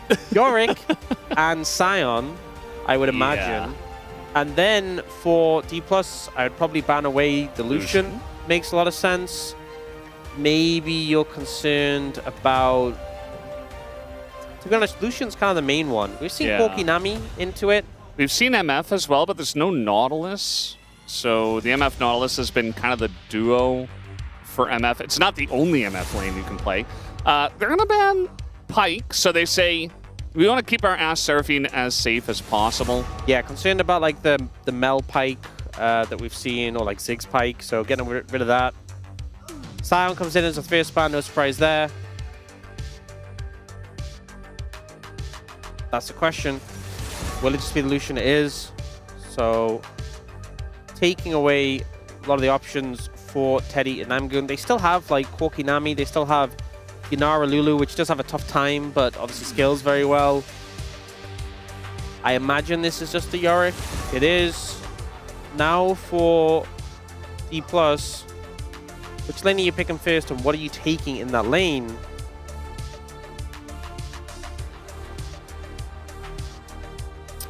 Generally not a fun time in the chase, unless you have one of the picks that do well into it. You could take something like the Ornn, if I'm being honest. We have a little bit of a smirk here for Shiyu. And Ivia. I think Anivia is good into Cassiopeia and good at controlling the game in general. So also could be top. Could be flex top. We have seen it before. And when looking at the AD carries, I feel like one of the things is that, you know, we saw the MF Nautilus be very successful. Nautilus not available. Yeah. Makes it pretty tricky when you're trying to go for a kill lane. Going with the idea of a Caitlyn, and we have to see like Caitlyn Lux be powerful, but even though we've seen teams do well with that, T1 recently had Caitlyn Lux into Ashe Seraphine. Ashe Seraphine's a really strong lane, and it's not a guaranteed winning matchup. It's a lot about execution. The reason T1 won the matchup is because they executed very well. If you're not on point with your skill shots, you can just get kind of DPS down. Okay.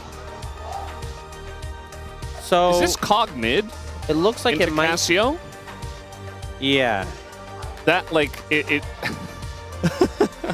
My brain was like, turn back the clock 15 years. Didn't have to go that far, but Showmaker definitely want to bring out new picks. So I remember there was some pretty heavy AP ratio buffs towards the end of last year, which is a while ago, but obviously we haven't seen Kog'Maw mid, so it's like what to make of them. Yeah. But I mean, especially if you're playing around the poke, I know that Comet got buffed for what is proc to the long distance or just Deathfire Touch. Both good options in terms of getting that damage down. AP Kog'Maw, because you're playing into Cassiopeia, who obviously likes you to go into her, to aggress into it. Poke is devastating against that. Cassiopeia really struggles against Poke, and it feels like their game plan is just, we're going to outrange you. We're not going to interact with you in a typical way. Now, there are some longer range tools on the side of Bro, like you have the Jace, you have the Caitlyn Lux, but in a Poke battle, it's going to be a tough time.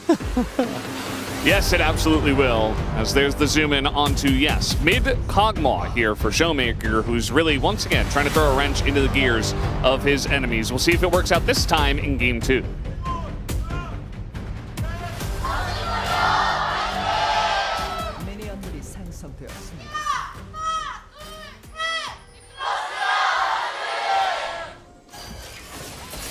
Showmaker is bot. He's just saying hello. Nothing really much going to come from it except Smash taking a bunch of damage to the face. An AP Cog. I mean, we've seen Cassiopeia, you know, just try to outrange her, and then maybe that's the answer. We were just talking about how perhaps AP Cog wins the poke war. They don't really have a front line outside of Xin Zhao and a wall. And certainly a lot of threats. You know, there's like the Seraphine ult, you got a Anivia wall. There's a lot of ways to catch members on the side of Bro, and Bro don't have a huge front line either. So it's kind of like, almost feels like a solo queue game almost with these kind of compositions coming out. So is the comment from the Kog'Maw, and when you hit the E, obviously it slows as well, so it can set up the Comet quite well and is long range. That was one of the changes they did when they introduced Deathfire Touch as well. They made it so Comet, you don't get cooldown refund when you're hitting abilities anymore, but the further away from you the target is, the more damage Comet does. So Kog'Maw obviously able to proc that at heavy range and get a lot of benefit from it. Right now just farming with his W. And a bit with his Q. Yeah. Early on, as AP Cog, you're just kind of farming. You want to get a lot of mana items. You want to pick up a tier. Could probably go into the Catalyst. To be honest, AP Cog builds in 2026. Not 100% sure, but he was always very mana starved, AP Cog. So yeah, not be surprised to see something similar. Presence of Mind and Cut Down as a secondary runes, which honestly has gained a lot of popularity. Yeah, I know somebody who used to do that all the time, actually. Really? Yeah. Not a pro anymore. But, he's like kind of one of those guys in solo queue that the pros get ideas from. Oh, I'm sure. Maybe that's where this idea came from. But Cut Down just does kind of crazy damage. And Presence of Mind really helps with some of your mana issues. That's the thing with AP Cog. You can just endlessly spam your ultimate until you can't. Yeah. As the mana cost ramps up. And unlike Kassadin, you don't get additional damage from the subsequent hits. Oh boy. The last player, 5 SK Telecom Faker. 2015. Wow. I mean, it used to be a thing. Yeah. More oftentimes played, which is why my brain was like, turn back the clock. But yeah, 2015, over 4,000 days ago. It's a while.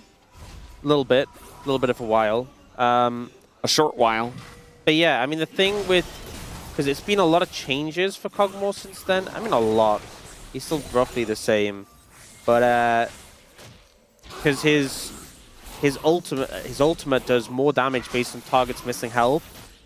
And then the max increases at 40% health. But it used to be that it would only be increased if they're under a certain threshold. And they gave it like a gradual increase, which feels a lot better. Yeah. Obviously, the biggest spike is if they're under 40% HP. That's what you're going for. One of the things about AP Cog as well is he's one of those champs that has just insane wave clear. Yeah. You just press ER and the wave's gone. Yeah. Basically. I mean, champs that can do that in this day and age, I feel like it was a lot more common. But to do it, that cleanly and that swiftly. This is literally why Baron is the way it is. Because you used to have a meta where it was like Ziggs against Gragas. And that was when Gragas used to go just full AP. And I don't mean like, we get AP Gragas top sometimes. Yeah. It's like AP Bruiser. I mean, no, like you're just going full max damage AP. And they would just wave clear endlessly. And, we talked earlier about the 94-minute game. Yeah. It was stuff like that that led to a lot more games going in that direction. And then they brought like Baron and Elder in, which in the time, like it's been a long time since we've had Baron and Elder, but there was a long period without them as well. And it was just a struggle to finish out games. You also didn't have Dragon Souls. All these things kind of leading us to the point we're at now where the game does end in a timely manner. Yeah. And it's going to take a little bit of time before Showmaker's, one-shotting waves. But thing about it is you just outrange the Cassio, and sometimes you don't even have to interact with her. So a lot of Cassio's strength early to mid is how strong she can be in the lane. Yeah. Outside of everything else with the runes and what she offers in team fights and how she can stop champs that have a lot of mobility, etc. But she's very annoying to deal with in the lane. Honestly, this is something I really liked about Showmaker, is that he's just always thinking of different picks he can bring out in the situations that they can be strong in. We saw a lot of this from him last year in the 2025 LCK Cup. But even though we had the Zyra, which didn't work that well, I just feel like it's really cool that we have a player who's constantly like, oh, what about this pick and this pick? Yeah. How would this matchup go? Or can I get an edge in this? Especially with Fearless, it's a huge asset. Yeah, I mean, there are so many players, and I don't have anything against them. It's just kind of the way the LCK has worked for so long that are just like, you know what? He's playing Corki, give me a Azir. That's just kind of the way it's been for a long period of time. If it works, if it ain't broke, don't fix it. As now, Lucid going to spot him. Oh, no. I think he's still dead, though, as level 6 versus level 5. And Lucid already flashed, so that's going to be that. Gideon picks up first blood in the jungle. Yeah, Gideon getting the level advantage and finding the enemy jungler there. We've also seen bot lane going heavily favored. Oh boy. Yeah, they're being chopped down as Teddy with the flash auto! And he is back. He left in game 1 and he's like, no. I am back here for game 2. Man, so clean. And I was talking about how this matchup isn't a guaranteed win for the Kate Lux. Execution's a big factor. We obviously saw FaZe Carrier have great success, but right now, the bot lane, Tangent Brion just absolutely popping off and able to find similar success. Here was just Gideon catching out Lucid, isolated. But they walk up with a heal, start getting the damage down. The binding comes in, and then the net and the Peacemaker angle is so good. Teddy just read him like a bug. Yeah. I mean, you saw Smash after the kill as well. Like, hands on his head, big smile on his face. Not because he's happy, just because he's like, man, what do I do? That's kind of the vibe he was giving off, and especially because he felt sheepish that he flashed after the auto was already out, but what can you do? If he was a little bit faster, he gets out of range with his own flash before Teddy's. It was not meant to be. We did see casting being the egg of Shiwu earlier, but he had, and you don't actually see this very often. He had actually 0 mana. Like the bar was just completely absent, so wasn't able to do much more to follow up. But so far, Casting doing pretty well in this matchup. Having a decent time on the Jace. Yeah. I do think if we're getting into poke wars, the Jace being strong is a very relevant aspect. It's also, I feel like it's kind of awkward for the Cassiopeia and the Anivia who don't like playing into poke and are now in a game where they are going to be dealing with it. Yeah. Kind of the awkward champs that are strong in their own right, but maybe not fitting in all too much, as the binding going to sail wide. If the binding hits, I think Lucid immediately has to Crescent Guard because, well, it's Kate Lux, and Lux, or rather, Kate was right there. So you're going to get trapped. You're going to get hit by everything. The final spark. It's not gonna feel good. So Lucid at least able to dodge that. Showmaker holding up pretty good in terms of farm. Has that ghost as well. So just ghosting back to lane, doesn't have the TP. We'll miss out on a little bit of CS here. He was like almost full health and full mana. Went back, I'm not really sure what he got, but he didn't complete any items. He completed his lost chapter. Okay. Well, and boots as well. He completed his Ionians and then used Ghost, but got the lower cooldown Ghost because he has Ionians. Technology. Yeah. Crazy. I wonder if you could use Ghost and then refund the Ionians as you're leaving the fountain. I've never tested that. I've never tried that. I mean, it would also add on to the cooldown. But then you'd refund the boots, and then you'd have all that money, so you'd have to spend that. I think that'd take too long. Okay, apparently Yundo is on it. So Yundo's going to get in the practice tool. And he's going to test this. Test out one of these Make sure that he also tests, you know, if you can do it and smoothly also buy an item that's not the boots after you refund the boots. We're going to need to see some high APM numbers here, Yundo. This is really min-maxing. This is like, you know, there used to be a thing where the more health you had, like the quicker you regened. I can't remember exactly how it worked. It's like people used to buy like mana crystals, and then the mana regenerate quicker, and then they'd refund them. Just completely min-maxing fountain time. Yeah, I mean, sometimes, you know, you're in a position where you have 0 mana, like the Jace earlier. So maybe if he had like 50 mana, it could have been different. Should have been maxed. Can't do that anymore, but trying to set up here for the second Drake. A lot of opportunity to find picks for both these compositions. The Ashe Seraphine with their level 6s online, but Gideon already having drawn First Blood. No doubt looking for a second opportunity to. And Smash not having Flash for a little bit. These are the timings when you expect people to look for them to try and punish a Flashless AD carry. But Smash is playing very defensive. They'll Hawkshot the Dragon, and they're not opting into this fight. Despite how strong Xin Zhao Ashe Seraphine is, Lucid only now just finishes Sundered Sky. Smash had no Flash. There's no way you're contesting that under these conditions. Yeah. And the timing is good for Bro. They have already a very nice lead in this game, and it's not just, you know, a Teddy effect or something like that. Also, it's Infernal Soul. Oh man, this time. This is a huge soul to get for either of these compositions. Like when you're getting into Poke Wars, Infernal Soul is just disgusting. It syncs so well with champions who hit you occasionally from a long distance. Yeah. Here comes Gideon once again. Another scanner from Lucid to spot him. This time he has more teammates. Some very high farm numbers for 4 of our members who are over 10 CS a minute. Gideon gets in, steals the red. Doesn't get a kill this time, but I don't think he cares. It's very far ahead of his opponent. With only 2 kills, almost a 3,000 gold lead. Yeah. It's kind of crazy. It's just every lane, every person is winning. Definitely not the position D+ want to be in. Showmaker approaching level 11. So, obviously I said before that his ultimate, even though it ramps in mana, like Castin, it doesn't get more damage as you ramp in mana, unlike Castin. Yeah. Something he has in common with Castin is his ultimate, as you put points in it, it's a massive spike. it increases the range each time. So level 16 AP Cogmore is kind of disgusting, the range you can hit you from, but level 11 is a big boost. Trying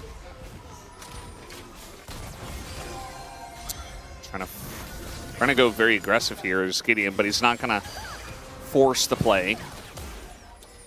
Comes in, clears a ward, backs away. Bot lane's winning for Bro. Top lane is also winning for Bro. We did get confirmation from Yundo that the spell cooldown stayed the same after cancelling purchase, which is what I kind of expected, but yeah, it's a fact you can refund it, because sometimes, like, if you have a dot on someone and you buy an item, it doesn't let you refund it, even if, like, you're dead. Yeah. But yeah, it just lets you refund it. So if your APM is high enough, you could buy Ionians, Ghost, and then, or even Teleport, actually. You could do it with Teleport. Oh, ooh, nice flash here from casting. That hits him. You gotta expect he is dead. Yeah, like you could buy Ionians, start TPing, refund them, buy something else, and then have the reduced cooldown. That seems good. I feel like that's easier than Ghost, because Ghost you have to be running out of the fountain, and yeah, if you're ghosting and not running out of the fountain as you're buying stuff, you're losing time. And then what was the point? But for like TP, this is tech that people must do, but I guess it doesn't come up every single time. I guarantee there is people out there who do this like every single time. And they're like, you guys didn't know this? I'm sorry, I'm a heathen. League of Legends just has a lot of little things. Yeah. Even if you cast it for so many years, there's going to be things you don't know. Or just don't think about as well. Yeah. And then you have the people who just will spend 17 hours in practice tool thinking through all these things. And you know what? They're the goats. So shout out to those people. They do the real work, so the rest of us can enjoy the cool mechanics. This game is definitely slowed down. I mean, as you mentioned, 2-0, 2 kills, 3,000 gold. And for D plus Kia, I mean, you're waiting on your Cogmaw. You don't really have pressure. You have pick potential in bot, but you can't use it because you're behind. And now the laning phase is essentially done. They're trying to come up here and challenge at the Rift Herald, actually, which will be, for now, respected by Bro. Gideon is taking a little bit of damage. We do have a TP coming in here from Roamer. Looks like they do want to go for the 5v5. Bit of damage into Shield. As this one is going to be close. Gideon not able to get it. He goes very deep for the kill and a smash. He was just being hounded by everyone as he will go down. This is going to be the first pick here for Bro. Namgoon getting pretty low himself, but he's just going to flash away and survive. Down to the egg is Shu, but he will eventually go down as well. And that kill goes over to Teddy. So 2 kills plus. We saw the Rift Herald did go over to D plus Kia, but that's all they got. So hard to deal with the Vi as this Ashe. They just jumped. Smash took him out of the fight immediately. Cogmore is not really fully online at this point. And it felt like Bro, who already had a significant gold lead, just kind of ran them over from there. Okay, so we got confirmation. The TP cooldown starts going down after arriving to the teleport point. So the Ionians makes no difference. Yeah. So just do it with Ghost. Yeah. All right, we got Lucid going in. He's got that Crescent Guard. A lot of value there, just trying to keep them around as he is able to sustain, as this is the flanking Anivia, though, so doesn't do a whole lot. But some damage into casting and Gideon, and she was able to get the shield. Showmaker now getting dove by Roamer, and he's going to have to flash out of this one. Unfortunate for him. Roamer feels like he's really starting to take this game into his own hands. A big threat at this point. Dragon being sent up for, and Bro get this, it's pretty massive. D+ throw down the Combat Herald, which was some of their spoils they got from the last fight. Smash already so low! But they get the Dragon. Yeah. That's a win. They just need to get out. Gideon got hit by a stun, I think. Oh, no. There's going to be the binding on a career, but no follow-up is there. The trap's not going to connect. Another stun, this time on a Gideon once again. Namgoon in a lot of trouble, doesn't have any mana, goes down. And now casting in the middle of nowhere, just trying to get away from the team. And he will also be going down. This time, a shutdown going over to Lucid. Mash has ult, by the way. Awkward spot here. Oh, he tried to flash the arrow and just dies instead. Oh, man. You know, there's an interesting thing with the Ashe arrow hitbox. It's really weird, but the hitbox is like towards the tail end of the arrow. So you might think like the Ashe arrow is already inside you, and then flash, and you just connect with the back end of the arrow and it hits you. It's really weird. It's a weird hitbox. So I think deceptive. I think at the moment, hard to react to in that situation, but I think the hitbox may be a factor there. We see in this situation, they just beeline straight for smash. What can you do? Die. Well, yeah, that is what he did. And then they do get the Herald, but they kind of have to give up Shiwu here, who just can't really do anything in the middle of 3 people as an Anivia. But then, in this play, they get the Dragon, and Hanjin Brion don't line up those traps, unfortunately. Teddy doesn't get it down in time on a career. Amgun's basically out of mana, Gideon's super low. They just start chasing down the kills, and they're right now on the wrong side of the map, so Showmaker comes in to cut them off. Misses some skill shots, sure, but doesn't really matter at the end of the day. I will see the arrow moment again here. He just kind of flashed straight into it, to be fair. I don't think that was went a little early. I don't think that was a hitbox factor. Yeah. I mean, it's hard. He was so close to him. Yeah. So how are you gonna... Flashing to the side would be the best thing. Yeah. But maybe he like wanted to flash in range of a net. Maybe. Or something, like get in range, net him, headshot, maybe. It was a difficult situation. Get him down. Speaking of difficult situations. Yeah, well, see you later. Get it? So you'll have to explain it to me. Oh, it's because Shiu kind of sounds like see you. Oh. So it's like see like the you later. Store? Yes. Okay. There is one of those in Korea. There is. Malignant's picked up for Showmaker. Obviously, with the ultimate, you can proc that very frequently, getting the burn down. Level 13 right now, closing in on level 14. I just want to see the level 16, because that's when it kind of gets pretty crazy. There's a lot of AP Cogmore in ARAMs, in ARAM Mayhem, so a lot of AP Cogmores there, just kind of running rampant. Showmaker trying to ramp up to that point. Yeah. They were gated from the Rift until today. Yeah. Showmaker's bringing it back. I mean, I don't think AP Cogmore is specifically like ARAM tech, but it is interesting when we get stuff bleeding over. Like the Poke Ash build we had long ago was originally an ARAM build. Yeah. That came into Summoner's Rift. All right, they're going to go in onto Lucid, but that is a Xinjiao. Very difficult to do, and Gideon just dies. So kind of confusing there. Now Roamer, the follow-up, just kind of baited into that one by the team.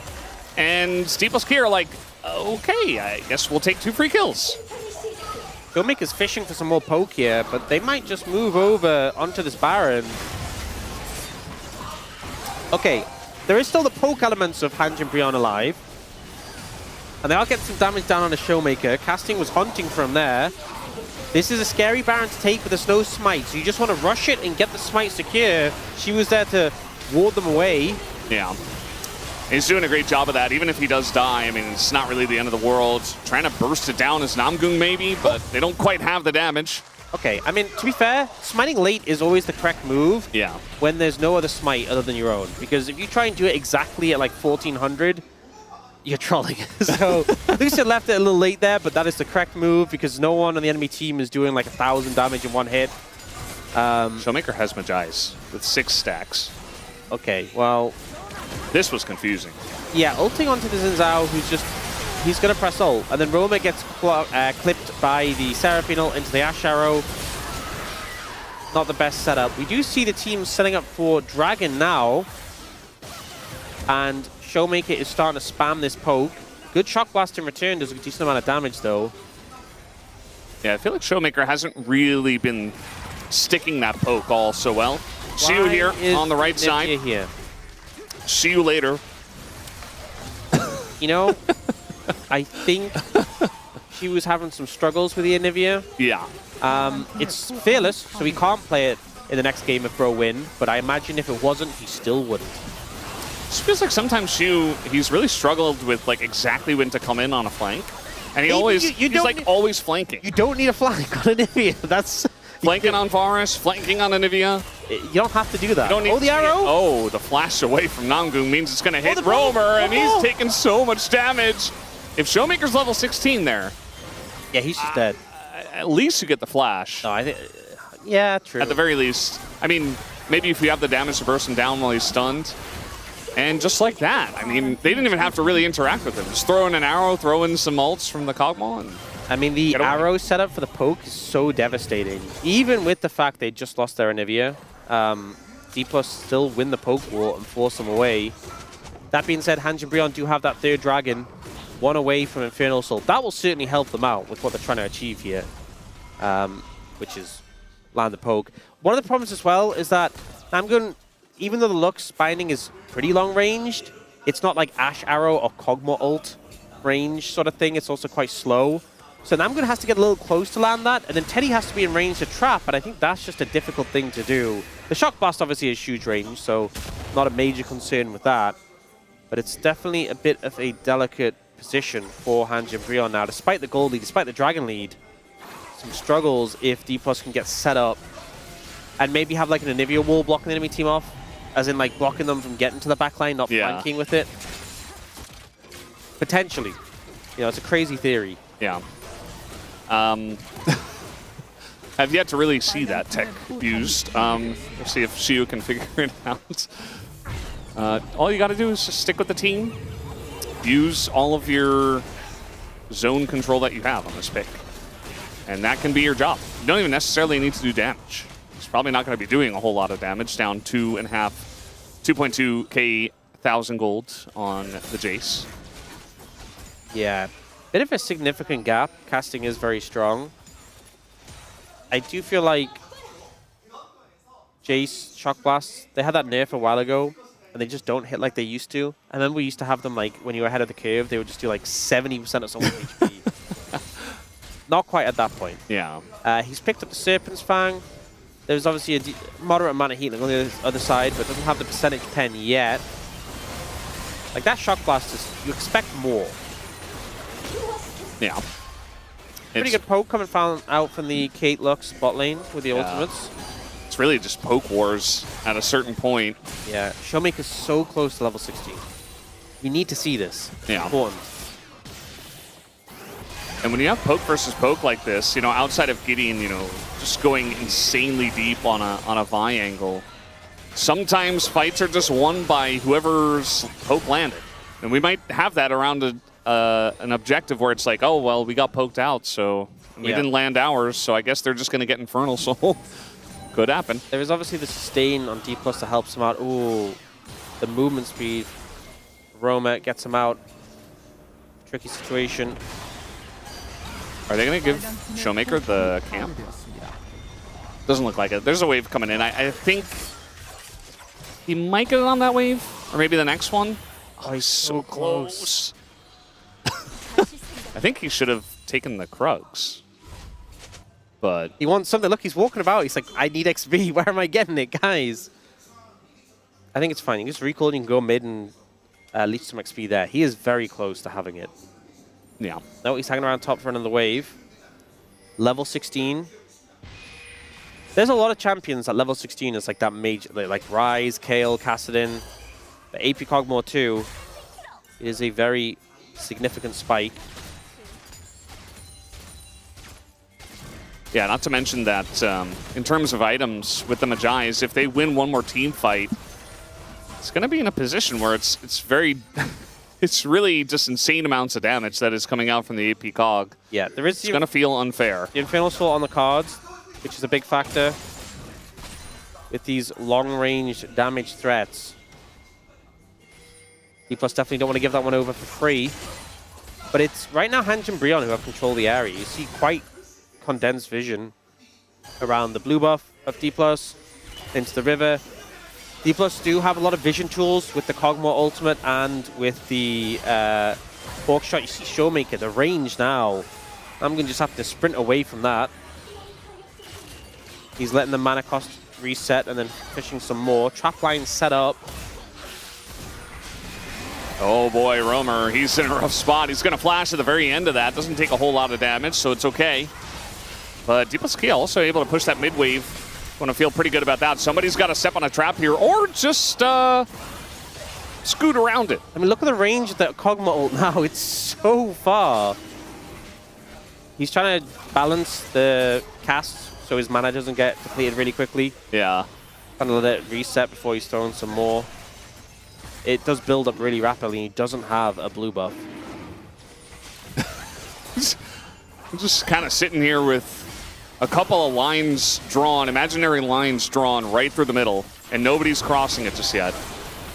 And here comes some of that damage. It's not really sticking just yet. A bit onto Namgung.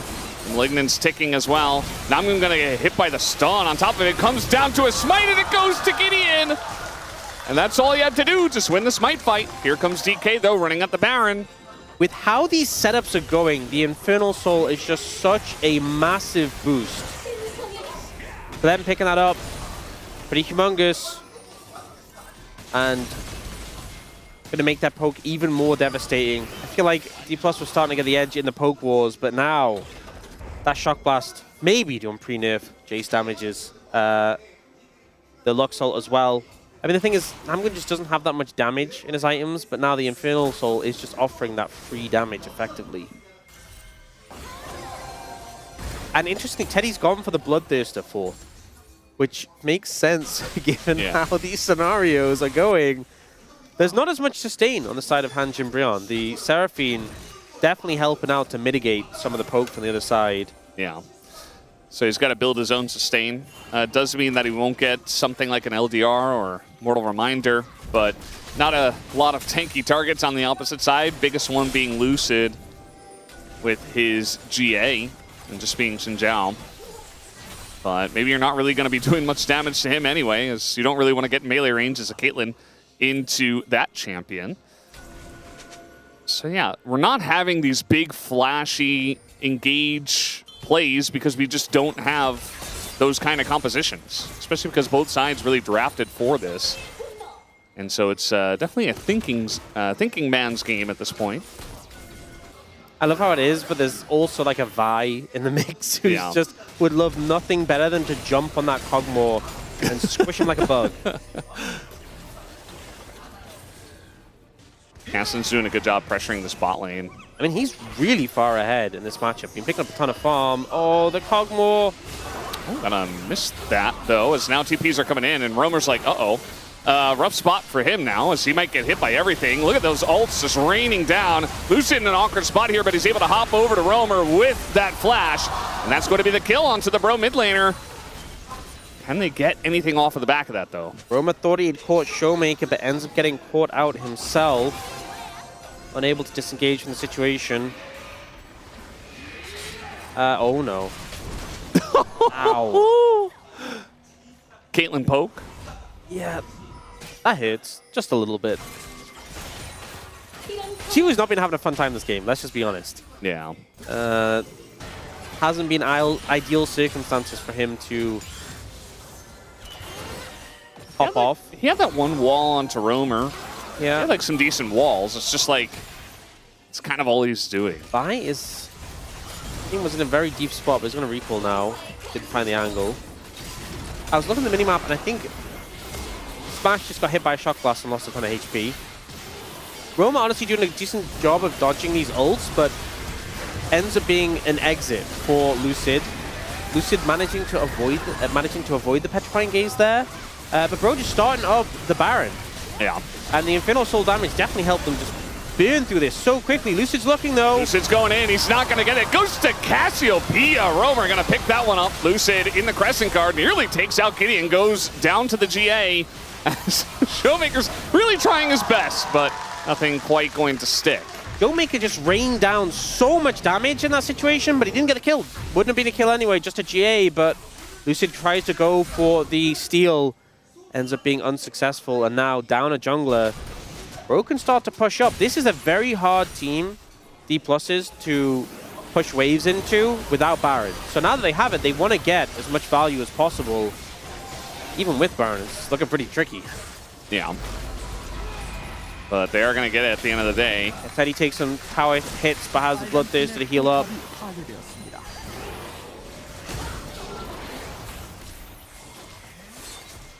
You see Smash trying to clear mid, does dodge that Shock Blast, fortunately. They've left Showmaker by himself to clear the wave in top lane. Understandable. I mean, with a AP Kog'Maw and a Nivea, yeah, it's pretty difficult, even with Baron. but they're not going to stick around for now. They want to get a reset first. It's a significant Baron power play, but their focus is going to move to the other side of the map for Elder Dragon. Now here, Lucid gets in, ends up somehow being the Cassiopeia who secures it, and then look at Showmaker just spamming ults down, and Gideon has to dash out of it and then dodge all of these, or he would have just gone to his GA, which wouldn't have been the end of the world, but wouldn't have felt great. Now though, Elder in a minute, and because Hanj and Brion have the Baron, they can kind of push up, force D+ away. As I said before, there's a lot of tools for vision from D+. The Kog'Maw ult can be used to check brushes, the Hawk Shot, a big tool as well. But you're so scared of face checking into this Vi. Yeah. That's DK's engage right there, by the way. Rocket Belt and Anivia Wall. That's the tech. I mean, it can definitely get some good targets, some good flashes out of them. And pushing up as a team, RDK, they're going to get the flash out of casting here. It's exactly what they did for the Infernal Soul Drake, which they did not get. Oh man, that Shock Blast being dodged. There's so many big damage threats. You see, look, Roma's actually looped round. He's kind of behind them. Yeah, caught the wave. Yeah. I guess. This is so precarious. Flanking Cassiopeia. Cassio just TPing to the base. Okay. I mean, he's certainly going to get the inhibitor. He has Baron buff. He can maybe get more if they don't respond. Who's going to respond? Yeah, like, who's going back, guys? She was trying to recall, but they can stop him. Guys, your turret, the next turret. She's just going to TP. Okay. And that's going to save the game. It doesn't feel good. That damage. Yeah, the damage is insane. Career extremely low. Now you see, bro, it's like walking a tightrope this entire game. It's really insane. The trap line very important here for Teddy as well. This feels like an ARAM, not just because it's in mid lane, but because this is how ARAMs go, and there's tons of poke on both sides. And the melee champions just dodging, just playing Dance Dance Revolution, waiting for your moment to do something. It hasn't come yet. She on the flank. Oh, he kind of came out of nowhere here. Roamer trying to turn onto him, flashes over, and now the engage comes in. They found Showmaker, and Gideon finally squishes that Kog'Maw. And now Lucid in a bunch of trouble here as Siu as well goes down. And that might just be it. Big Seraphine just to try to hold on to this game, but I think Casting not going to let that continue. Smash here on the Ashe, not able to do a whole lot. Lucid, the last one to go down, as Teddy will snipe him, and he will have a game number 3 in this series. That passage of play was so tense as both sides were looking for poke, but eventually Gideon found his angle and just explodes the Kog'Maw and ends the game like that. We will be going to a game 3, and we will see if Hanj and Brion can keep their hopes of Legend Group alive. Hanj and Brion desperate. They're trying to hold on as much as they possibly can. A nice game from them, essentially answering the poke with poke of their own. The Caitlyn Lux felt like it did pretty well into the Ashe Seraphine bot once again. Was able to get through, and I know that was basically eons ago. That laning phase was great from the side of Hanj and Brion. Teddy and Namgun doing a fantastic job there. Teddy scaling up to be a monster once again. Ended up going for like the rapid fire and the bloodthirster, which works really well in those poke situations, got some big headshots. But at the end of the day, the Vi just finding the Kog'Maw was what put an end to the game. And it was a cool pick to see Showmaker bring it out. Definitely worked better than the Anivia top did this game. But yeah, you can kind of see the champions who were engaging in the poke, and the champions who weren't so much. Lucid with only 8.7k damage was kind of just standing there a lot of the time. But a tense game. But Hanj and Brion, this series is must win for them, and they are taking it to a game 3. Yeah, we'll see what they can do with that game number 3. D+ Kia in the coaching booth. The CV Max, a lot to go over after that one, as it was definitely winnable for them, but slowly but surely, Bro got little edges and took the win. So it's a series on our hands, 1-1, and we'll be back after the break.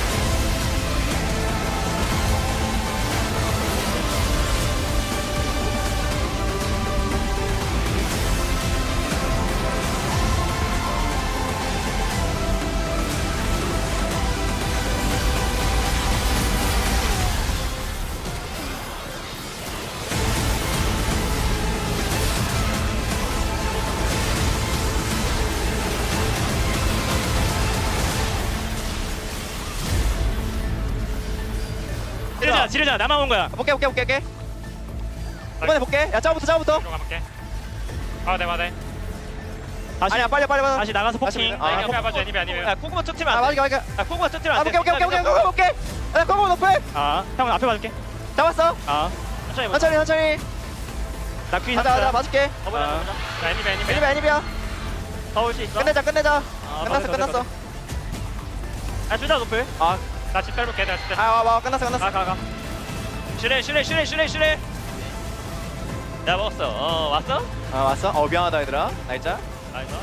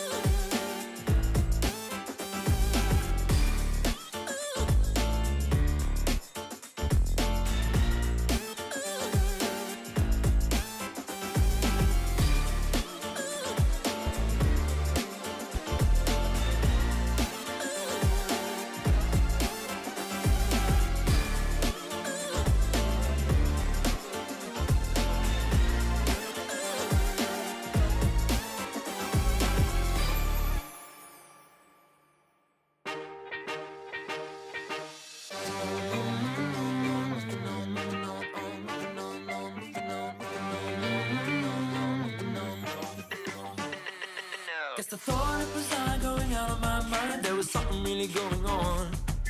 I just didn't see all the signs in time. It was going on for so long. Girl, go on with your little thing. Gotta do what you wanna do. Guess I hadn't seen the danger signs. Guess there should have been one on you. Now I know what I've really got to do. I'm gonna see this through. You ain't gonna hold me back, 'cause I'm gone to a past you clean, and now I'm moving on. You might think the battle's already won, but it's really not. I'll prove you wrong. I'm gone and I'm moving on. Fire my bed, you tried to put out, but I lit it up. Yes, I lit it up. Yes, I lit it. You said it's on me if I feel put out, but your time's up. No way can you feel it. Girl, go on with your little thing. You gotta do what you wanna do. 'Cause I hadn't seen the danger signs. Should've been one hanging off you. Now I know what I've really got to do. I've gotta see this through.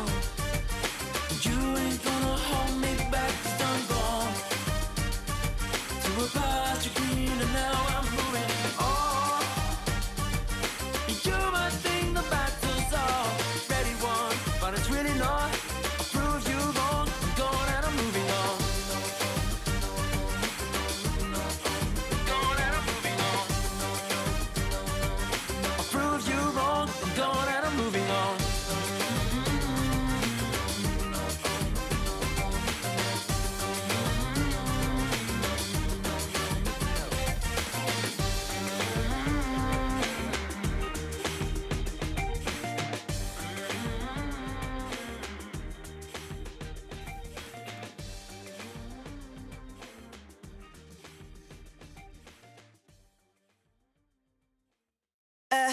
Every sky is a line I'm drawn.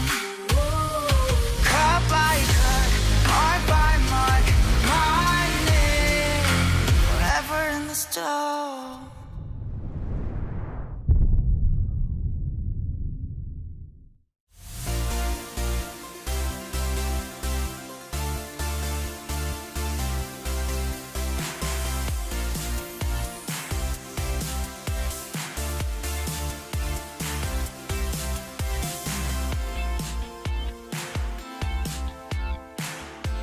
And the road to legend will pass one more pit stop before we reach our final destination. It is Hanjin Breon and D plus Kia playing a very tight and intense matchup as we go to game number 3.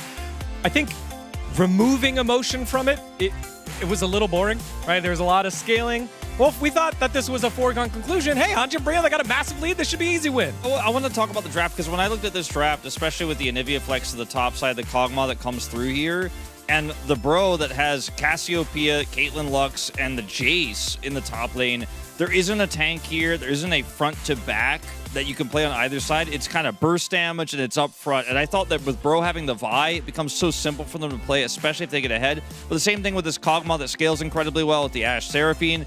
I thought whoever gets ahead early in this game just snowballs it and steamrolls. And that's kind of what happened until bro made some mistakes. Yeah, and I think D plus Kia is the only one team that who's like keep trying out some new picks in the mid lane because whenever you do the draft, it's really hard to find a pick against a good blind pick, something like Orianna, Cassiopeia. So that's why they tried to give Orianna and get the better jungle and Victor to play into it. And now this time around, they picked Kog'Maw into Cassiopeia. It's one of the great pick right now. So I think in theory, the matchup is great because it's a longer range, good poke, but I think it doesn't give you any like source of like some consistency into the team composition. So I didn't really like that. You don't got Lulu with you this time. You know, you're still immobile. You're playing into a Vi. While it can be great into the Cassiopeia range-wise, when you fall behind, it's very difficult to get out on the map. So I was very concerned if they did fall behind, and it might be time to roll the clip where that happens. Yeah, let's take a look at it. The Jungle Bot Duo plus over at the Herald later on for bro.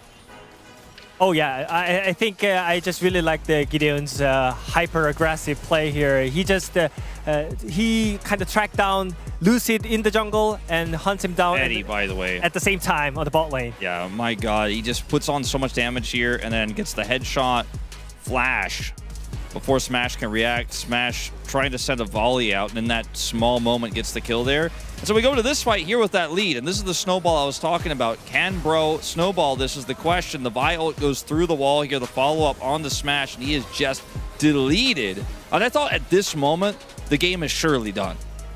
Oh, yeah. I mean, again, great miasma there by Roamer to prevent Lucid from joining and helping the AD carry, who was just getting beat up by himself. And right here, too, Gideon thought about re-engaging. He's like, all right, it's a 5v3. No, it was 2v3. The rest of your team was not there. They pull off. We're like, okay, this is good, bro, right? They know their limits. But then they push a little bit too much. Their setups around the Drake wasn't quite working out. All of a sudden, they lose control of the game, and then we're super late here, 34 minutes we did. I mean, I think games were still really hard to play. Brackrow. But I think the good macro kind of Brackrow would Brackrow. Brackrow. Use the terminology. All right. Brackrow. Fancy, bro.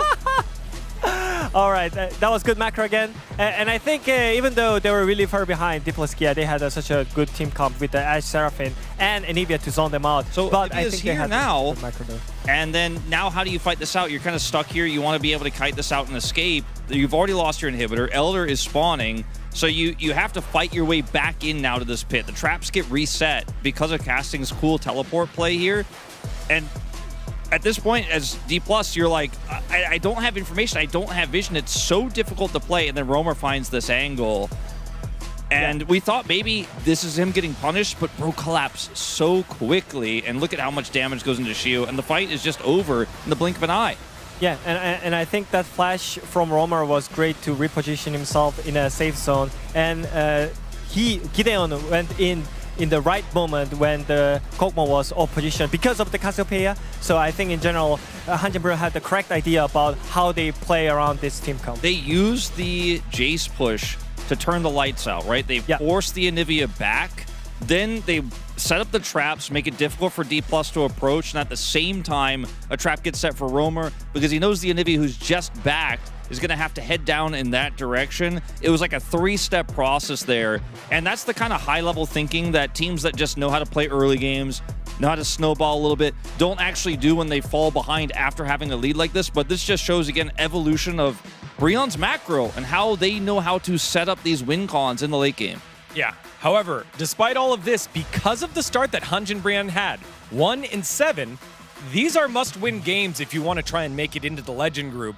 D plus Kia, they took care of business against some of the top teams in round 1. They've beaten the teams that they're better than in round 2, and they have the easier strength of schedule moving on forward. This is why this match is so pivotal if you're a Hanjin Brionne fan and if you're a D plus Kia fan. And now there's only one game separating them. It is game number 3 here between Hanjin Brionne and D plus Kia. Not necessarily lose and you're out, but it's a de facto that if you're a Hanjin Brionne player and Hanjin Brionne fan. So let's see what happens here as we send it back on over to Mr. Burger and Mr. Ox.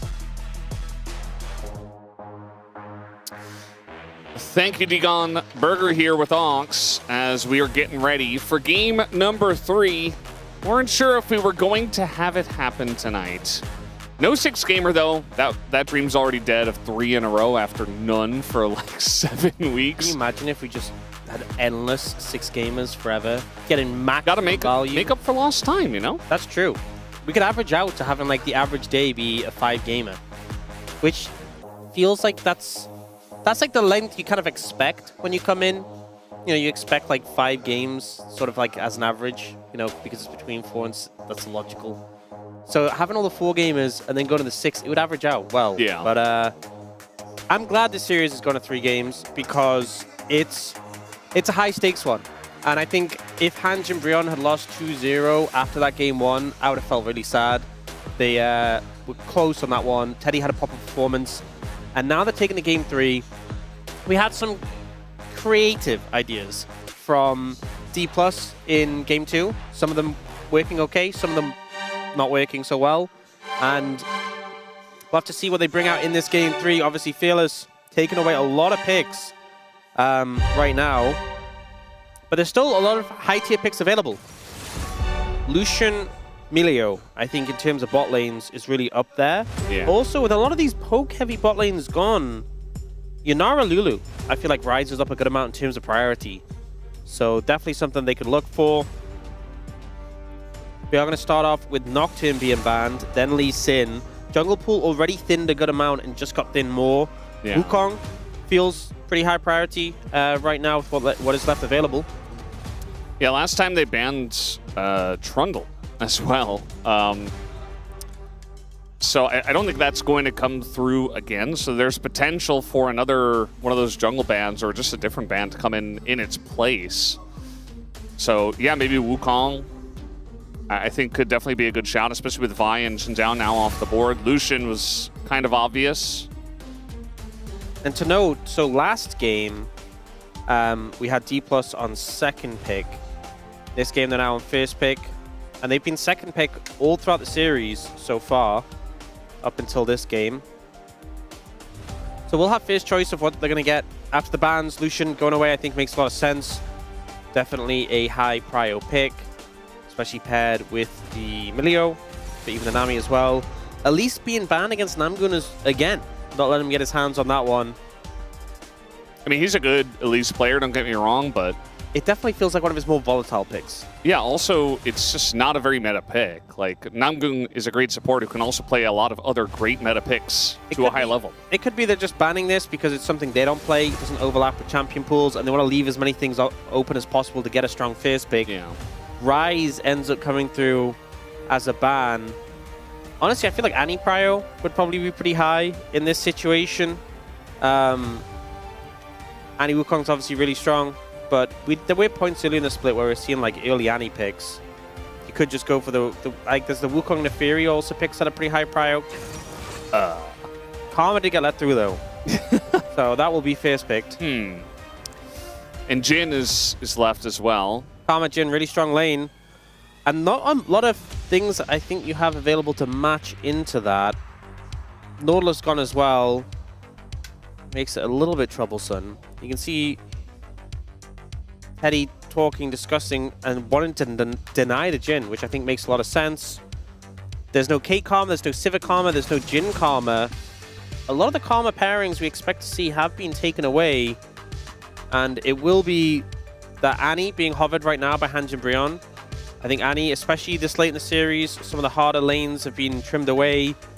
And having that reliable engage is just really valuable. I think after the last game where we had the poke wars, a go button would be pretty good. I mean, that's what won. Last game was the Vi at the end, being able to just lock down the target.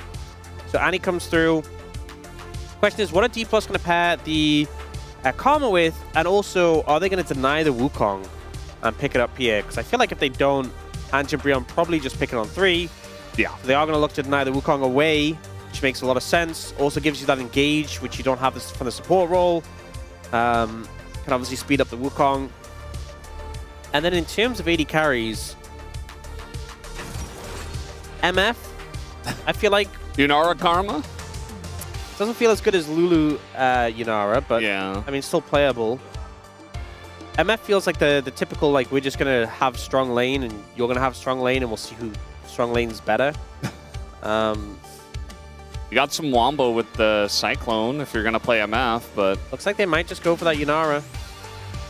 We often see the Lulu, because obviously Pick syncs well with it, and then you build Ardent Sensor early. We don't really see Ardent Sensor built on Karma, but they will go for that Yunara here. And now Hanj and Brion, are they going to secure their support in this situation? And what would it be? Yeah. See a lot of Jin Bard. We've seen a bit more Nami just by herself. Like not Lucian Nami or Corki Nami. I mean, it's a decent lane. But it looks like they're going to go towards the jungle first, and then Neferi is going to come through. So they'll have to wait and see for the support pick. But Annie Neferi, pretty scary to be playing a Yunara into this, if I'm being honest. 2 point-and-click champions with the ult from the Neferi and the Q stun from Annie.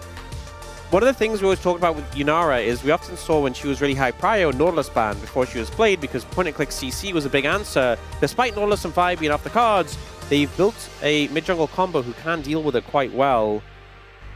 I think Aurora might get banned here by Hanj and Brion. We have to see the Aurora into Annie, but they're going to ban the Sion first and foremost. Sion and Cassante gone, so 2 of those big tanks out of the way. Yeah, and in terms of top laners that are, you know, kind of meta and still left, I mean, you got Yorick, who's kind of standing out generally as a response to some of the picks that are already fearlessly banned, but, you know, Brendan, it's picked a decent amount. We have Renekton now. It's the LCK. Oh, yeah. We've always got those to Game get back to. 3, Fearless. Honestly, they banned the Gnaw? Wow. I guess they want to play Renekton. I mean, they are not going to have first pick after the ban. They could also play Zion. Ambessa, Shu Ambessa, we've always seen that being pretty great. Did get buffs on this patch. Yeah. But we'll see. Didn't get the Aurora ban from Hanj and Brion, which is a little surprising. That has been like the common pick into Annie. Yeah. Also, anything else with range can be good into Annie, but like Cassio's gone, Victor's gone, Orianna's gone.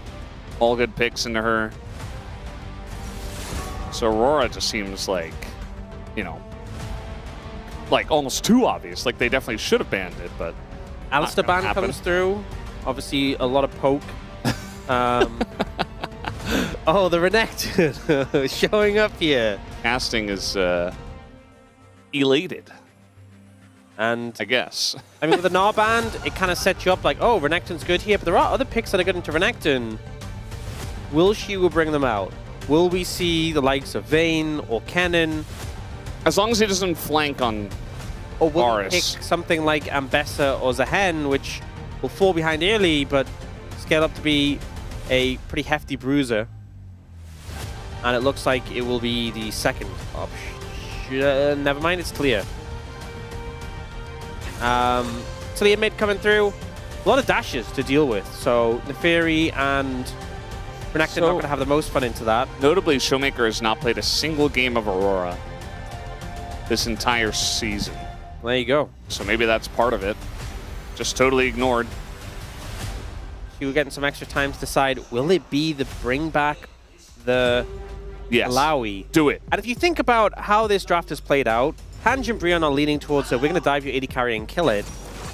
Nice. When you're playing into Alawi, Talia, and Wukong, there's so much disruption and anti-dive. If you're trying to get to the Yunara, you have to go through the Unraveled Earth, you have to go through a lot of tentacles, you have to go through a spinning monkey, I guess. It's going to make it difficult. And they add the Nico in as a pick that also provides engage. It's not the best lane to Karma. We've seen the Karma often picked into... Before Karma was perma-banned, Karma was like the answer to Nico. But with the Jhin, it does kind of balance things out. Jin Nico is going to have pressure over Yunara, Karma, unless Yunara can get wave access to stack up a passive. But with how the comps are playing, Hanji and Brion have picked a comp where they want to be decisive, leading the charge, starting the fight, and killing this Yunara. And for the side of D plus Kia, they are just going to cause chaos while you're trying to do that with a lot of disruption tools as you're diving in and hoping to keep this Yunara alive. Hey, look, it's Umpty. That is Umpty. That's the Umpty personal trainer. Yeah. Legend Group, go, bro win. They just desperately need this win. And that's the thing. If Hanji and Brion win the series, doesn't mean they're in Legend Group. It just keeps their chances reasonable. If they lose, it feels like a pretty done deal, mathematically still possible, but very hard for Hanji and Brion. So this last game, it's everything for them to get this win. You never know what's going to happen. Same going into game number 3. We just don't know.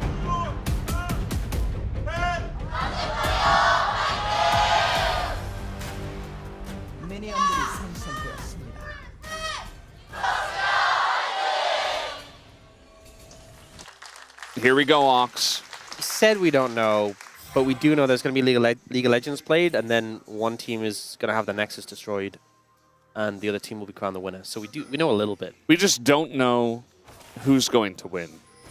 Well, it's going to be Hanji and Brion or D+, so one of those two. That does narrow it down. That's true. There's really not a lot of options. Like only 2 teams out of 10? Yeah. Maybe we'll get like 2v2 in the future. Like 2v2 teams? Yeah, 2 teams versus 2 teams. Imagine a 10v10 team fight. The map would be split in a way where like the lanes go in like 4 different directions towards the base. Yeah. Like, each team has like a corner. How would you even match up the lane? How would you even get 10 players on a roster? There have been some teams that have done that. They can figure this out for League of Legends too. Yeah. Right now it's still League of Legends 1, so we'll focus in on that. So, good amount of pressure in the top lane, as expected with Renekton early. Good amount of pressure in the bot lane as well with this Jin Nico. And Smash not having the most fun, but obviously going to scale up to be very strong. Going to be interesting to see the jungle impact we get. Obviously, Neferi did get nerfed slightly on this patch, and Wukong got buffed. But I feel like Neferi is just kind of was a little bit slept on by teams, and this is rising in popularity. Originally, it was there as a buy counter, but we're seeing it more and more. And Gideon's found Lucid, and if you can dodge away from the Neferi skill shots, it's pretty big, but the Neferi's pretty scary in these early fights.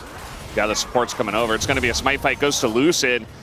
He's going to win that one. Gets a little shield from Career.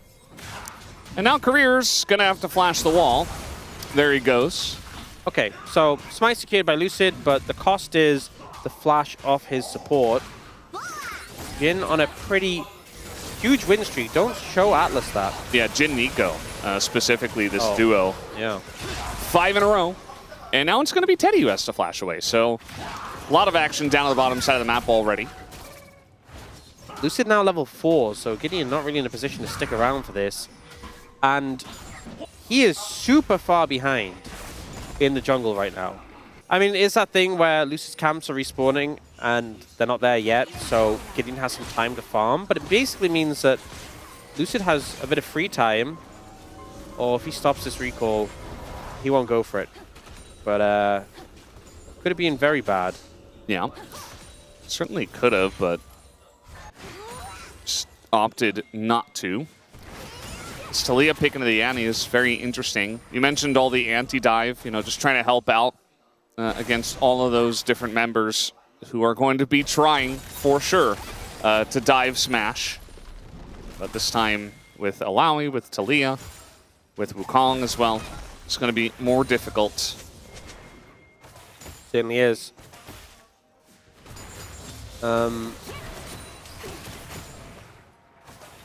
You see Gideon clearing through his top side now, and is still, I mean, he's still behind because Lucid's camps have now respawned. He's clearing through those. End result is we could see Lucid getting a level 6 very early on this Wukong. And I think a big aspect of the buffs were the clone being changed to have more duration and more damage. Sort of, because it does reduce damage compared to the Wukong himself. Yeah. So when you get that ult available, represents a lot of threat. Also, the attack speed on E got buffed, so Lucid able to clear faster result and is now challenging Gideon on his camps. Gideon did get that one. It's kind of being forced away. Lucid level 5 already, and with a buy, notably. So Gideon had to go straight to his camps to farm. Lucid has a Ruby Crystal and a Longsword on him. You see Teddy hitting the camp to try and pull it away and sort of use the aggro tether, so Lucid would be a bit frustrated dealing with it, but Lucid just moves straight back to his jungle, doesn't miss a beat. Teddy probably going to miss 2 CS? No, 3 CS to do that. I mean, maybe he was going to be zoned away anyway, but yeah, kind of frustrating situation all around here for Teddy and crew over in Hanjin Breon. Yeah, they had that early momentum, but as things are bouncing back, Smash, with access to the wave, has his passive stacked up. And Yunara is one of those picks that the extended trade you do really well in, because when you have your Q stacked up, it's a lot of damage, a lot of sustained damage. Jhin is not the extended trade guy. Anytime you're trading and you have to reload in the middle of it, it doesn't feel too great. Yeah, I'd say just the fact that he has to reload doesn't feel great, but specifically... Yeah, who decided to make Jhin like an FPS character? I don't know. It is a cool concept, though. And at least they didn't change a different champion into that, like with Graves. Well, you know, I just feel like, you know, if you play FPS, one of the most annoying parts of it is having to reload, right? Just not a fan of reloading in general. Do you think they should make it so the more unlimited bullets? The more attack speed he has, the quicker he reloads. Yes. Would that be balanceable? No. I think it would heavily change the way that he's played, though. I mean, it just really, I don't know. It would just kind of be weird in his kit if he had that. Also, I feel like it wouldn't be, it still wouldn't be super high value to build attack speed because essentially you're not actually getting the damage out faster. I mean, over the course of a fight, sure, but you're still hitting the shots at the same speed, which is pretty slow. Yeah. But it would feel better when people go rapid fire cannon early every single game. And Youmuu's in Storm Razor. Youmuu's doesn't have any attack speed on it, so that one's kind of whatever. Yeah. Just that build. Well, one of the variations of that build we did see. This has always been very annoying. How did he... That was kind of crazy. So Renekton has a tail. I guess so. Grabbed his tail. Yeah. Also, when you're dashing, hitboxes are weird, if I'm going to be honest. There is some times where you're dashing and your hitbox, like your character looks like you're there, but your hitbox is actually not there or behind or whatever. But anyway, Dragon going to be started up by D+ here. We saw the momentum built up by Smash and Korea, and it's allowing their jungler to pick up an early Dragon. Ocean Chemtech? Brendan. Wow. We're guaranteed a good soul. Yeah. I mean, even... I don't even want to say even. I feel like Cloud Soul is actually pretty good. There are some comps that are a little bit less good with it, but Cloud Soul is really good. I feel like for both comps, to be honest. No, I would agree. Wukong is very happy about it. So we'll see what that ends up being, but I definitely think it ups the priority on that. Oh, Shiwu looking for an ult. Did a good amount of damage, despite having not built damage. Just Alawi things. I feel like Alawi's strong enough to just take the chain vest and hit someone with it, you know? Use it like a weapon. Yeah? Yeah. It does look like when she swings the thing, she's swinging it quite aggressively. What is that thing anyway? It's like a ball. Oh, it's some... Is it like something that contains the souls of the tentacles, which are like kind of ghostly. You know what? Right? I don't know, but I'm just gonna say yes.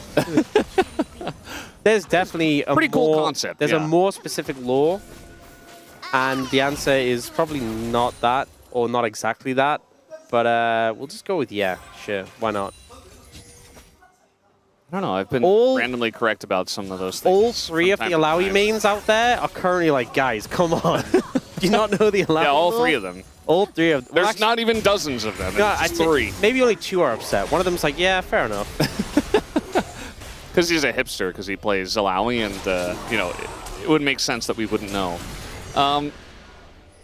Yeah, this is a very extended trade, but now Gideon's here, so I think Shu just kind of dies. There's no ult available, so he's just clearing the wave, and that is finally first blood right at 10 minutes.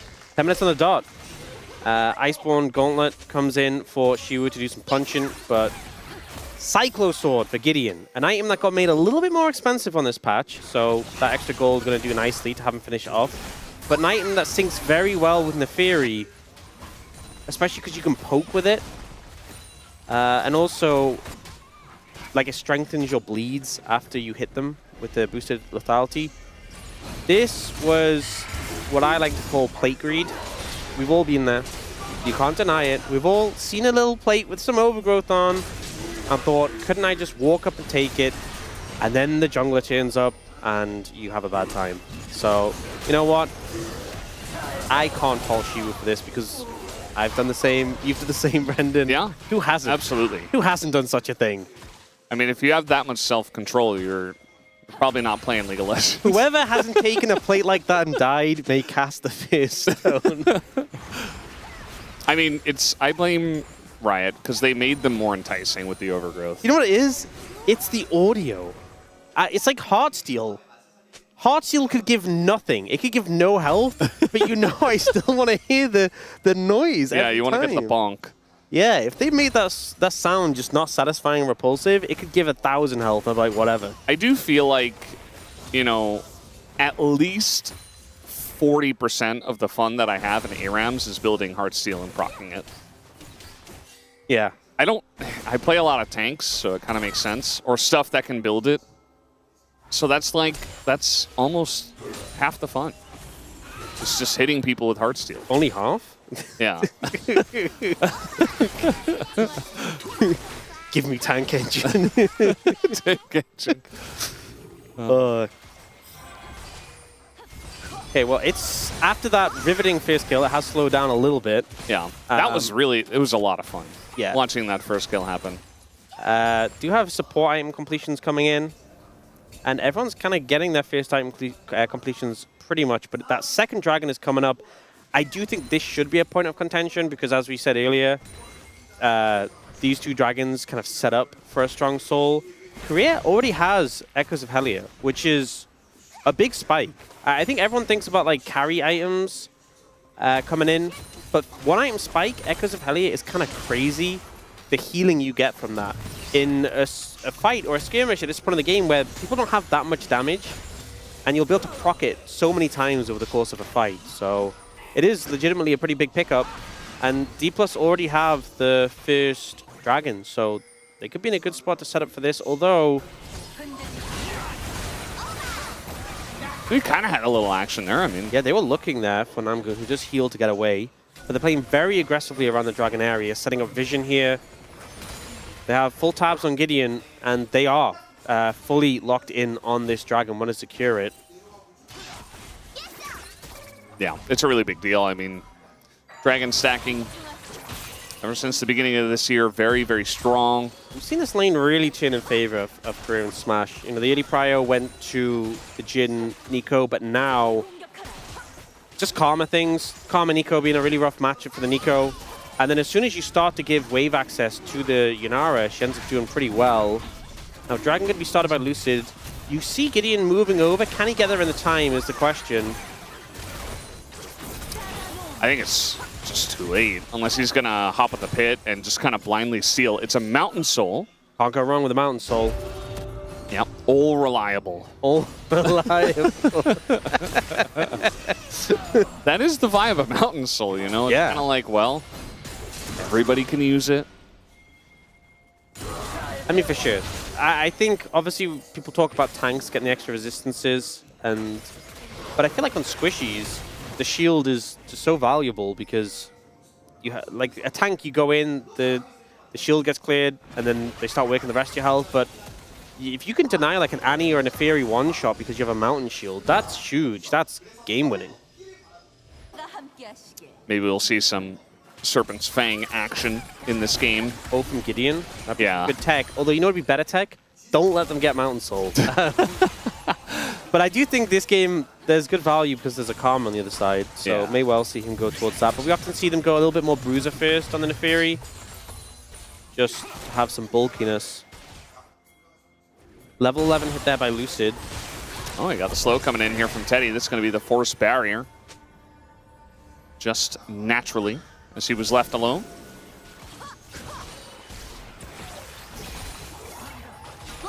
Poke coming down from D+ here. And you can tell Gideon wants to try and find an angle, but just not seeing it yet. You know, Bro has been pretty good about upping the tempo and being proactive. This is more of a Bro and Brew, but they are looking now. Yeah. I hope they're not falling back into bad habits. Game 2 kind of made sense with the way that one was playing out in the comps, but certainly ways to make some plays here on this one. As the wall is going to come in, and it's going to be DK who pull the trigger first, as that is going to be the route onto the Wukong clone and not actually the Wukong. As he gets in, takes out his other jungler. As Teddy's just ulting in the face of Xiu, is going to have to cancel that one, or just throw in the fourth shot and back away. And posturing very aggressively was Bro. They get punished for it. They just get focused down. Roma ends up kind of out of position, gets targeted. Gideon doesn't get to do much.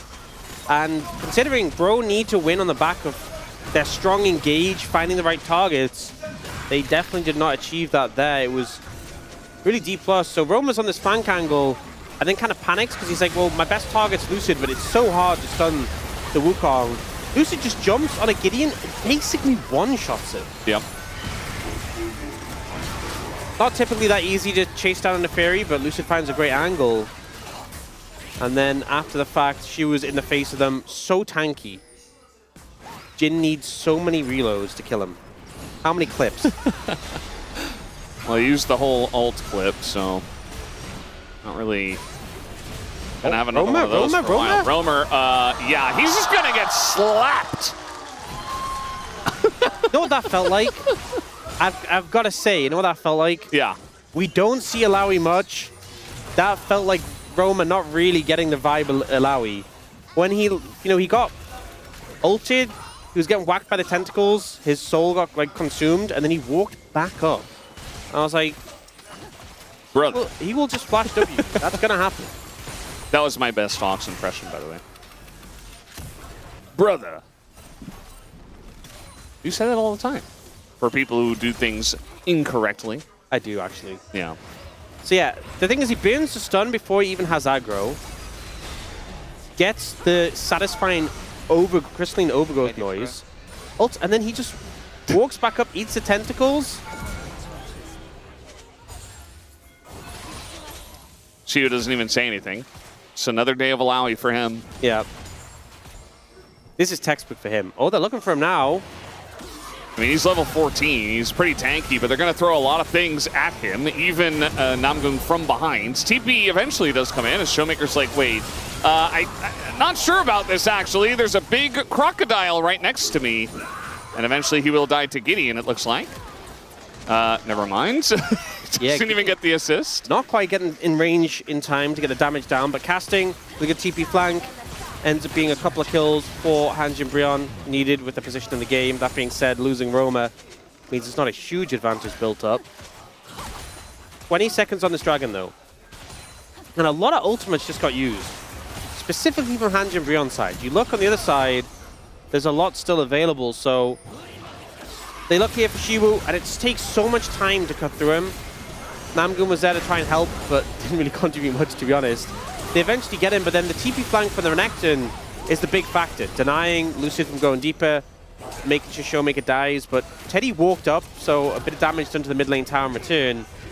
But now when we take stock with his dragon up and available, casting has no ult. Gideon, his ult's not up yet. Tibber's not quite available. I would have expected D+ to immediately beeline for this dragon and start setting up for a fight, but instead, neither team going too aggressively. Yeah. Siu has 2 items. I think he was just trying to aggressively trade and chop casting down, force him to back. Casting needs a reset to buy sooner rather than later. Well, he thought about it, and then he stopped us back. Smash already has Kraken Slayer and Fiend Hunter bolts, so he's pretty strong right now. Yeah, I mean, Cass is gonna stick around, and they want to gank him, but they're sacrificing dragon. They're gonna give away the dragon.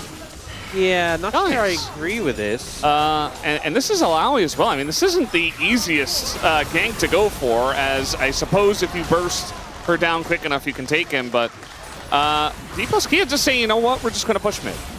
Yeah, not even going straight for the dragon. They'll push mid. Can they get the second tower? No. Okay, but it's close. Take the dragon, guys. Thing is, they got most of the gold from it with those plates, and they get dragon. This is not a good play from Hanjin Brion. Yeah, what about that Brackrow that Wolf was talking about? Yeah, you could have just not seeing it. You could have just let the top tower go, and you could have just immediately gone to fight around the dragon instead. I know the ults were down, but D+ weren't really rushing for it, so I think we would have been able to buy time. This play they're going for here, it just sacrifices too much. And Shiwu isn't strong enough to 1v3. He is very scary, but doesn't quite have that in him. But it just buys such a huge win on the rest of the map for D+. Third dragon completed, so 1 away from Soul. Got a sizable gold lead as well. Mid lane has been just pummeled through with only 1 sliver of HP on that tier 2 tower. Not the right decision making, I would say. Yeah. Now they're going to do it again. What if they gank him again? And you know what? Is it worth now? Well, there's no dragon on the other side of the map. But there is Baron. Perhaps there could be something else on the other side of the map. All right, well, they're going to TP in the Renekton. Maybe this is enough. Guys, spoiler, it's not enough. Guys,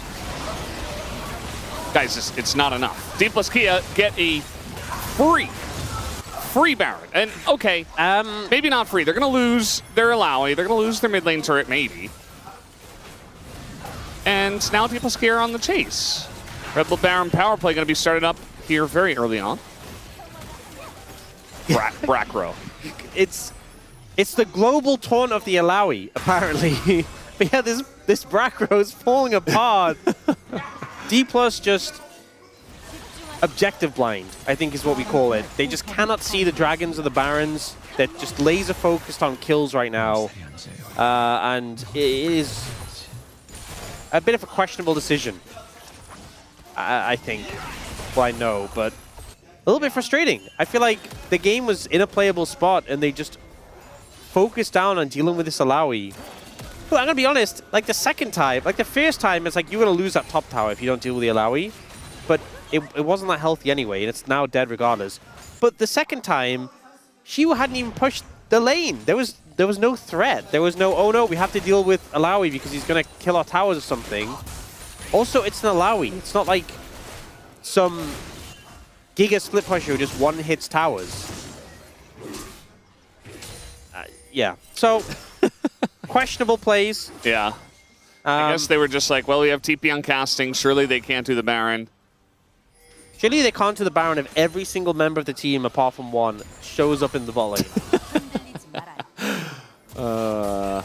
Okay, well, it's not the hugest lead for D+. 3,000 is significant, but not the end of the world.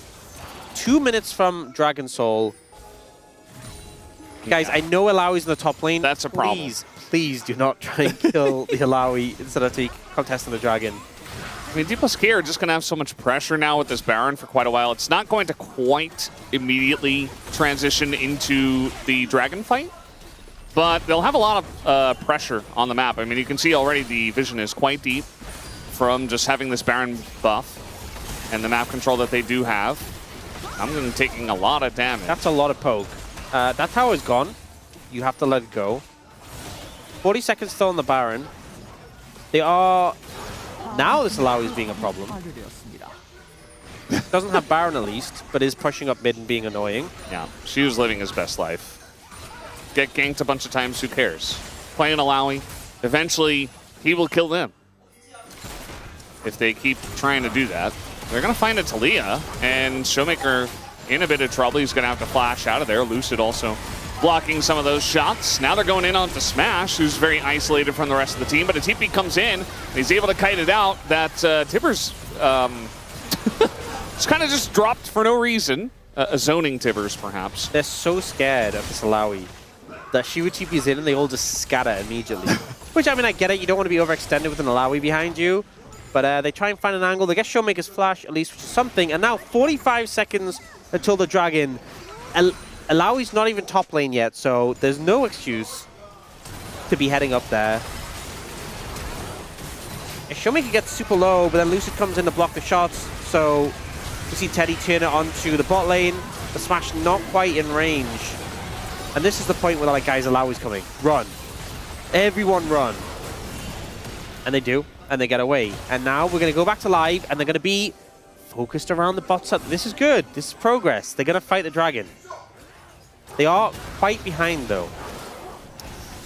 Yeah, they're behind, and they're desperately trying to clear out vision to make their way towards this objective in the first place. It's not an easy feat. You can see that Career's coming in here with the help of Lucid and just clearing out a lot of this vision. And laying down control wards in their face as well. Just essentially saying, no, no, no, no vision for you. Oh, Alawi's behind them. Uh-oh. Could be. Isn't going to be. Yeah, you can see Renekton TP's in the bot. They have to stick together as a 5-man unit. Yeah, I thought they were going to cut them off with the Alawi. Now Casting's fishing. Remember, Bro's composition wants to be the ones diving in, but there's a lot of things that shut that down and make it difficult. So we'll see if they find some headway. Right now, D+ are playing from an area with Hanjin Brion don't really have vision. Amun's already taking a lot of damage here from the Alawi. He is very key. They're just going to go in on a roamer with the Cyclone. Does a bit of damage, but that's not really the angle you were looking for in the team fight here, Lucid. Just trying to poke them out, essentially. Teddy has to flash the Slurkle, so that's going to be a Jin down his summoner. Casting taking an immense amount of damage, and now Showmaker, no flash. They're trying to collapse on him, as they will take down Showmaker. Meanwhile, Shu is right on top of Teddy, who can't dodge everything. They're trying to peel now for the Alawi, but how can you do that? It's Alawi at the end of the day. Flashes over everything. And the rest of the team is right there to follow up on Shu, who gets the big-time flank and does 5k damage. Shiwu just dunks on Teddy. He's fumbling with the bullets. He's dropping them on the floor, and Alawi is just slamming in his face. Hanjin Brion, some questionable decisions this game.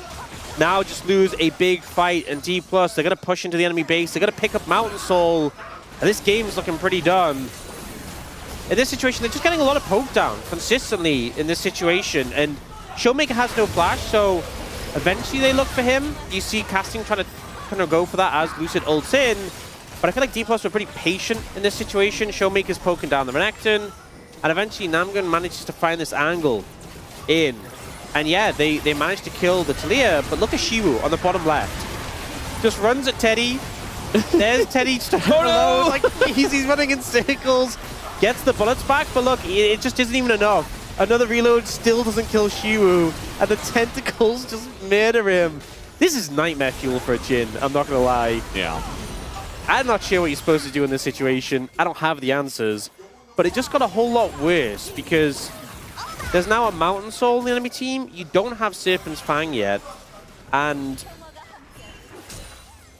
you know, Teddy only has a limited number of bullets. Yeah. Before he's fumbling with a new set, a new magazine. Yeah. And I mean, they have a lot of pick potential, Dubro, but I think from behind, you know, you kill a Talia, there's still a Yunara. I mean, also, and an Alawi. And burst damage is not good into Alawi. Has 4 items now. Smash has a shield bow, and barrier, and flash, and a karma, and Mountain Soul. Yeah. Hanjin Brion, even if they're ahead, they are a bursty composition with like limited amount of damage. If you're ahead enough, then it's fine, right? You just kill them before you run out of damage. But when you're behind, like we know they can't kill Shiwu quickly. I don't even know if they can kill Smash quickly at this point. Trying to get an angle as Namgung, but like look at that shield. And meanwhile, look at the bottom lane. Namgoon gonna get extremely low. I feel like there's been so many times where he's trying to find angles and he just takes half his health and damage because he's so squishy. Gideon kind of in an awkward spot here. Cyclone immediately, he does get over the wall, but the follow is there from Lucid to just immediately go down. The reset goes over to Gideon. He's gonna be looking for Smash, but he's immediately gonna die. And now look and see who he's on the flank with Showmaker. And everybody's just scattering once again, trying to kite him out. This time they're going to do a good job, but meanwhile, casting goes down. And now they're going to get the catch as Roamer does hit the deck, and Teddy's all alone on the backside of this one, running away from a Karma. And I think it's just enough. DK have the wallets, and they should be able to push and win this game. Yep, only the Nico alive against 4 members of D+. Showmaker TPing him with the Rabadons. This is it. This is game. And this is Bro's chances going to nearly 0 of making the Legend group. Yeah, it's kind of crazy. They had such a nice streak going, but head-to-head with D+ Kia. D+ Kia prove that they are the better team in a 3-game series, as they don't lock in Legend group off of this, but they are going to make it much, much easier to make it in after this win and beating their direct opponent for that slot. Pretty huge match here from D+. You know, there's been some moments during the season where I think confidence was a little shaky. I think not always having the results I'd hoped for. But when it came down to it, when it matters the most, they managed to secure a big win. They have another match later this week against B&K FearX, which will just further amplify their chances if they win that. But things are looking pretty secure to have them in that top 5 on the back of this. CSU very happy he's able to play his Alawi once again. As Lucid's like, all right, you know, I did my job. He had a good Wukong game. There was that, I suppose you could call it a whoopsie, where he went a little bit deep to get that kill onto Gideon and ended up dying, but at the end of the day, like, they just had so many threats and they were very far ahead, so essentially him going in is just forcing a fight. Even if he dies, it's not the end of the world. And for Bro, it's definitely going to be disappointing, where you can kind of taste greatness, and Career says, nah, take a seat. You're not a Legend group team yet. And maybe Bro aren't. And maybe they still make road to MSI. Who knows what can happen. I mean, they're not out of Legend group just yet. As you've mentioned, there's still a chance for them to beat some really strong teams and make it in. Would require DK to lose some matches as well. And Zonx is really struggling with the POM selection. Yeah. I'm trying to think. I'm trying to figure it out. It's tricky. It's definitely tricky.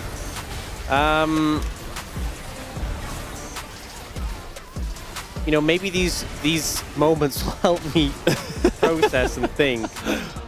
Yeah. I mean, we just saw that Bro they were just mind controlled by the Alawi almost. Yeah. I don't know what she has in that ball that she hits people with, but it seems very effective. That's really all I could say on the matter. And they dove her here, and you know, meanwhile there's a Baron going over to the side of D+ Kia. They try to dive on a Showmaker, but this time, when perhaps they should have protected Teddy, they were not. This is really difficult. I'm really struggling. Yeah. It's pretty difficult. I don't really have any good ideas either. It did feel like a team effort from the side of D+ Kia. So 이거 필이야? 나 필 해볼게. 나 필이. you could go Career. He had that Bard pick, right? Yeah. You know what? I think it's probably like Career or Lucid. Lucid had like a good Wukong game, and he also had like the Jarvan, but Jarvan was very much like enabled by Career in game 1 at least. I think Career's a good vote, to be honest. Yeah. It's just challenging, because I think a lot of the team had really good moments, but it wasn't the cleanest series either. Yeah. But you know what? It's so weird. I'm in such indecision when I'm deciding, and then I put the paper down, and you're like, you know what? I feel good about it. I just relax up, and I feel good. Yeah, we'll see if it's a. I don't think it will be. But if it's a 12 out of 13 and I'm the lone one, then you know what, Brendan? You're complicit. So I don't think it's possible, to be honest. Yeah, we might be waiting a little bit for the POM, because I'm hearing someone put their vote in very late. Yeah. So, I don't know who that could have been. yeah, I don't know who that could have been. Let's blame Wadded. It's going to be Showmaker, as he did have that great Victor game. I don't think his Kog'Maw and Talia games were that great, but I think Talia was fine. I think Kog'Maw struggled a little bit to make the impact he wanted. Yeah, I wouldn't have voted I for considered Showmaker, but I also considered every single player on the team, and I considered just peeling into a ball and crying because I couldn't decide. I mean, you know, I don't get to do Palmet very often, and nowadays I actually don't do it at all. But like, I used to just do process of elimination, right? And I would have gone like, well, it's not Showmaker, and I don't think it's Smash, and it's probably not Shiyu, and that's kind of like I would have ended up with Career or Lucid personally. Yeah, but then Shiyu just had like the global taunt, but then the Anivia game was a bit rough. But then the Kasante game was pretty good. Oh, okay. Look, you know what? I think it's a career angle, to be honest. The Bard play was pretty big. Yeah, justice for support. Someone said that before. Some great person, and we should definitely embody that. Some very knowledgeable guy who just really cares about all the other supports out there. And is super decisive with his POM votes. Absolutely. Definitely not holding everyone up. You know, I'm really curious about the votes. What about Wadid? He's our support here on the broadcast. I mean, I think his identity is the bro guy more than anything. True. Oh, he's probably devastated after this. I feel so bad for him. He so passionately cares about bro. I hope the other people in the space, can't win it all. Wolf and Degon, do their best to cheer up with it. He's obviously going to be upset about this. Consider his big investment in bro. Yeah. Yeah, well, what are you going to do? Guys, we do have an interview now with Showmaker on the stage. Let's throw it over to Deer for the translation of the POM interview. Thank you very much, guys. This is Dear for the POM interview translation. We are here joined by Showmaker on the side of D plus Kia. Congratulations! You defeated 6th place Hanjin Brian, which means you defended your 5th place spot. How do you feel? You know, today's match was so crucial for us to move forward with, but I'm just really happy that we are able to win today, and I want to keep our streak. And you actually left a lot of OP champions through in Game 1, like Orianna, Rumble, and Ezreal. So what was your approach with that draft? I can't share all the details, but I think it was just based off of our own data and the team. And, you know, our head coach is actually such a Victor expert that he gave me a lot of tips on how to face Orianna as Victor, and that helped a lot. And in Game 1, after the intense trades back and forth, you guys closed out the game with an ace at the Baron teamfight, and the enemy Ezreal got so fed and had some spooky highlights. So how did you manage to find a breakthrough? Yeah, Ezreal was so OP and he scaled really well, but I just knew that as long as we killed the Ezreal that we would be able to win. So as we saw and caught him after he used his E, we were able to catch him really well. And so, what about your Kog'Maw pick? We haven't seen that in 11 years. Yeah, I mean, Casio is actually a really trendy pick right now, and against that, I just wanted to go with like a handshake champion. So honestly, I had a really fun game there, but obviously it was a disappointing defeat. So I think I just have to play better.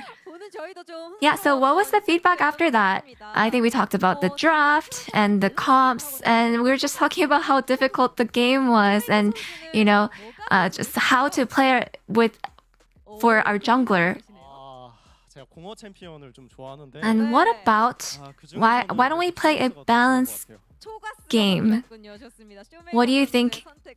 Would you choose between Cho'Gath and the other Void champions? I think Cho'Gath is cuter, so I pick Cho'Gath. And in Game 3, We got to use Ilaoi, and it felt like you guys handed the Renekton over to the enemy. So was he just confident that he can win against the Renekton? You know, I actually am a aspiring Ilaoi player too, and after listening to Siu, I actually played her a lot. But you know, I think Renekton is such a difficult matchup, but I feel like he just happens to be really good with Ilaoi that, you know, he was able to have a good time during the laning phase. And lately, you guys have been experimenting with a lot of different picks, so are there more to come? I mean, after playing that Zyra and Kog'Maw, I just feel like I have reached the point where there's really no champion that I cannot play on stage anymore. And yeah, I think we have our own philosophy, but you know, obviously we had a disappointing result, so I think for my next pocket pick, I will prepare well. So, looking at today's series as a whole, what is your feedback? I just want to go back and play another game of Kog'Maw. I just want to replay that. Well, we look forward to the next time you're able to pull your Kog'Maw out then. And we're heading into the end of round 2, and D plus Kia needs to lock in Legend Group. You got Furex, Kium DRX, and Nongshim left to face, so what is your mindset?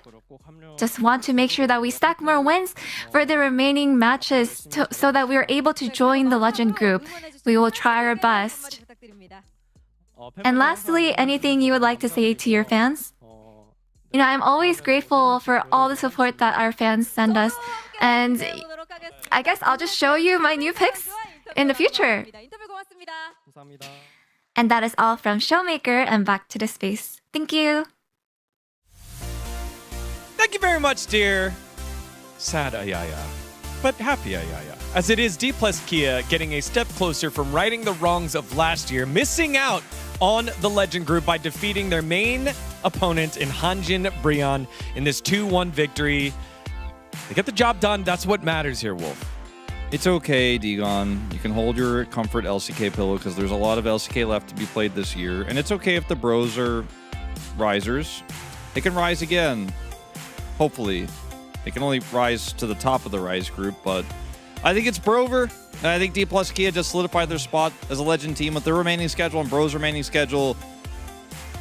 I'm ready myself to get off the Bro train. I thought they were going to bounce back. I really did. Yeah. But today, well, the story was different, and a lot of it came down to the draft in this final game. I mean, I just feel bad because I think all issue that we had is all from the laning phase, you know. I think especially Casting and Roamer, they didn't really have a good game in general, and I think that made us in a really rough situation. So I think, yeah, I mean, it is what it is, you know. Like nowadays, if you cannot do great in the laning phase, you can't really do anything outside of the lane. So I think it was only like Teddy like standing out from Hanjin Brion. He still had such a great performance, but I don't think it helped enough to carry the team here. I think it showcased he's still the main veteran on the squad, right? For like sure. He didn't have any nerves. I think Roamer definitely had nerves. The call in game 2 where they were able to send Casting to the bottom lane, push into the inhibitor, and then re-rotate around, that was the most complex team thing I thought we saw all series from Bro. But otherwise, we're outclassed by D+. D+ had some cool drafting. They have so much depth that I think Brion still needs to figure out. And maybe the Rise group is the place to test it out. Because right now, I think they will be the best team in Rise if that's where they end up. They have a tough strength of schedule with teams like T1, Genji, Hana Life Esports moving forward. That's why we don't think they're going to get in. I mean, this is not over yet, by the way. They have to still fight for a top 6 spot, and I think there's more to go, you know. Unfortunately, you missed the Legend spot, but still, you know, you got to fight for the MSI, Road to MSI spot. So I think Hanjin Brion, I hope they bounce back after this game. Yeah, and for D plus Kia, it's all about getting those wins and continuing to show off the different facets as they prepare for the Legend Group. It could have gone either way. Everyone had their moment, except Smash not getting a vote there. But with the help of Soup and Chijijik, Showmaker gets over the line with 5 out of 13. Career getting a lot of votes here. I was really remembering the Game 1 Jarvan play where they caught Teddy. Without that, might have been a 2-0. Luwawa was once again too much for them to handle. Had a really great series as Wukong as well in Game 3 was quite impactful. And I think Lucid is kind of, in so many of these games, the guy who can get it done and set the team up for a mid game where they can then explode. Oh yeah, I think definitely every single player from DK had their moment, but I think especially point out the Showmaker here. Again, like I'm waiting for his mid Zyra, not only because of his Zyra, I think his choice of the draft opens up so many different situations for D+Kia, because again, if you open up the blind picks, something like Orianna and Casio, and they are kind of forced to pick it, because if you give it away, then you have no picks, but Showmaker does. So I think that gives you advantage for your jungle or your bot lane or your top lane. So I think he gives a lot of like spaces for the teammates, and I think that definitely helps like in different ways. Yeah, and when the leader of the squad is able to do that, it allows players like Shiwu to have the confidence to pull out unique picks like he did with the Aurelia, and obviously now multiple times here in the Illaoi. Career is the call out here for Ox. You keep finding these clutch engages at the critical moments. It's so impressive. It is. Again, our candidate for play of the year from this man right here. By our, I mean mine. Sorry for speaking for you guys, but maybe it is. Umpty with, I'm sure about this one. Career's Bard will be remembered in his career. All right, we did it once already. We're doing it. We keep pushing the. Umpty's just got a good memory. Yeah, I mean, I think, but it's still really impressive though. We already have the GOAT Bard player in the LCK, who is Carrier, but Career, man, like he's doing it as well. Name is basically the same. I guess. That was one of the fan signs. He also did have that great Bard game against T1 specifically. Korea. Yeah. Korea. Thinking about watching Showmaker's show day by day, my heart is pounding. I'm waiting for more. Thanks, Helio. There's more to go. We have 172 champions, and he only played like 20 champions right now. So we got a lot. You better get cooking. Yeah. No. Lucid is the vote here for GoGo. A day of going back and forth between hell and heaven. Definitely. I like that. I mean, that is a great comment. It is really Game good. one, my God, as well. Like, he went from getting taunted by Teddy to finally killing him. Yeah, that was a good one. Pony with Career's Bard, a struggle to protect the last spot of the Legend group. I like that one. Every play, this series, although maybe not the most impactful, felt intense because of the stakes that were on the line, given the fact that Bro have a very Legend group heavy squad coming up next in their future matches, and D+Kia, they have games they should win. So it felt like this was the last big one here on Papers. We take a look at the results from this last series. It does mean that although the Bro won a lot of hearts and one game, it's going to be maybe a lot of hearts that they're going to be winning in the future, and not a lot of games as they take on that tougher schedule. Q and DRX are now Rise Group as well, so we only have 3 teams in flux here, but the schedule for Bro is so difficult. D+ so much simpler, and with the 2 wins lead they have right now, beating T1 would be crazy for Hanjin and Brion, right? That would be an amazing upset, but it alone will not be enough. And they need D+ to fail some of those easier upcoming matches as well. I mean, again, you have some ups and downs, you know, like sometimes you play good, sometimes you play bad. And for Hanjin and Brion, I felt like it's just like how it is, you know, with the top lane and mid lane. So I still do believe in Brion that they can actually like have a chance against, even though like we have so many good teams in the LCK, especially the top 3 teams are looking really strong though. Like they can still do it. For sure. Definitely game by game, you got to focus on that, but it'll be a look at series by series for that final road to MSI spot. As we take a look at our next matches, it's the DN Supers up against Kiwoom DRX, 2 squads desperate for a win. And on the opposite side, I'm looking at that other one. Our only matchup of the week with the top 4s playing against each other. It's KT versus Gen.G, a huge matchup here. KT won last time. Who did you predict it then? I predicted Gen.G this time. All right, I'm a Gen.G predator too. Are you? I predicted KT. Oh! There we go. I think everyone got off the roller coaster way too early. Apparently, Jason is telling me I'm the only KT predictor on. Oh! and Korea. Oh, on global side, not on the Korean side. All right. Yes. We'll see what happens tomorrow. It's going to be a great matchup. The roller coaster will be primed. And DNS, worst new head coach, maybe a new outlook. Who knows? A new roster, maybe as well, because they have a bunch of different parts to play. You don't want to miss it. And maybe new for us as well. Something new. Something new. Wow, big You don't wanna miss changes. it. On behalf of everyone here, make sure to tune in tomorrow. We do have our final mystery new guest showing up tomorrow. It is going to be very, very fun. Wadid is very excited. I'm so excited, man. Very excited. And you'll understand why after tomorrow's first post-game. See ya. Don't miss it. Bye-bye. There's always next time, bros.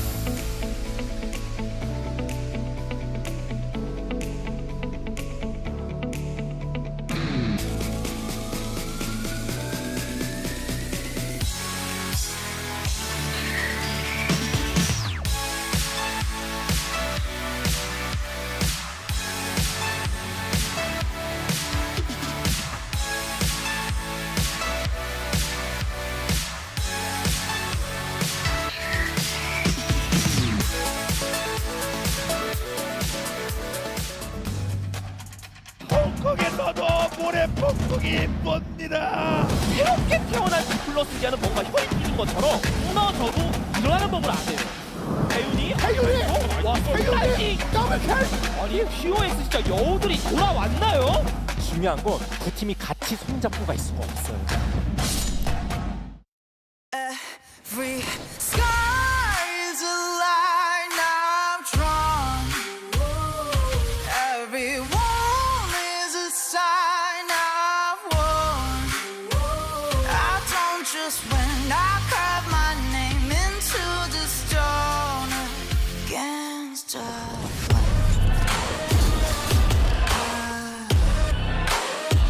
I don't just win, I live my mark into the stone.